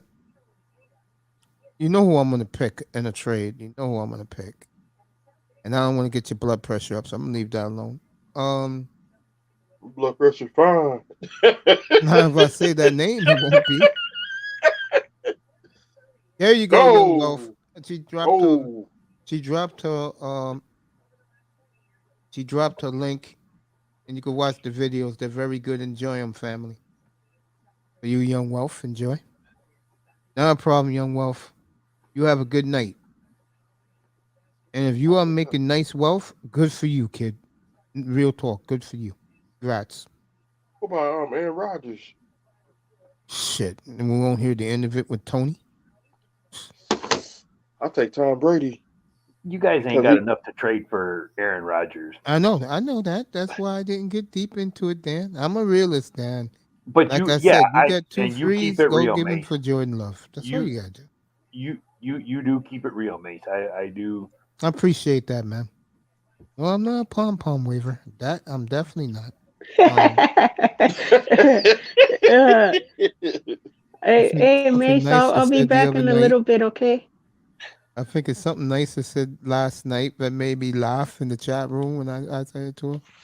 Oh, nice. So what's that phrase you said I like? When I call it the inmates love the inmates run the asylum. That is the NBA. Yeah. Asylum. I actually clipped that. I was looking for it because I was gonna do something with it. Yeah. The first time I heard you say that, I was cracking up, man.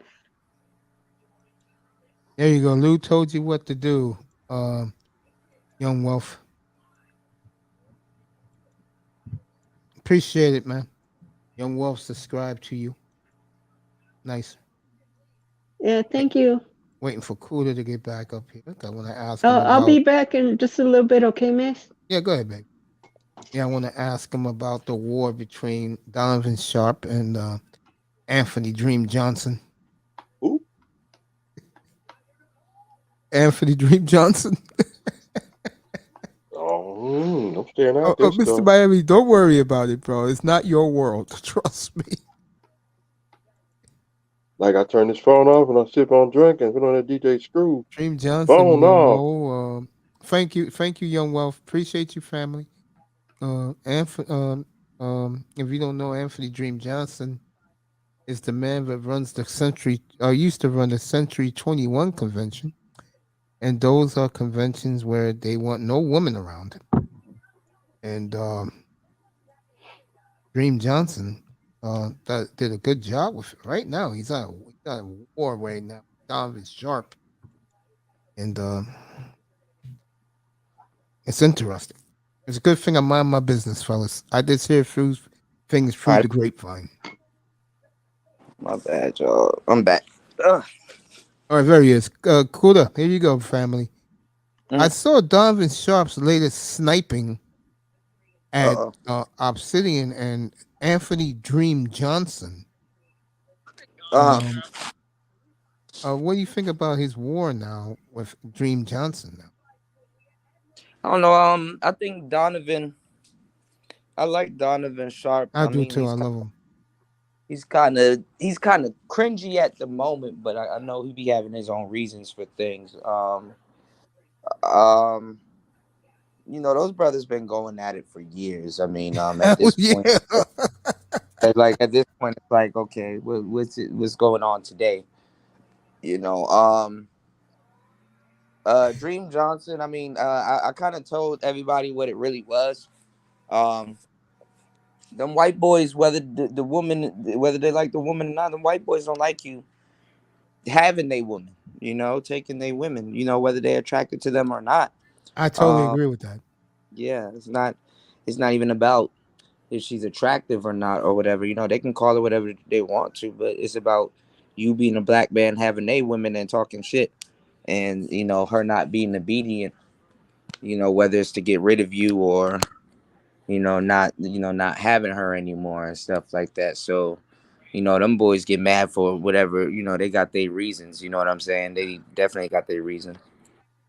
So. Yeah, I saw 2 years ago, back in 21. Matter of fact, it was the weekend I got my kidney. I was in the hospital. I was watching the Century 21 convention, and I was like, guys, you really feel this way? Yeah, I'm not gonna lie, man. Like when white people get petty, that should be on a whole nother level. No offense, Dan. No, he's correct. Yeah, I mean, you got to see them go against each other. That's when you really start seeing stuff. I'm like, wow. Oh yeah, I've seen that. Not a good look. But the thing is though is like they have a convention there, and I don't know how Coach Greg Adams is a part of it, but they like Coach Greg Adams. Wow, that's the reason why. Why you think fucking OJ can't stand Coach Adams? No, I like AJ. He's cool, but they had Donovan, they had ARC,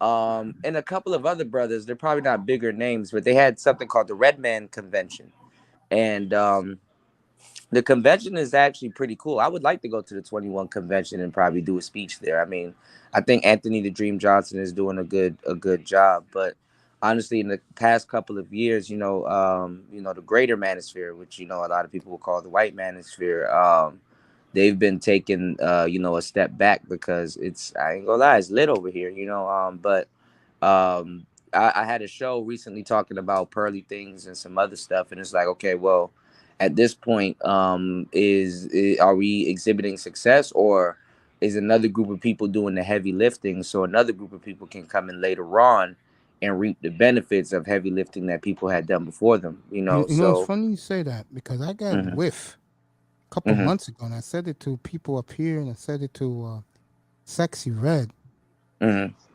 Congratulations to that gorgeous young lady again. Past 1K in 3 months. God bless her. Yeah. I heard that young lady Pearly paid Kevin Samuels a nice she got 6-figure check. Well, I don't think it was 6 figures, but I'm pretty sure she paid him. That girl's maybe loaded. over the years and 6 figures or whatever. But yeah, she got a lot of the advice that I gave him by proxy and stuff. Because if y'all know me and the history and stuff and exactly what's been going on, Kevin told me that he didn't know what he was doing exactly. He just basically paid somebody to come in and kind of do, you know what I'm saying, and kind of, set up everything that I was telling him. He didn't know anything about when I was telling him about the dynamics and the condensers and the difference and how certain rooms, this mic is more suitable for that room and stuff like that. Even Kevin, he's watched some of the old shows. When I introduced the MV7 to the space, if y'all start looking at his mobile setup when he wasn't at home, when he was traveling to like New York and Miami and all these places, he had the MV7 in the laptop and just like a slight setup. So, he when I travel, I do the same thing, So it's like he knew what he was doing, on the traveling side. And then one thing I didn't do, and I give Angry Man this credit, was put the Stream Deck in the space. Angry Man was using the Stream Deck, but he downplayed it. I didn't have any tech videos showing you guys too much about the Stream Deck. People seen it on my desk, but they didn't know what it was. So a lot of people now they're into the Stream Deck. They observe Kevin's setup and stuff like that. And it was around a time where people were giving me hell about tech and setups and all that other stuff. And now all of a sudden everybody's watching everyone's setup and stuff, So Nobody got a better setup than Curling though. Curling got a damn supercomputer. That I don't know what the hell it is. Sick. Something totally different, man. Miami, remember a movie when you was a little kid called War Games? Yeah. His setup is exactly like that movie. No lie. And Cloaker and Dagger, that was a good movie. Yep, I love Cloak and Dagger. Boy, you bring back memories, bro. The 80s. Curling. That's right. The movies back then. What you said about Curling, Dan? I said curling got the cerebro setup. Oh, cool. Said that. Yeah. Speaking of curling, shout out to two of my favorite ladies in the world. I am big supporters of both of them. I'm big fans of their show, and that is the beautiful Sister George and Concrete Rose. A breakdown. Love that show. A woman's perspective. Mm-hmm. But see, yeah, go ahead. That's the type of stuff that I like. Like, I would like to go to the 21 conventions and sit down with a bunch of dudes, and everybody's like, "Yo, what setup are you running?" And you could be a part of that conversation, because like, yeah, I run a Lewitt into a, you know what I'm saying, into a, you know, DBX, you know, blah blah blah, you know, and you know what they're talking about. And it's like, wow, that's awesome, you know. Yeah, man. You know, I think some man stuff. I remember when I watched it 2 years ago. It was back in 21. I was like, wow, you guys feel that strongly? But yeah, I agree with you that they like to have their women under their control. Yeah, even if they don't want, it's not about if she's a, you know, see, I will give, you know, the white manosphere or the greater manosphere their props, because they keep up tradition. You know what I'm saying? Yeah. Like when you listen to, like, you know, for the most part, if you don't have no wisdom or experience, when you listen to black dudes talk, the dudes will sit around pontificating all day and talk about a step. Whereas other people in other cultures and races and stuff, they're talking about the stairwell. You know what I'm saying? It's like you talk about a step, or you want to talk about the stairwell. You know, because that's two different conversations. Or you want to talk about 3 steps at a time. You know, so, you know, I have a lot of experience. I know what I'm talking about. I've been doing this for a while. Me, and I can say you are one of the pioneers of what we do. You know, not too many people in the world. YouTube gonna be pushing people like us. YouTube, like, people don't be doing 8-hour live streams like that for the most part, or can't do it. You know, I'm not saying every time you get on, you do an 8-hour live streams, but you could do it. You could do an 8-hour live stream now without blinking. Whereas if you look back a couple of years and be like, man, I could never do that. What am I going to talk about? What's going to happen? You know? So, you know, yeah, I agree you can just cut it on and just do it. I think that's commendable. No, that's me.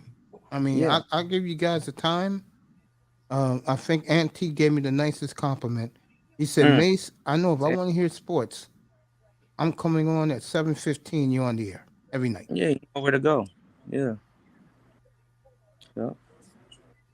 And you're consistent. I just think that with me, it's a dream to do this. I love doing this. And something that I never told people, the story why I wanted to do it, was because sports talk radio started to suck around 2018. Mm-hmm. And I didn't want to listen to that crap they were talking about every day on Sirius. So I said, F this. If I get Kuda gives me Kuda gave me what to buy, which is you, sir. You told me what to buy, and I bought it. And I think you said it best, and it was a great compliment, and I appreciate you for it, bro. You said I have my equipment's better than most radio stations. Yeah. Radio started getting boring. Radio started getting boring about like the early 90s. Well, that's the thing. The internet has absorbed all of that. The internet has absorbed Sirius. It's absorbed regular radio. It's absorbed television. Like, if you're watching television, you're considered old school. If you're watching radio, you're considered old school. The internet even stimulates more dopamine than all of that. You know, especially in the spaces that we are. Like, YouTube right now is at the top of the food chain. So if you have a radio show and you're not putting it on, if it's not on YouTube, tripping.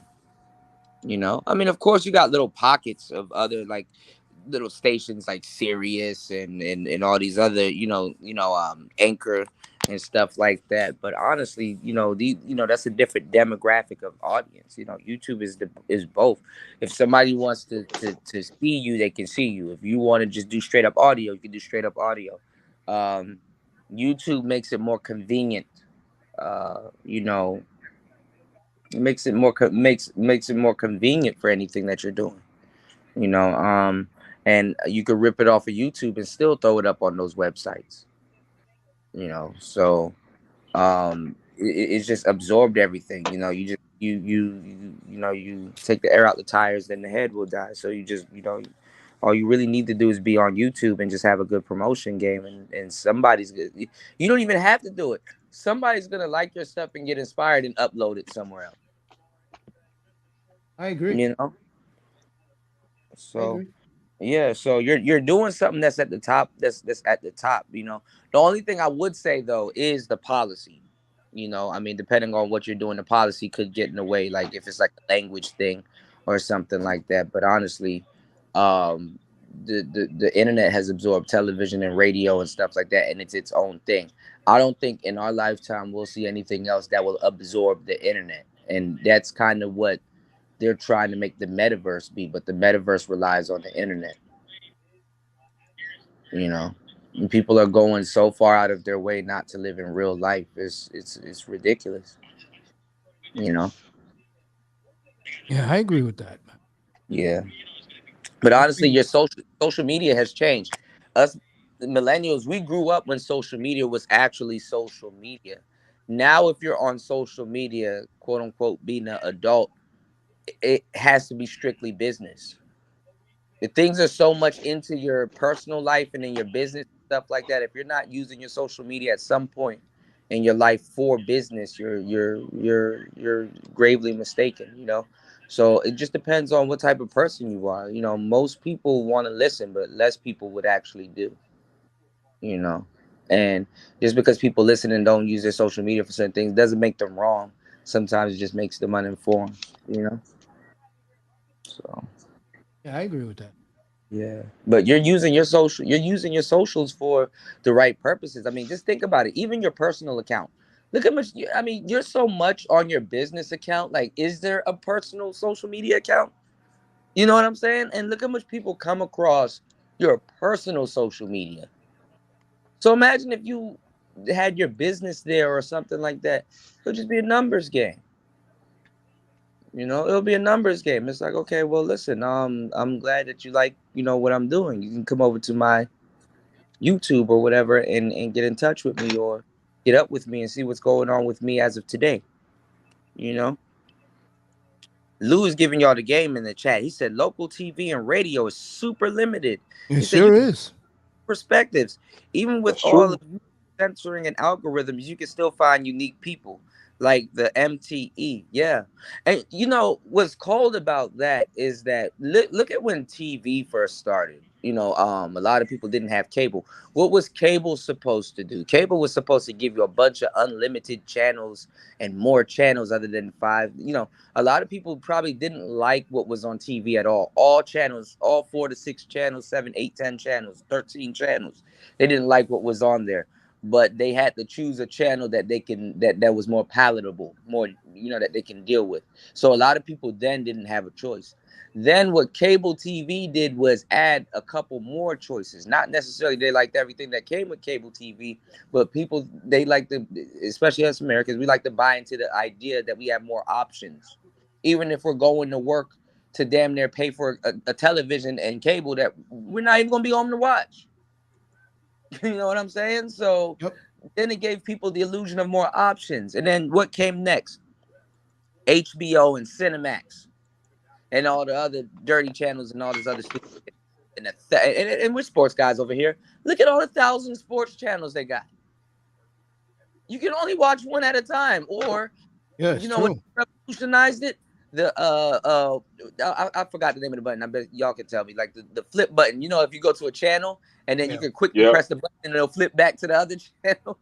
So what Americans did was what we try to do is we try to innovate. We try to innovate convenience.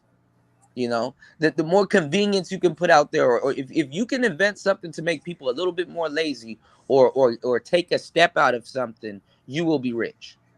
And my thing is this, when you look at the concept of the internet, this is how I get people all the time because I know this and I was one of the pioneers and I put this information out there. It's like You can be anything you can go anywhere you want. Like there's a whole search bar that's right above this video that you guys are watching right now with millions of people saying whatever. You can be on here and watch cats play with yarn all day. What I'm saying is that you can be anywhere in the world. You can be anything on social media, but everyone is here. You know what I'm saying? Everyone is here, you know?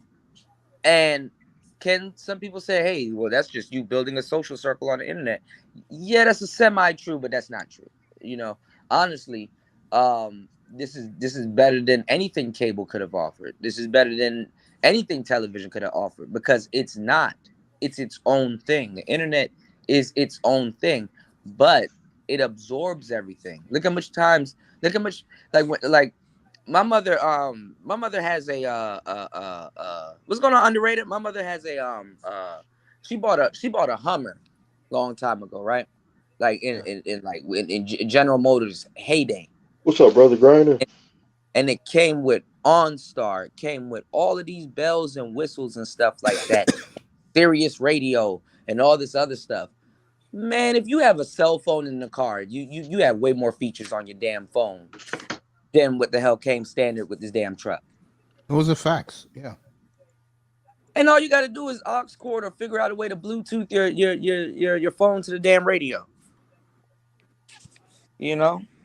Yeah. So, you know, people don't need to have no damn TV. What happens when you buy a TV now? It comes standard with YouTube. Okay, yeah, you don't have nobody cares about the channels on this television. Your television can pick up your TV picks up Wi-Fi now. Yeah. Yeah, my mom's TV does that. Yeah, go get you the little TVs, the little Rokus. Go get you a nice little Roku. Your TV connect to the internet. Yeah. I was Easy telling my than the audience, damn I'm going to get right television. back to what you were saying. Yeah. Because I was looking at something just now. What's up, Grinder? I was telling my audience that earlier tonight that my nephew and my mom bought me a PS5 while I was in the hospital. Oh man, you got some high tech on you now, man. Say that again, Cooler? I said you got some high tech on you now, man. The P5, man. You know how much people looking for those? You know what's crazy? My nephew said all he did was go to Best Buy and you have to have a Best Buy account to get one. And he said they gave it to him the next day.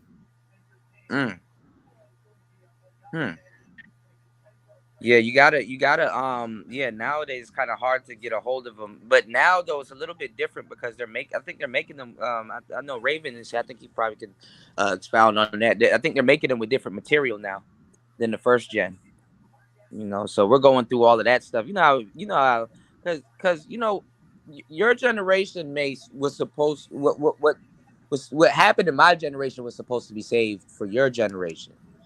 So I know you know all too well about first gen, second gen, you know, hey, let's wait for that. Or, you know, you have wisdom, you know, when it comes to that. So, you know, I know if we get into that conversation, I know you'll know exactly what I'm talking about. Because, you know, like even when CD players came out, it's like, okay, this Philips CD player is good, but wait till the second gen.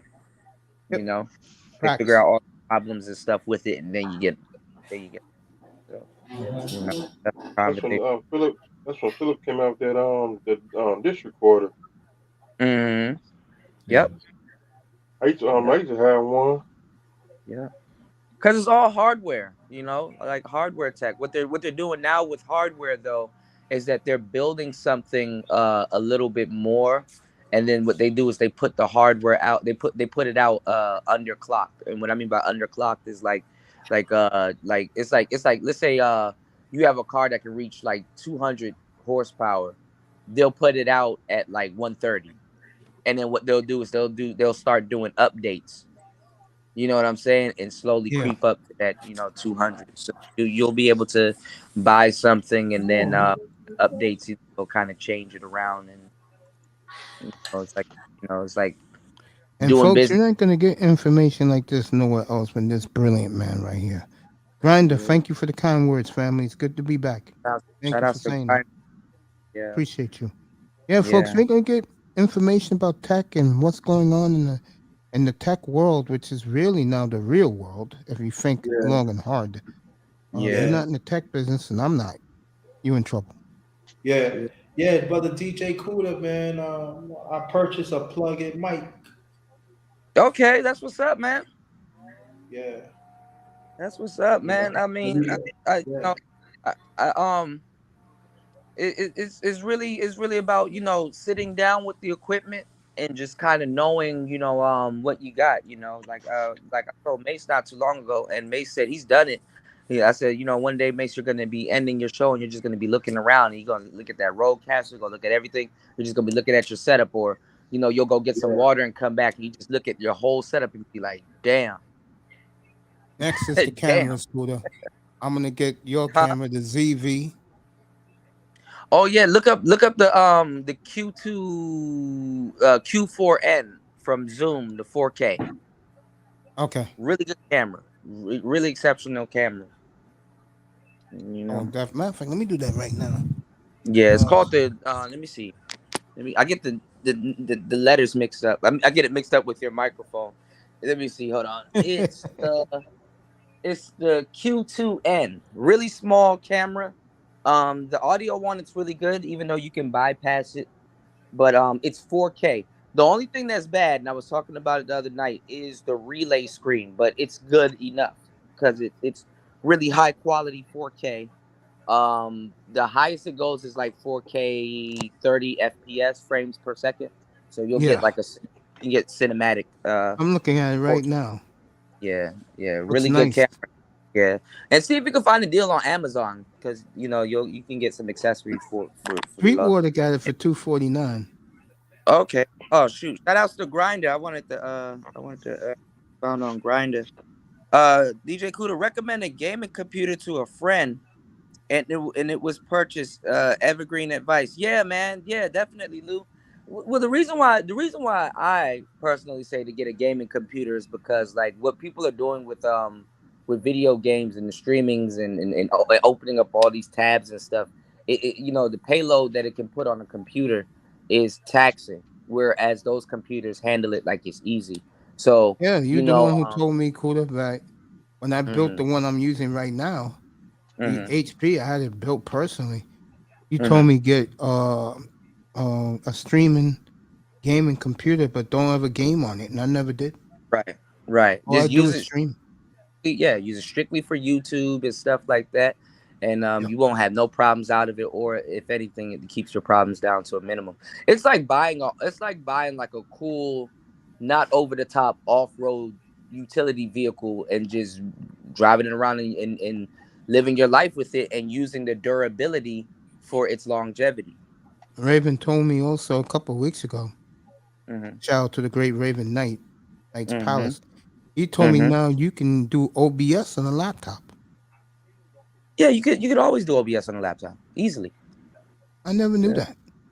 Yeah, that's what people use for gaming. Like, let's say if your laptop didn't have the specifications, OBS has like a graphics card kind of built into it as the software.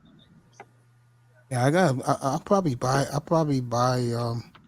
because where I'm going to get my computer checked out is right next door to a Best Buy, so I might go in there next week and buy some software for the OBS. No, the software is free. Oh, it OBS, is? Oh, okay. OBS and Streamlab OBS. Make sure you download both of them. The Yeah, thing I is, got Streamlabs OBS. Yeah, I even got the what you call that shit? What's that? What you call that? The app for it on my phone. Okay, yeah, the app for it is good, but they have a computer version, right? Streamlabs' own thing, but it has OBS incorporated into it. And it used to be that if when OBS comes out with something new, Streamlab gets it probably like a month later.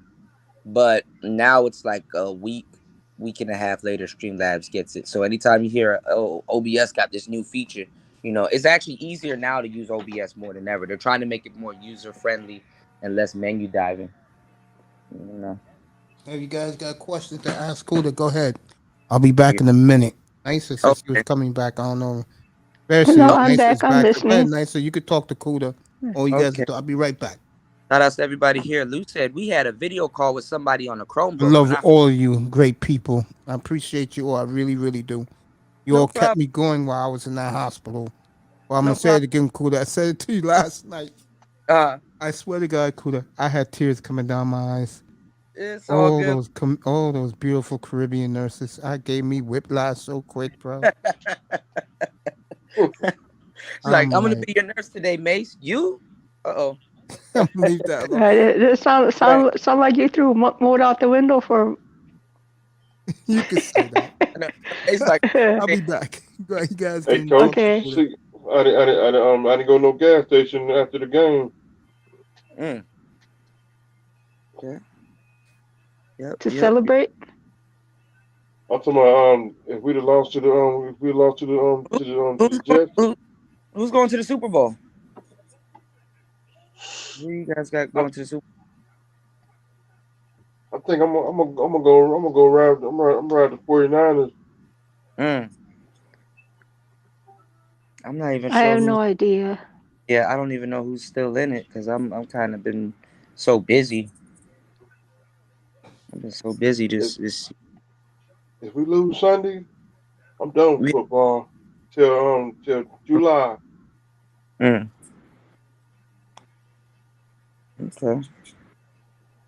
Yeah, I heard a couple of people. I don't know who's performing at the Super Bowl this year. It'll be here before we know it, February. Where is it gonna be at this year? I have no idea. I think it's in Arizona. Oh wow. Is it a dome stadium or is it like a just like a No, it's open. Oh wow. Like a dome.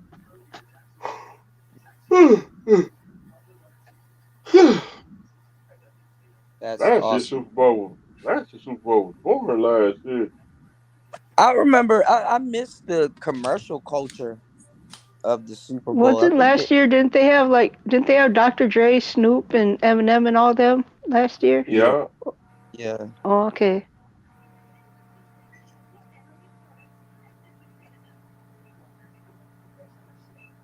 Yep. And Mary J. Blige.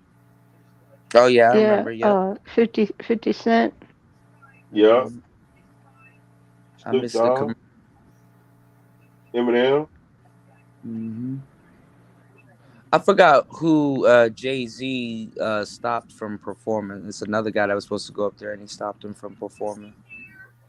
Forgot his name. He was mad about it, but Huh. I think because he was a blood or something like that. I think it was the game or somebody. I don't know. I think it was the game, if I'm not mistaken, because 50 was there and some other people. Oh man, I got a lot of work to do today. I had to stop by. I wouldn't miss Mace's show for the world. I woke up and I said, "Oh my God, I'm late."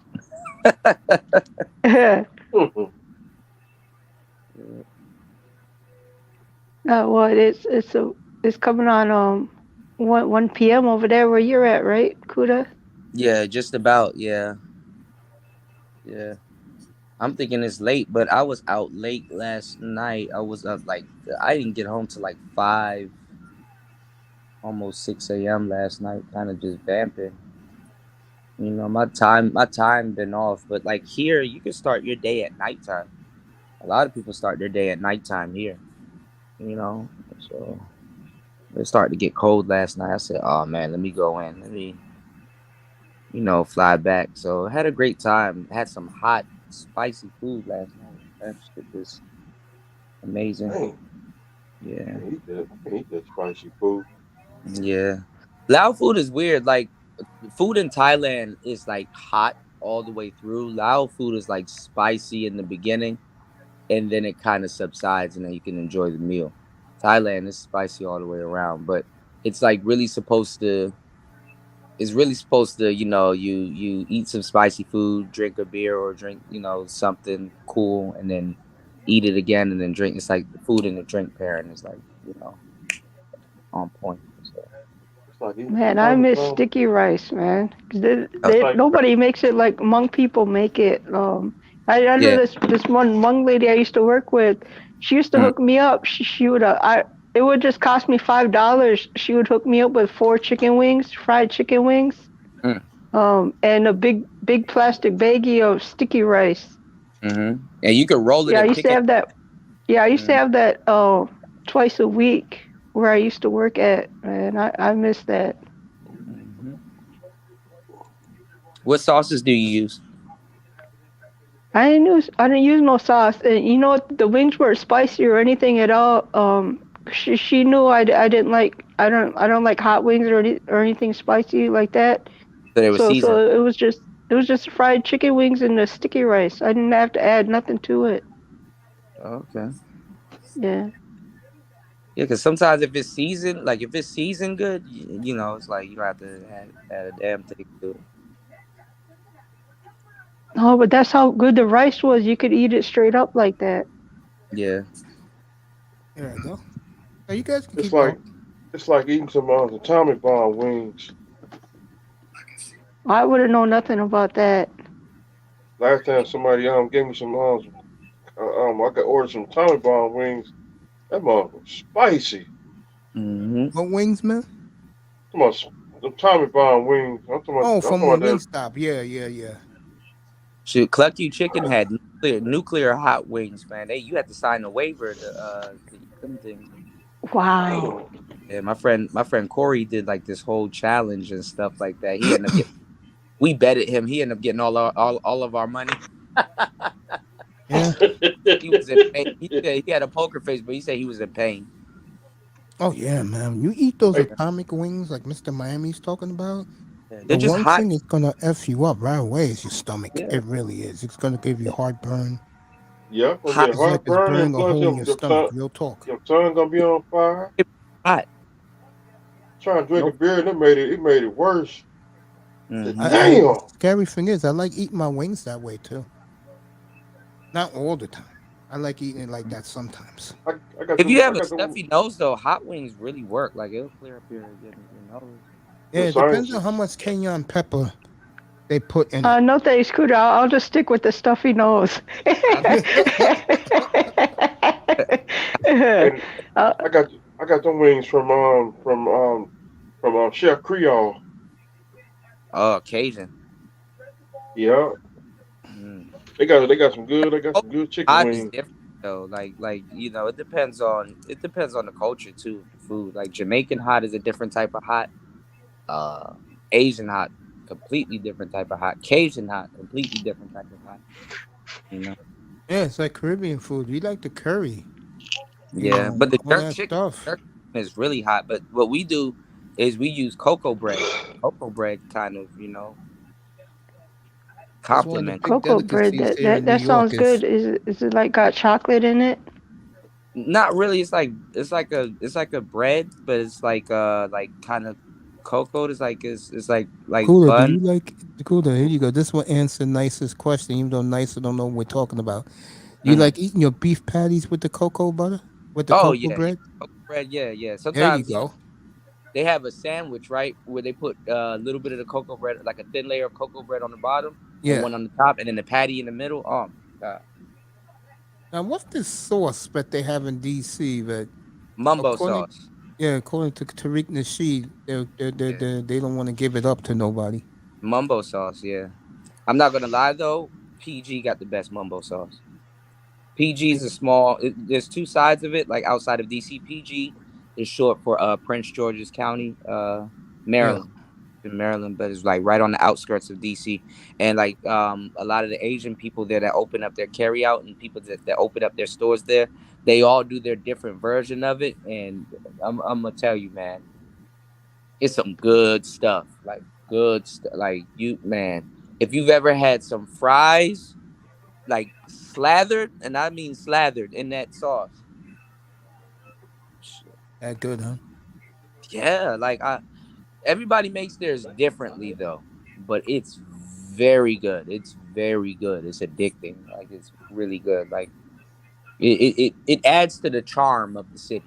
You know. Yeah, You Tariq get Nasheed was talking about it. on the side of the road and just be eating Yeah, your man. food and just be having a blast. You know what's crazy?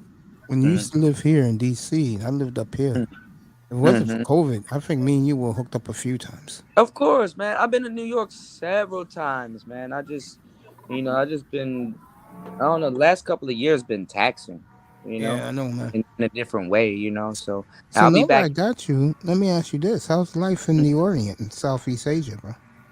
It's great. I love it. I'm getting a lot of work done and stuff. It's just, every so often this visa stuff is setting me back, but it'll get worked out. I mean, there's more better days than anything, more better days than anything. So. You gonna fire one up tonight or no? Definitely. I definitely gotta fire one up. I'll take Probably this to one. I'll take this to 1:30 Eastern time. What time would that be for you? It's 12:56, almost 1 p.m. here. Oh, so you're 12 hours behind. It's exactly Yeah. 12 hours. Yeah. Okay. This birthday that just passed, I literally got the full 24 hours. You know how usually like your sleep half the day, so you're like up for like almost 12 hours. Like, I literally got the full 24 hours out of a birthday ever, and I was like, wow, that's amazing. Nice, man. I know how happy you was Sunday night for us. Yeah. Saturday night for us, Sunday morning for you, and you was very happy. Mm-hmm. Well, I mean, I'd you like got to see you happy, bro. our extended family, so I was definitely elated, definitely delighted, and happy to be here and be doing what I love. What I'm saying, because I mean, there are setbacks and stuff, but at least Mace, you're doing what you love. Yeah, exactly. We do what we love, I and love doing this. Oh, let me ask you this. people wonder why time go by fast, because you're doing what you love. Let me ask you this. BMT basically was called out for being a fraud to a point. He really didn't tell guys information. Oh, Aaron Ferris, yeah. And how can I say this? And I like the kid, by the way. I do. Yeah, like BMT. You think Hellman get too much credit? Well, there's a story that I got to do right now. He's getting death threats by feminists in Brazil. That's why I saw it tonight. Yeah. So I told you y'all this was going to happen. It's only a matter of time. You got, and the other BMT, he's live right now talking about every single thing I told them in the beginning that they got mad at me for. Now they got to do it. Like literally, you got to travel in silence. You got to enjoy yourself. Stop putting cameras in these women's faces. Like I don't know why these dudes leave and do stuff that they wouldn't do here. Like, imagine if I came to Harlem or somewhere and start putting my cameras in women's faces. What do you think would happen to me? You get beat down, bro. Right. You're right. And my camera took. You know what it is? And I figured this out 2 years ago. I used to follow Ferris back then. When these guys leave here, there's swag they didn't have. They get it wherever they go next. Yeah, but they don't get it. They try to poker face it because like you have to have it. You know what I'm saying? It's in you, not on you. So if you spend the majority of your life not having it, you got unlimited practice hours of not having it. So when you try to do it somewhere else, it's gonna come off as weird. And the thing is that other people in other countries, it's not that they're racist or anything like that, but they follow stereotypes. If you can look at something as a stereotype, where in the game is more looked at as a rule of thumb. I guess you could say, like, not even just like a rule of thumb. It's just like, okay, yeah, it can be like that, but don't harp on that. Like, black dudes do like this type of stuff, but don't use it as well, I guess I can say you can use it as a parameter to a certain. I don't know. A lot of they look at certain guys and just stuff that people do. They look at them as a caricature. But a lot of black men, I hate to say it like this, and people from other races and stuff, they feed into some of the caricatures that people look to them. Like for example, if I was to go somewhere and somebody's like, oh man, he looked like, they'll say something like, oh, he looked like hip hop, right? Do you like rap music? And it's like, it's kind of okay, I get it. You know what I'm saying? It's like, yeah, all right, I get it. Black guys like hip hop. All right, cool. But it's like, you do like hip hop. You know what I'm saying? Or you do listen to hip hop, or you do have on a Tupac shirt or something. I don't know. You know, you know what I'm saying? It's like you're not home. You know, you're not home. So when you go to the Dominican Republic, or you go to some of these places and stuff like that, look to be somewhat stereotyped. A lot of people was asking me, hey, have you experienced racism out there? I'm like, yeah, but the thing is that, like, black people, we walk around with this weird ass thing on our chest, which you have to have in America, but you don't need anywhere else. Southeast, my ancestors wasn't enslaved in Southeast Asia. They probably was back then. I don't know. Probably I could probably, if I look deeper in the history, but it don't. There's the same history there is not the same history here. And but none of that even matters at this point. What matters is that you're going somewhere and you're having fun and you're having a blast. But these dudes, they go to these countries and they're sticking the camera in these women faces and all this other stuff. I was out last night and I was just feeling good, but I was around a bunch of people that kind of really didn't speak English, but they take care of me. They good. I got good friends out here. So I was just sitting down last night, and I was finished writing this chapter of the book, and I'm actually in the Passport Bros chapter right now. But I was writing this chapter about the scalopamine and dudes getting drugged and all this other stuff overseas, and giving people the information that Aaron Ferris and a whole bunch of other people and these quote unquote passport dudes are afraid to talk about. You know what I'm saying? Because they don't have enough hours talking about this stuff as I do in a real fashion. I'm not trying to sell anybody anything. These dudes don't even have sponsors. You could get you some type of travel agency or somebody to sponsor them. Hey, if you're a passport bro, come deal with this agency and stuff. They hooked me up with a passport. You could have got all of that shit, because they're afraid to talk about what really happens in these countries and stuff like that. So I talk about it in a context of not fear mongering. A lot of these dudes wish they could talk about some of this stuff, but then it comes off as fear mongering. I don't have to worry about any of that stuff because I've been defending all of this stuff before it was even a movement. Back in the day, old school Player Talk Radio, and even before Player Talk Radio, before Passport Bros was even a thing. So I know the ins and outs of that type of conversation. I don't get on Bernard Riley and be afraid to say, hey, you need to have a little bit of street smarts or knowledge when you're doing this, because this can happen. I don't want people to be paranoid in paradise. So when I was writing the book and stuff like that, I thoroughly combed through that. Hey, I'm not trying to sell you nothing. I'm just telling you to keep your head on a swivel. If you're going to be dating and you think you want to internationally pump and dump and stuff like that, you need to know your environment. You are not home. If that woman decides that she wants to stalk you or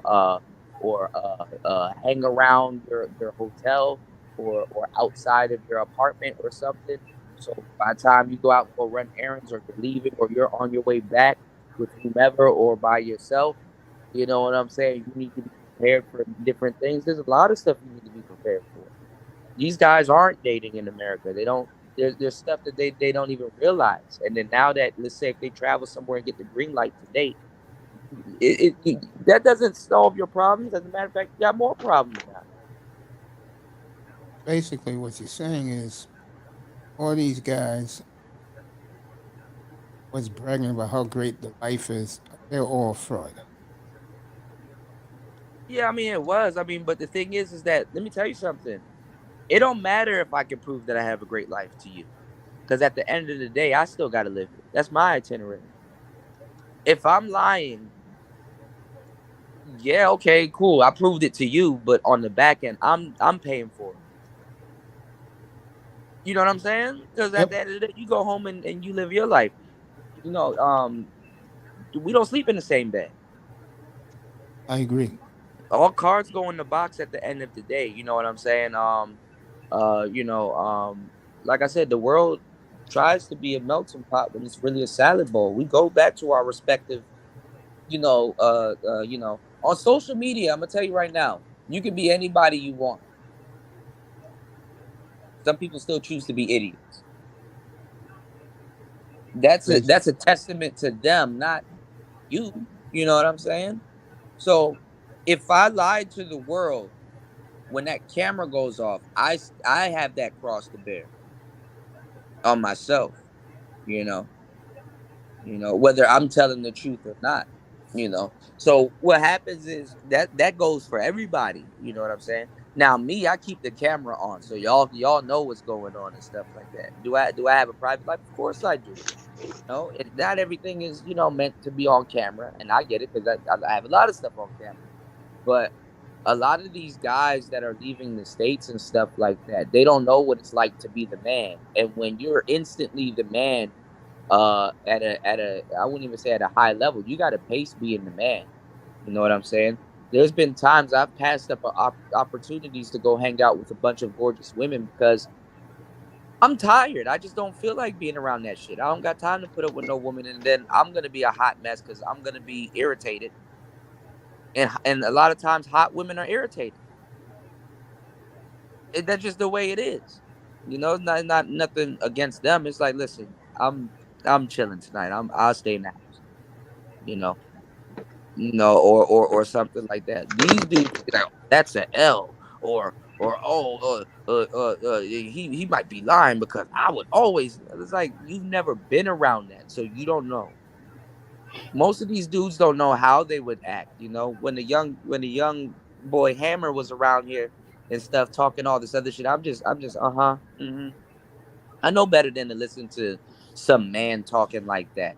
It's like, if one girl that's your flavor, not even your flavor, one girl was to put it on you heavy, all of that shit would change. You don't even know what you're talking about right now. You're wearing armor that's never been tested. How do you know you're gonna be a millionaire or do all of these amazing things when you've never been in position to do any of all of that, to do any of that? You know what I'm saying? In the chapter that I'm writing right now, dudes are talking about tricking off on women and stuff like that. I'm like, okay, you're supposed to do all of this amazing dating and stuff while you're abroad. What happens if you go broke? What are you gonna do then? Where you gonna go? How you gonna about move? that? Yeah, you out here spending money on women. You inebriated. You in these clubs. You partying every night. You running it up every night. You over budget. You doing whatever. What happens if you go broke? Kuda, I am so sorry to interrupt you. I just got a message from Bolo, the producer. He said he picked me. I didn't click on. He said, "Hi fan, I picked you. Send me a DM." He might be wanting to feature some of my beats on his when he does live shows, when he reviews beats. Wait. Before you do anything, make sure that's him. Because you got a lot of fake accounts that will be like DM me or WhatsApp me or this, that, and the third. Make sure that's him. Oh, okay. How do I do that? Ask questions or you can create a. I would say this as a producer, create a throwaway account. You understand what I'm saying? So you can be like, hey, you can DM them and then be like, hey, it's nicer. This is my personal account or something. Create a throwaway account. Because a lot of people get scammed that way. Okay, I'm not saying that's not him. Because shout outs to Bolo, he interacts with his audience, but you got to be careful. Okay. All right, because you said message me on Telegram. What's Telegram? I don't know what that is. I don't think that's Bolo. That's a bot. That's a bot. Oh, okay. But if it's legit him, I mean, he goes live and stuff like that and talks to people, but that might be a troll. You gotta watch out for the pitfalls. It's all about paying attention. Oh, You know? okay. Yeah. But check it out. I mean, it might be him. You never know. A lot of people use Telegram, but I know a lot of people get trolled on Telegram, WhatsApp, and all those other D League, E League websites and stuff like that. So just but like, what would he ask you to DM him for? You understand what I'm saying? You gotta Yeah, understand. I got you. Yeah. You gotta understand this as a producer. You have other producers, right, that will email you and try to sell you beats. It's like, why are you trying to sell me beats? I'm not a rapper. I'm a producer. I'm you. You understand what I'm saying? That's like I mean, me going. I mean, of course, Mace comes to the show and stuff like that. But that's like me going to Mace and be like, "Yo, come check out my podcast. Yo, DM me so you can get up on the latest." Mace is a podcaster. Why would I? I mean, he can if he wants to, but why? Like, why would a producer need your beats when they make them? See what I'm saying? Right. Yeah. So you got to watch out for Okay. stuff like, especially once you're starting to get a name and stuff, because you don't want to. I mean, of course, you definitely want to embrace trial and error, but you just gotta use common sense. Oh, it's just been a weird night for me, Kuda. Cause like earlier there was the young guy, Young Wealth. He was asking for my channel link, and he said Lou dropped the link, and then he said, well, there were no videos, and that scared me for a sec, cause I was thinking, YouTube messing with my channel and they took my videos down, so I had to go check, and then now I get this message. It's just No, the thing is that you gotta be careful, because like, people will prey on your happiness, because you'll be like, oh man, Bolo hit me up. That's true. Yeah, might be a break. I might be getting my big break, or he might be Bolo goes live. Bolo moves a little bit different, So you got to be careful, because people will take advantage. They will make accounts and you'll think it's him. You got to go to their account. It's like, oh, it was created yesterday or 4 days ago or something like that, and then it's a troll. Oh, okay. Yeah, and then some people thanks for the heads up, Kuda. Yeah. Some people do that to get your personal information, and some people do that to get your beats for free. Oh, ain't nobody getting my personal information. I make sure of that. No, but what I'm saying is that people will capitalize on, oh, I like Bolo, oh, this, that, third. You know what I'm saying? Let me hurry up and DM him and stuff. It's spam. Some of that stuff is spam. So you just gotta know when to hold them and when to fold them. I think you asked me the other day, do I hold them? No, I haven't played Texas Hold'em. Nah, I know about it. I played it a little bit, but I don't know what I'm doing. Oh, okay, because that's my game right there. Mm-hmm. I actually thought this was a few years ago. I actually thought of doing it professionally, because you can play online games and for cash money. Mm-hmm. Was nice to verify how he contacted you. What was the platform? Was it an official account? If it was email, was the main take.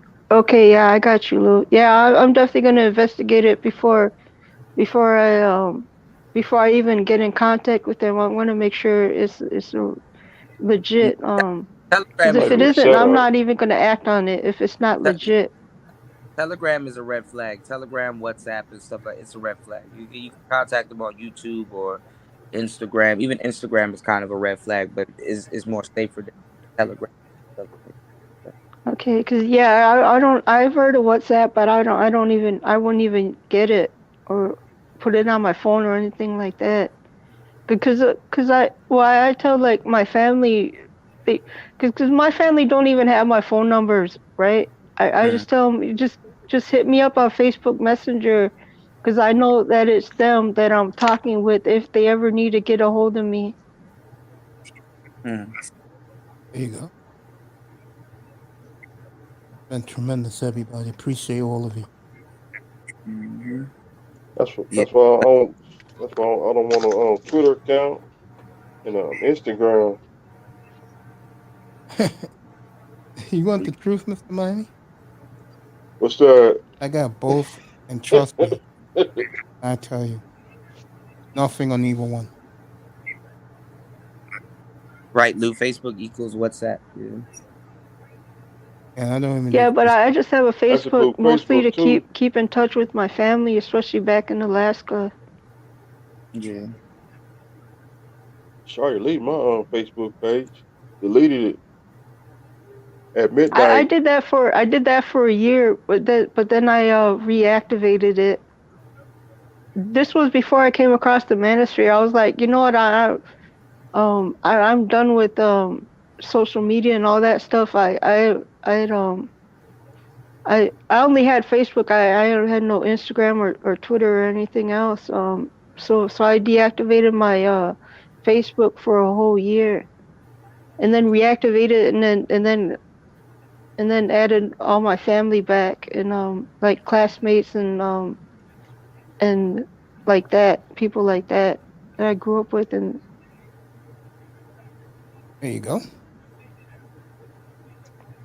Wow. What a damn night. 6 hours. Yeah, we just crossed the 6 hour mark. Or the 5 hour mark. Excuse me. What an all-star cast. People love the football version of it tonight. Guys commenting that was an all-star cast of guys up there. I appreciate that. The dream see, team. I was here for a good amount of the time during the show. It's like you never left, Macy. It's like the show went pretty smoothly, in my opinion. Prime VA 757's in the building. What's up, family? Good to see you. Going on prime time. That's because Mace works hard. Like has like a Tupac work ethic. Like Mace works hard, man. You know, Mace is always working hard. So appreciate that. Cool. Marathon, man. There's nothing easy Yeah, about that's you, 305. Cause I was. That's what the question I was asking yesterday. Who's that calls Mace the Marathon Man? Cause you know who did it? You won't believe it. Tells you how many friends I had in here. What's up, boy? Damn. I just forgot his name too. It wasn't Beasley, God bless his soul. It was who was the one? Who's the brother who hated women so much? What happened? Who's the brother used to run with? What's his face? Bernard Riley used to hate women so much. Women? Yeah, he was on Bernard Riley. A lot. Who? Game Changer? No, not Game Changer. Damn. I got his name on the tip of my tongue. He had a beef with MOT also, like he had with you. Thank you, Prime VA. Little Big Nate gave me that name. Oh. Yeah, Nate on some crazy shit, but I don't know.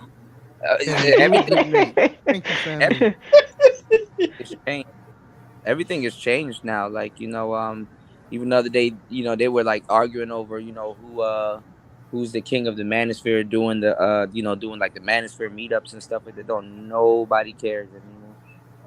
Yeah. I don't think nobody cared then, but now nobody really doesn't give a fuck. Nope. Because it's something I said to Mahogany 2 years ago. Mm-hmm. And you know how women are, black women are sometimes. They want to give things a chance. Mm-hmm. I knew from day one that those guys only cared about themselves. They didn't care about nobody else. Right. If you wasn't part of their clique, they ain't talking to you. Right. But the new guys can throw a manosphere meetup, and not one real manosphere person can be there. Not one manosphere person can or will be there. I'm telling you, this there's a new war that's going on, that's going to be happening soon. It's just that a lot of the deaths and stuff going on right now, I don't like how the space breezed past Alan Roger Curry's death like that. Like, what do you mean? Explain to me. Nobody said anything. There was no real tributes and stuff like that. They glossed over his death. They glossed over Sinful's. They glossed over everybody's death. Like Kevin got more. Alan Roger Curry. I'm talking about impact wise. Of course, Kevin got famous, but Alan Roger Curry has a bigger impact than Kevin Samuels. I think what they say is true. Image and nothing against ARC. God bless his soul. Yeah. Kevin Samuels putting on those suits every night. You bring in the PhD Boulay chick, and he's 6'4" and slim. That's what they like.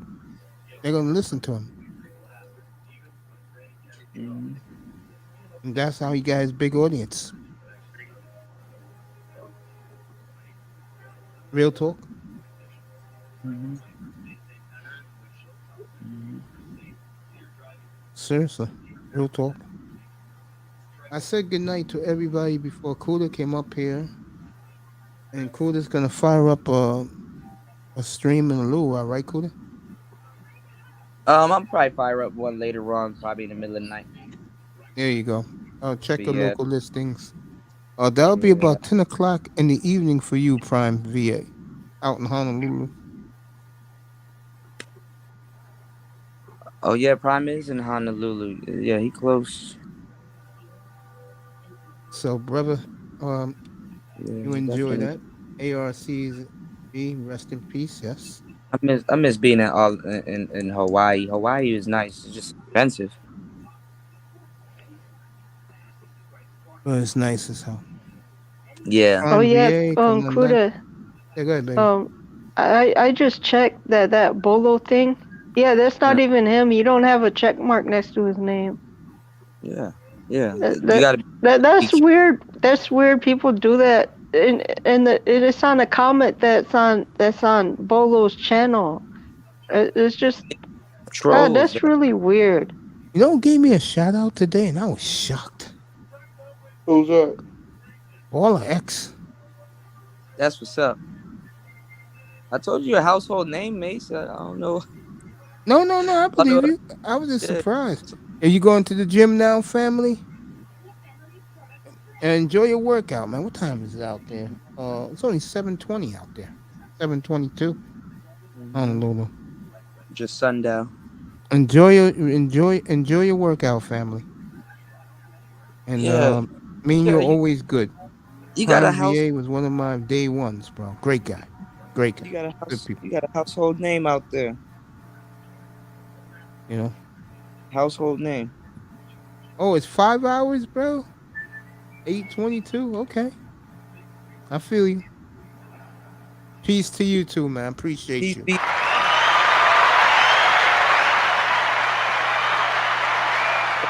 The one thing I do appreciate, Kuda, honestly, between all of us up here, that I met a lot of people along the way.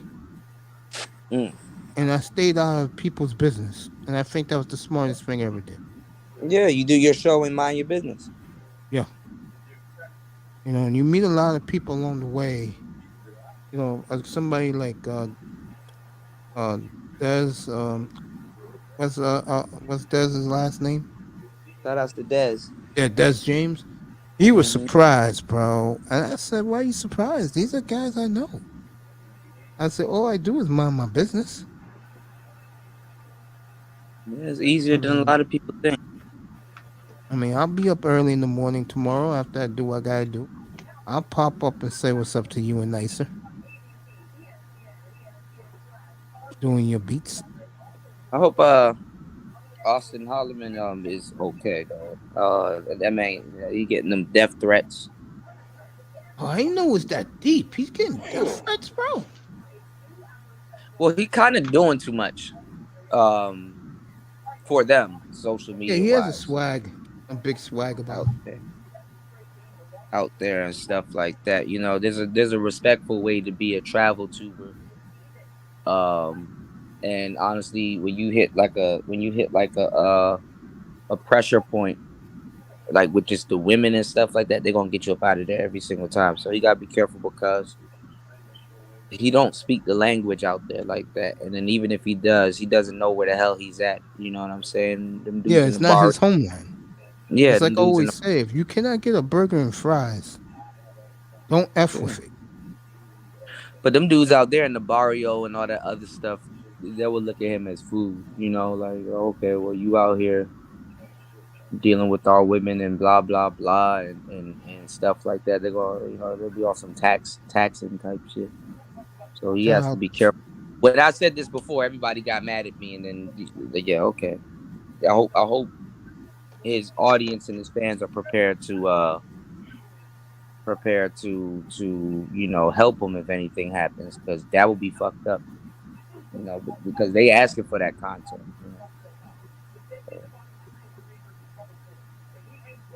I know it's crazy, right? Yeah.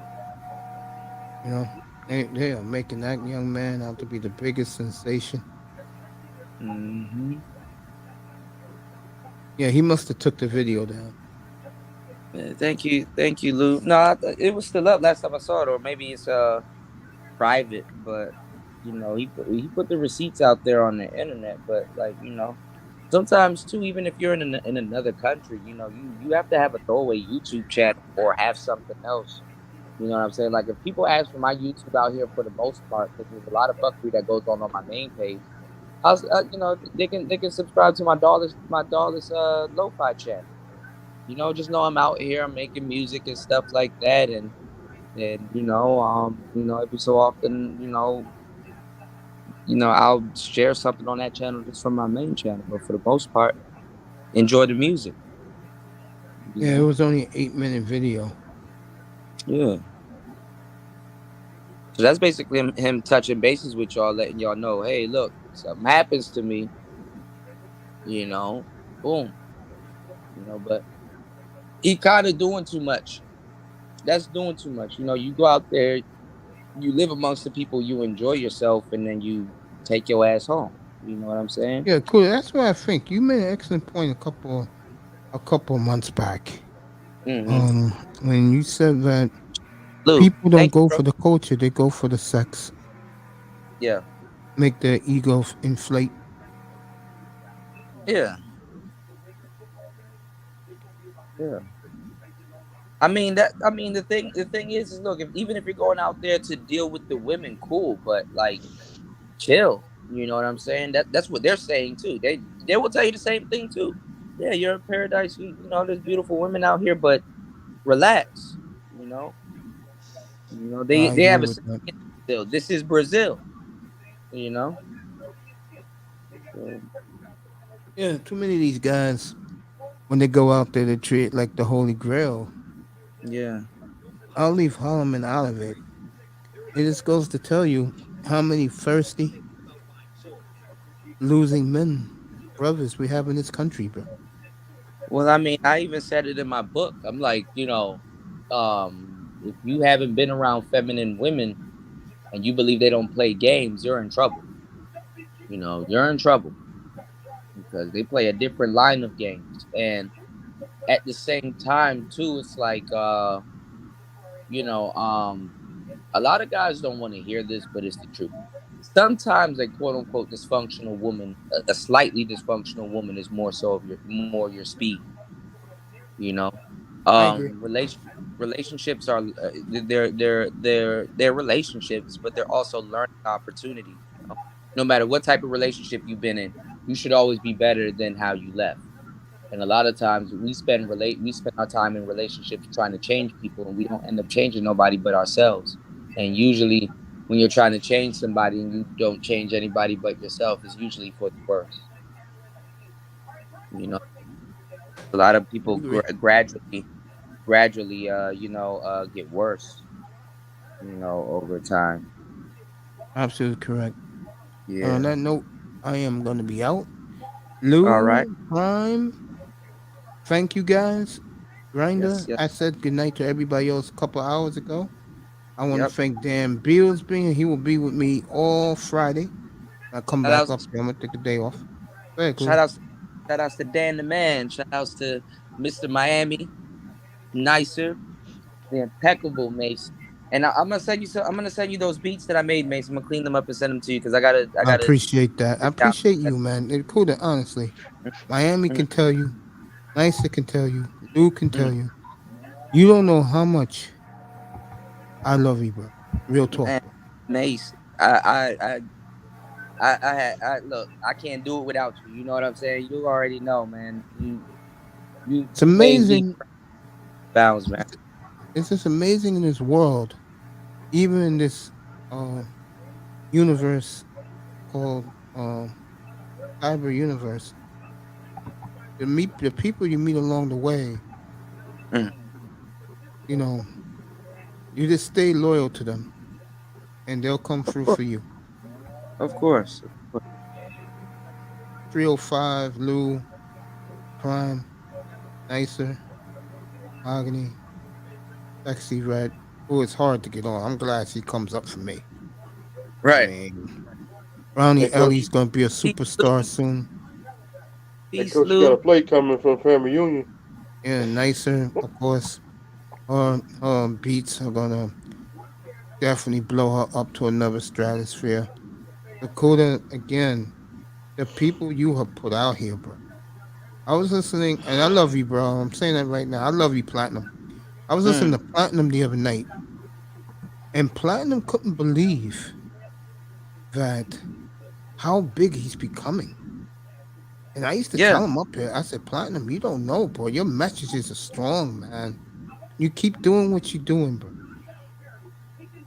And both I can speak for both of us, bro. So proud of him, man. Yeah, platinum hat, but that's what I've been saying to you guys is like it's like I can't make you get up and press live every day and work. You know, you put in the work like it was just fate that we met each other, and it was fate that you guys made the moves that you guys made in your lives and reap the benefits of it. That's what makes me happy. I can't tell you guys what to do, how to do it, and what to talk about and stuff like that. You guys have to take the initiative to press play and go live every day and speak to your audience and stuff like that. And that's just something that I'm just glad that I can help, that I helped in the beginning. But honestly, it's up to you guys to sustain. It's up to you What's guys to, ensure. what's up with Dusty, bro? He gonna make Dusty's a coming. comeback? Yeah, Dusty's coming back. And Catch him on he Instagram, by the way, folks. Yeah, he's been listening to the music shows and said, "Man, I've been prompted." He's like, "I'm gonna come back and just start doing music stuff." And I said, "Man, come on, let's go, let's do it." I want to encourage everybody to make music. Star P, Yeah, Star P. There's a Tony lot of stuff. Anthems.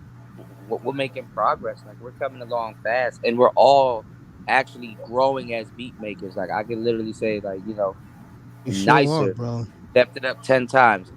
Star Yep. P, same thing. So we're all on our jobs. We're doing what we need to do. Hey, again, this is for everybody out there.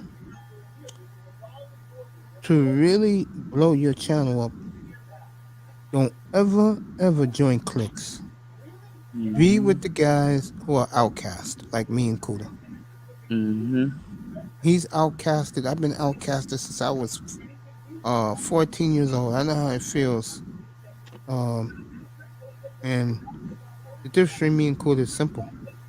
Kuda speaks the truth, bro. Just listen to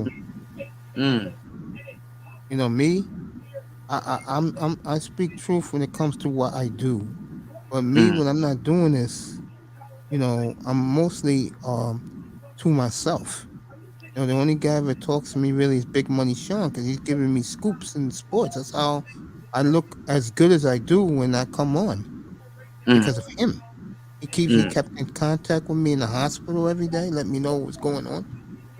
But the point I'm making is, folks, Miss Melina too. She definitely was worried about you, but she definitely, Yeah, I Melina, she's you. terrific. Yeah, we all worry about you. And But hey, I trust know me. I I noticed felt too. good last night in your room, Kuda. And I just stood there most of the night, man. I was No, in I that know room last night. towards the end when you came in and you said, "Hey, I'm doing well" and stuff like that, and it's like take your time and come on. Yeah, man. I'm I glad to do this, man. I'm glad that I may not have 100,000 subscribers. I don't need that. All I Right. need It's a consistent group of people that believe in me, Right. respect me, my hard work ethic, and I will work hard for them. Right. And I think tonight's show, one of the best shows I've ever did. And I want you to take it easy, man, because like I said, a lot of us, you know, young black YouTubers, we work very hard, and a lot of people don't understand um how hard we work. I know for a fact that you work very hard.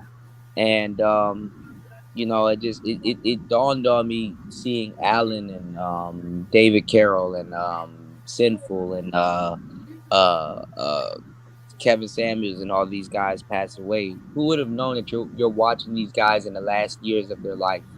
Crazy, right? Yeah. It's crazy. So take it easy. When you need to get your rest, definitely get your rest, I will rest all day tomorrow. Yes. Yeah, I'll yes. get back with it on Friday. Yes. Also, let me say this before we'll all go out to bed. For most of us, others would like nicer would take a cat nap and you'll be up at Cooters. I'm not being funny about that. I'm serious. You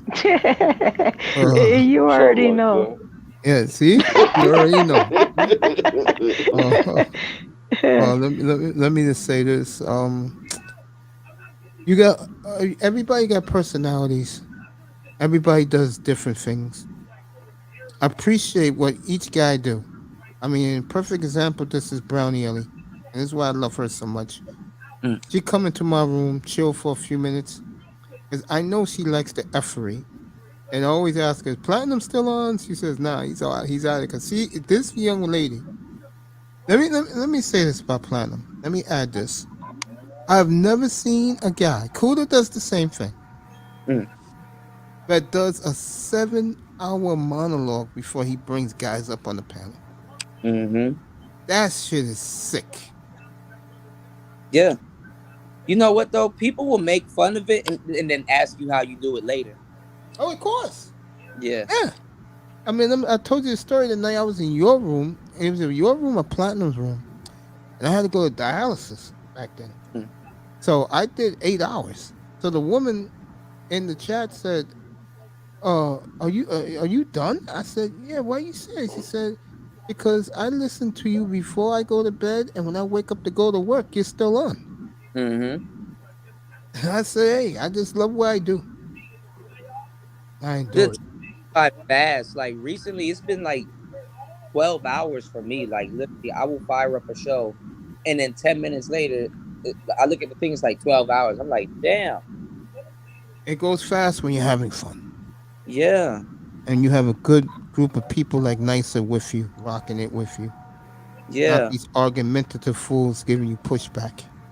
Yeah, it accelerates. Like literally, and then the crazy thing too is like last night, the other night, I made so much beats. I'm like, man, I done lost count. I think I made about 15 beats. Yeah, I would say that. Yeah. Yeah. And Nice was up there, of course. Couple of hours doing her thing, as always. Yeah. It's like I said about both of you two mesh so well. You and Nicer. It's a great combination. Definitely. Shout out to Tony Anthems.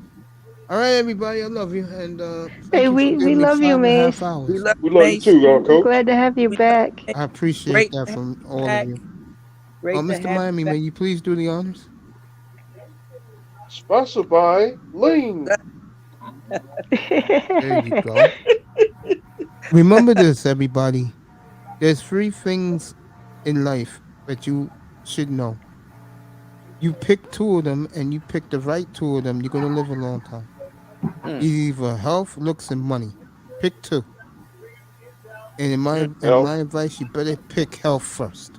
Yeah, health got to go.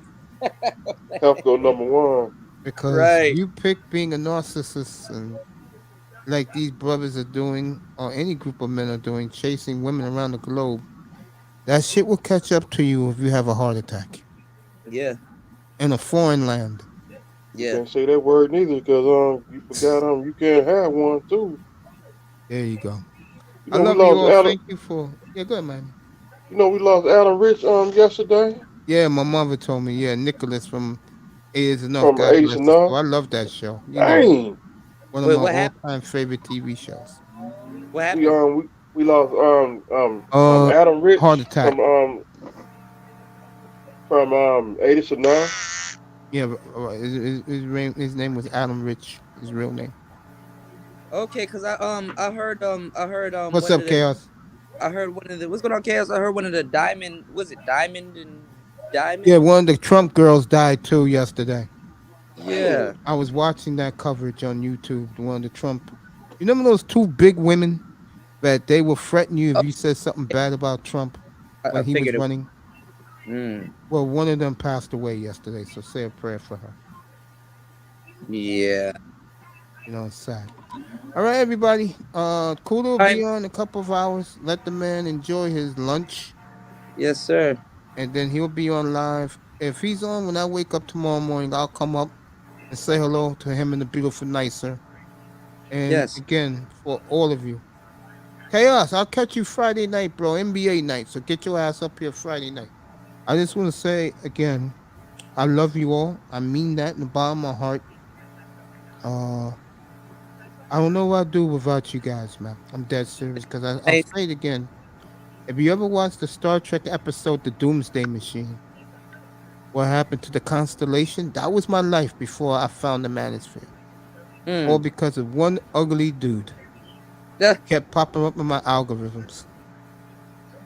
So, O'Shea, I love you, bro. Knew who was talking and what's our guy? AMS? Yeah, AMS. He used to always That pop up. was my intro. I Yeah. used to laugh my ass off. My man was doing this shit on an iPhone. I said, "You got to be kidding me!" Mm-hmm. You know, but it's amazing who you meet along the way.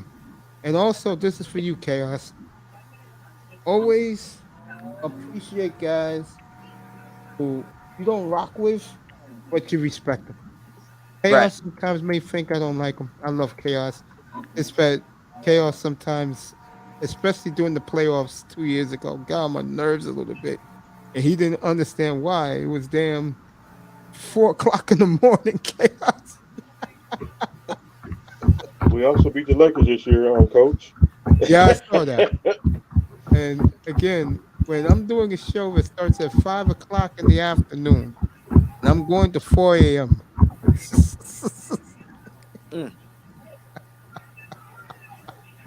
You know what, Kuda? Real talk. I can't believe I did those things.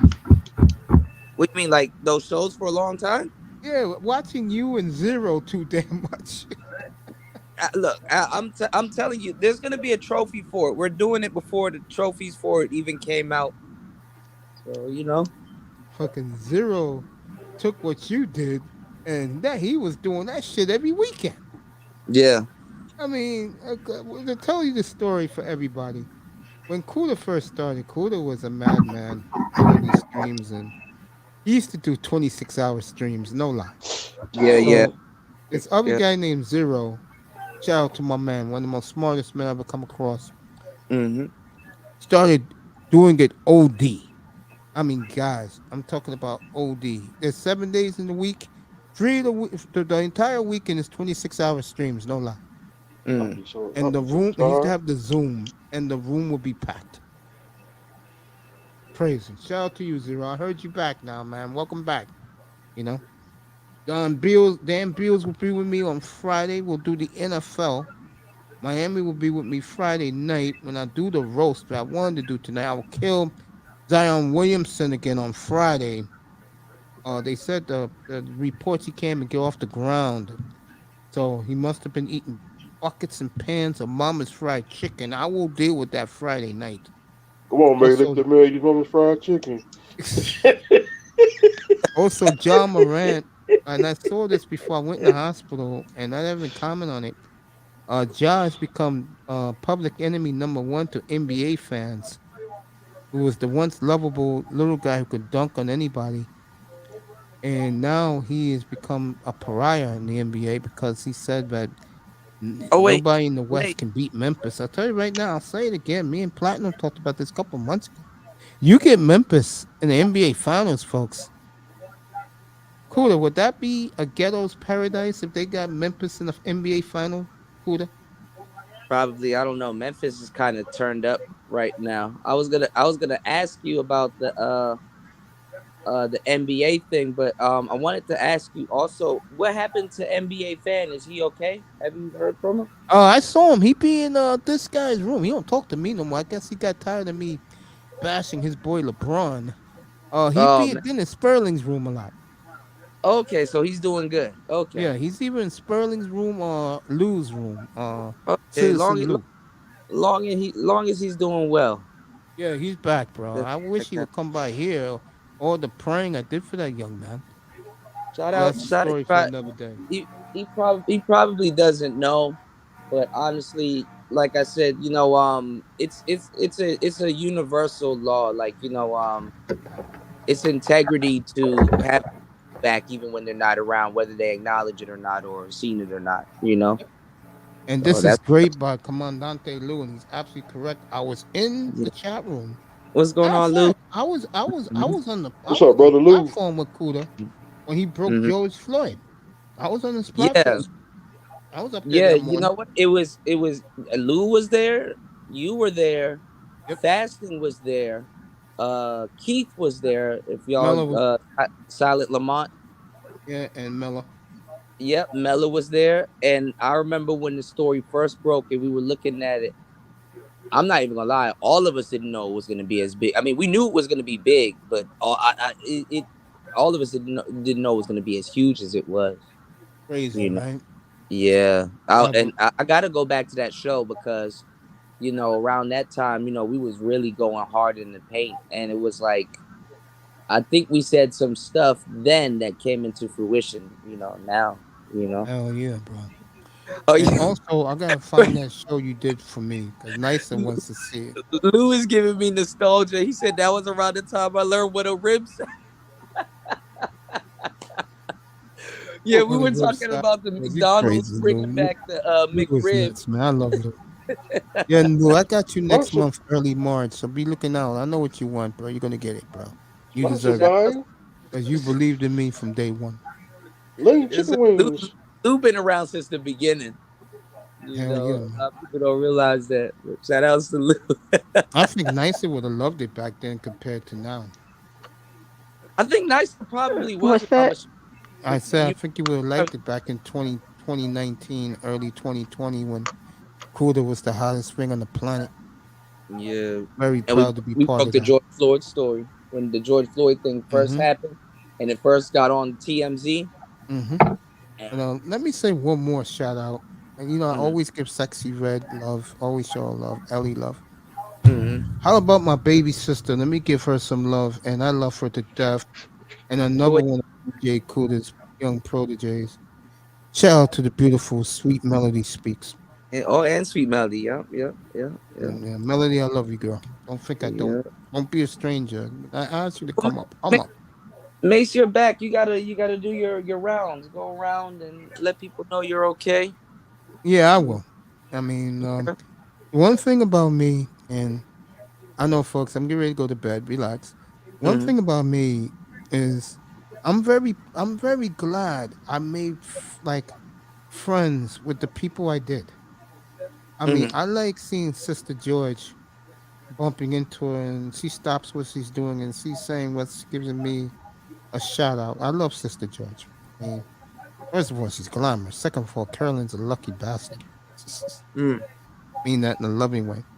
I did this show that caused so much hate towards me, bro. Real talk.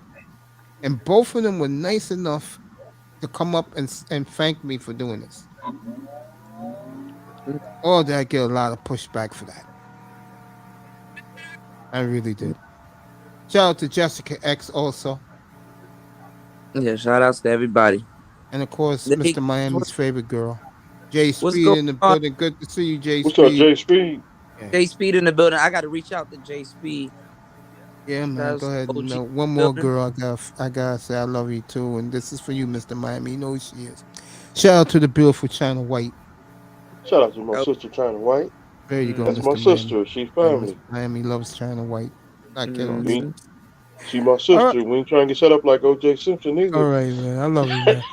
Everybody, what time is it right now? It's gonna be 10 minutes to 2 Eastern time, 10 minutes to 150. 2 in Laos. DJ Kool is gonna fire up a live stream Yes, in a little while, so stay tuned for that. When you get the bat signal, you know he's coming on. I yes, will be sir. back Friday morning. I'm gonna give you guys a double header. You deserve that. And like I said, I'll be ripping Zion Williamson again and with his weight gain, which is pathetic. And I'll be giving a shout out to my boy um John Morant, who everybody hates him now. And Cody Jokic, who if he keeps doing what he's doing. Thank you, Jay Speed. I appreciate that. I'm gonna say something to you in the chat right now. Appreciate that, family. Um, What do you Jokic, think of the guy that's dating Brittany Renner? What's his what guy name? is I think that? I think he went from. Is he on the Grizzlies? I think he went. Well, he been not Brittany Renner. NBA YoungBoy's girlfriend.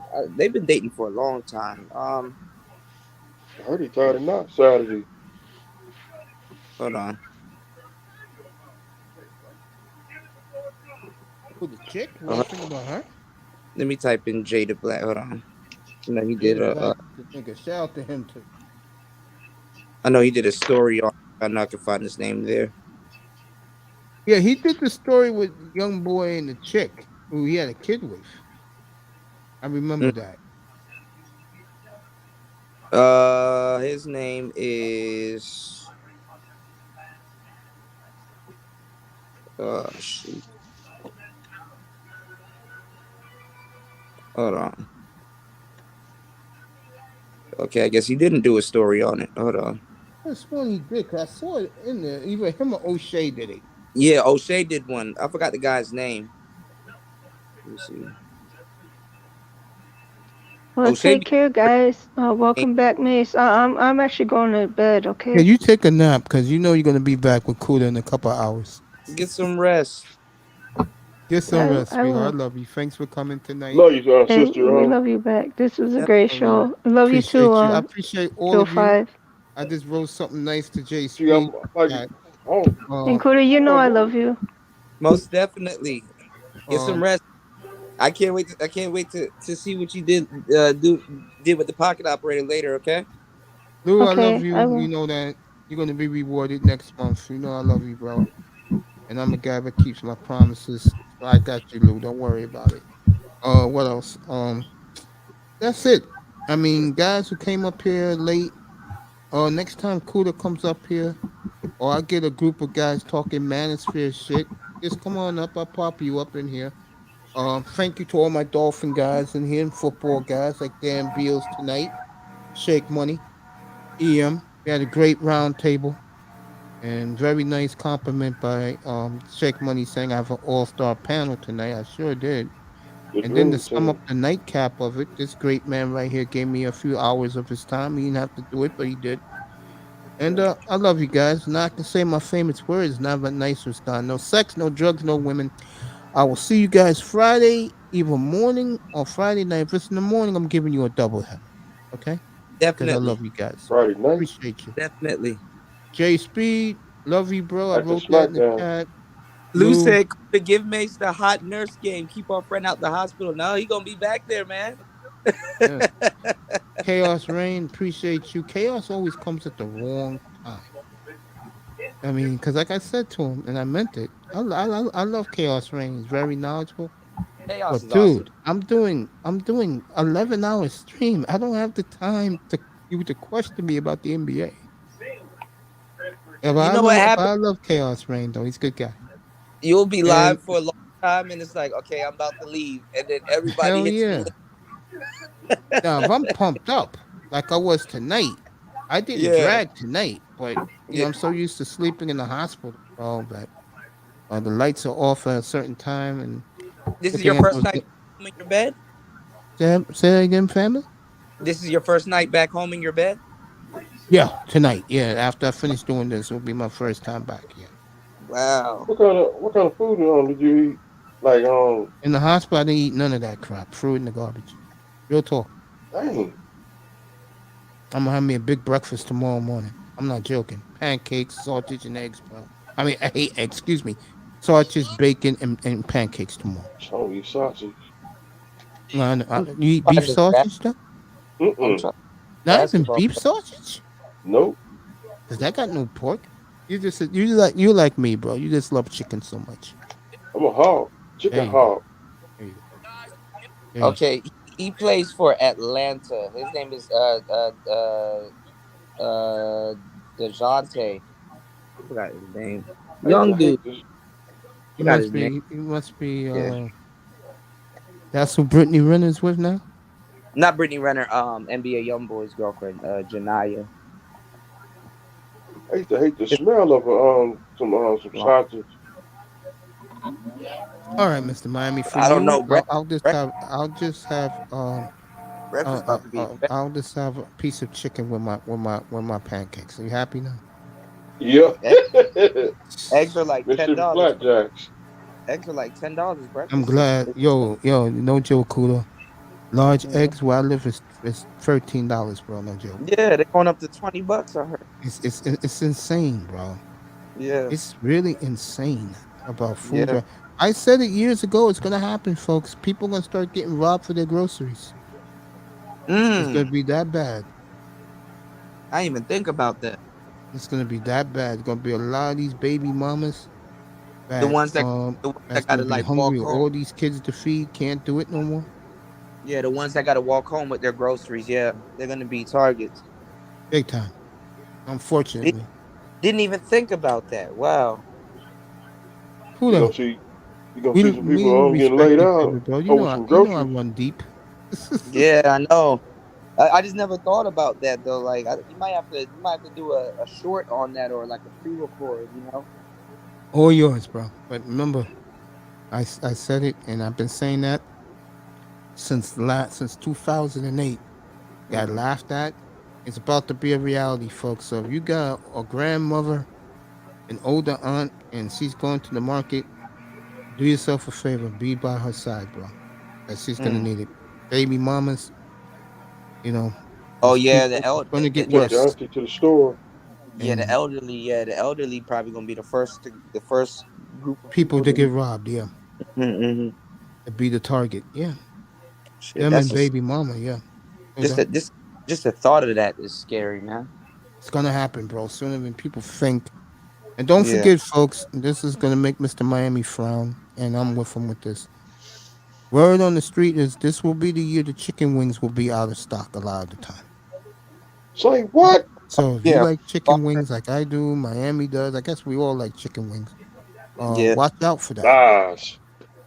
How you think Wingstop for like 6 months back in 21 was advertising the chicken fries because they ran out of the wings. No joke. Real talk. Football food, y'all. They got Rick Ross advertising it. Kick everybody's mind off of it. Yet people just want wings. You can't get it at Wingstop. Summer of 2021. Yeah, he likes the lemon pepper stuff. Mm-hmm. The lemon pepper on thighs. I did want some of them. There you go. Everybody, I love you. Dan Bills, thank you. We'll do the Bills on Friday. Thank you, mate. All NFL Friday, everybody. Get ready for it. Morning show, if I do it, will be roasting. You know who the targets are. Our good friend, Melanie King, I will go after her. You know me, I don't like Melanie King. I'll go after her. Okay, the divestment movement, I'll get after those women on Friday. Yeah, that's on the mixtape.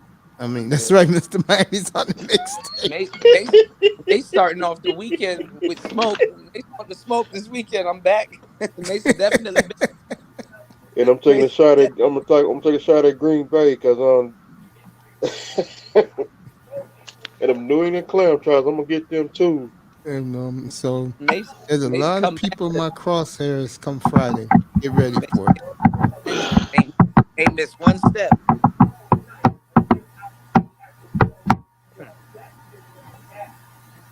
All right, Mace, be here on Friday, okay? Yeah, man. I'll catch you in your room later this morning with Nicer. I'll be up there. Love you, man. Thank you for coming. 305. You know I love you. Dan Bills. Love you, Coach. Love you too, love bro. everybody love up you here. guys, Lou, of course. I will see you all Friday morning. J Speed, you too, family. And of course, Chaos Rain. I'll see you all either Friday morning. If it's Friday night, folks, get ready, strap up, because there will be many people in my crosshairs. Exactly. Before we do the sports, let me throw in one more in there. Chad Wheeler's punching bags. He's in my crosshairs too. Let me see. Okay, I shout got out New England. to. I got New England on my crosshair. There you go. Cooler. Good night, man. See, Good afternoon, family. Everybody else, I'll see you Friday night. I love you, everybody. Thank you so much. Thank you, Mace. Thank you, Coach, for having me up here tonight.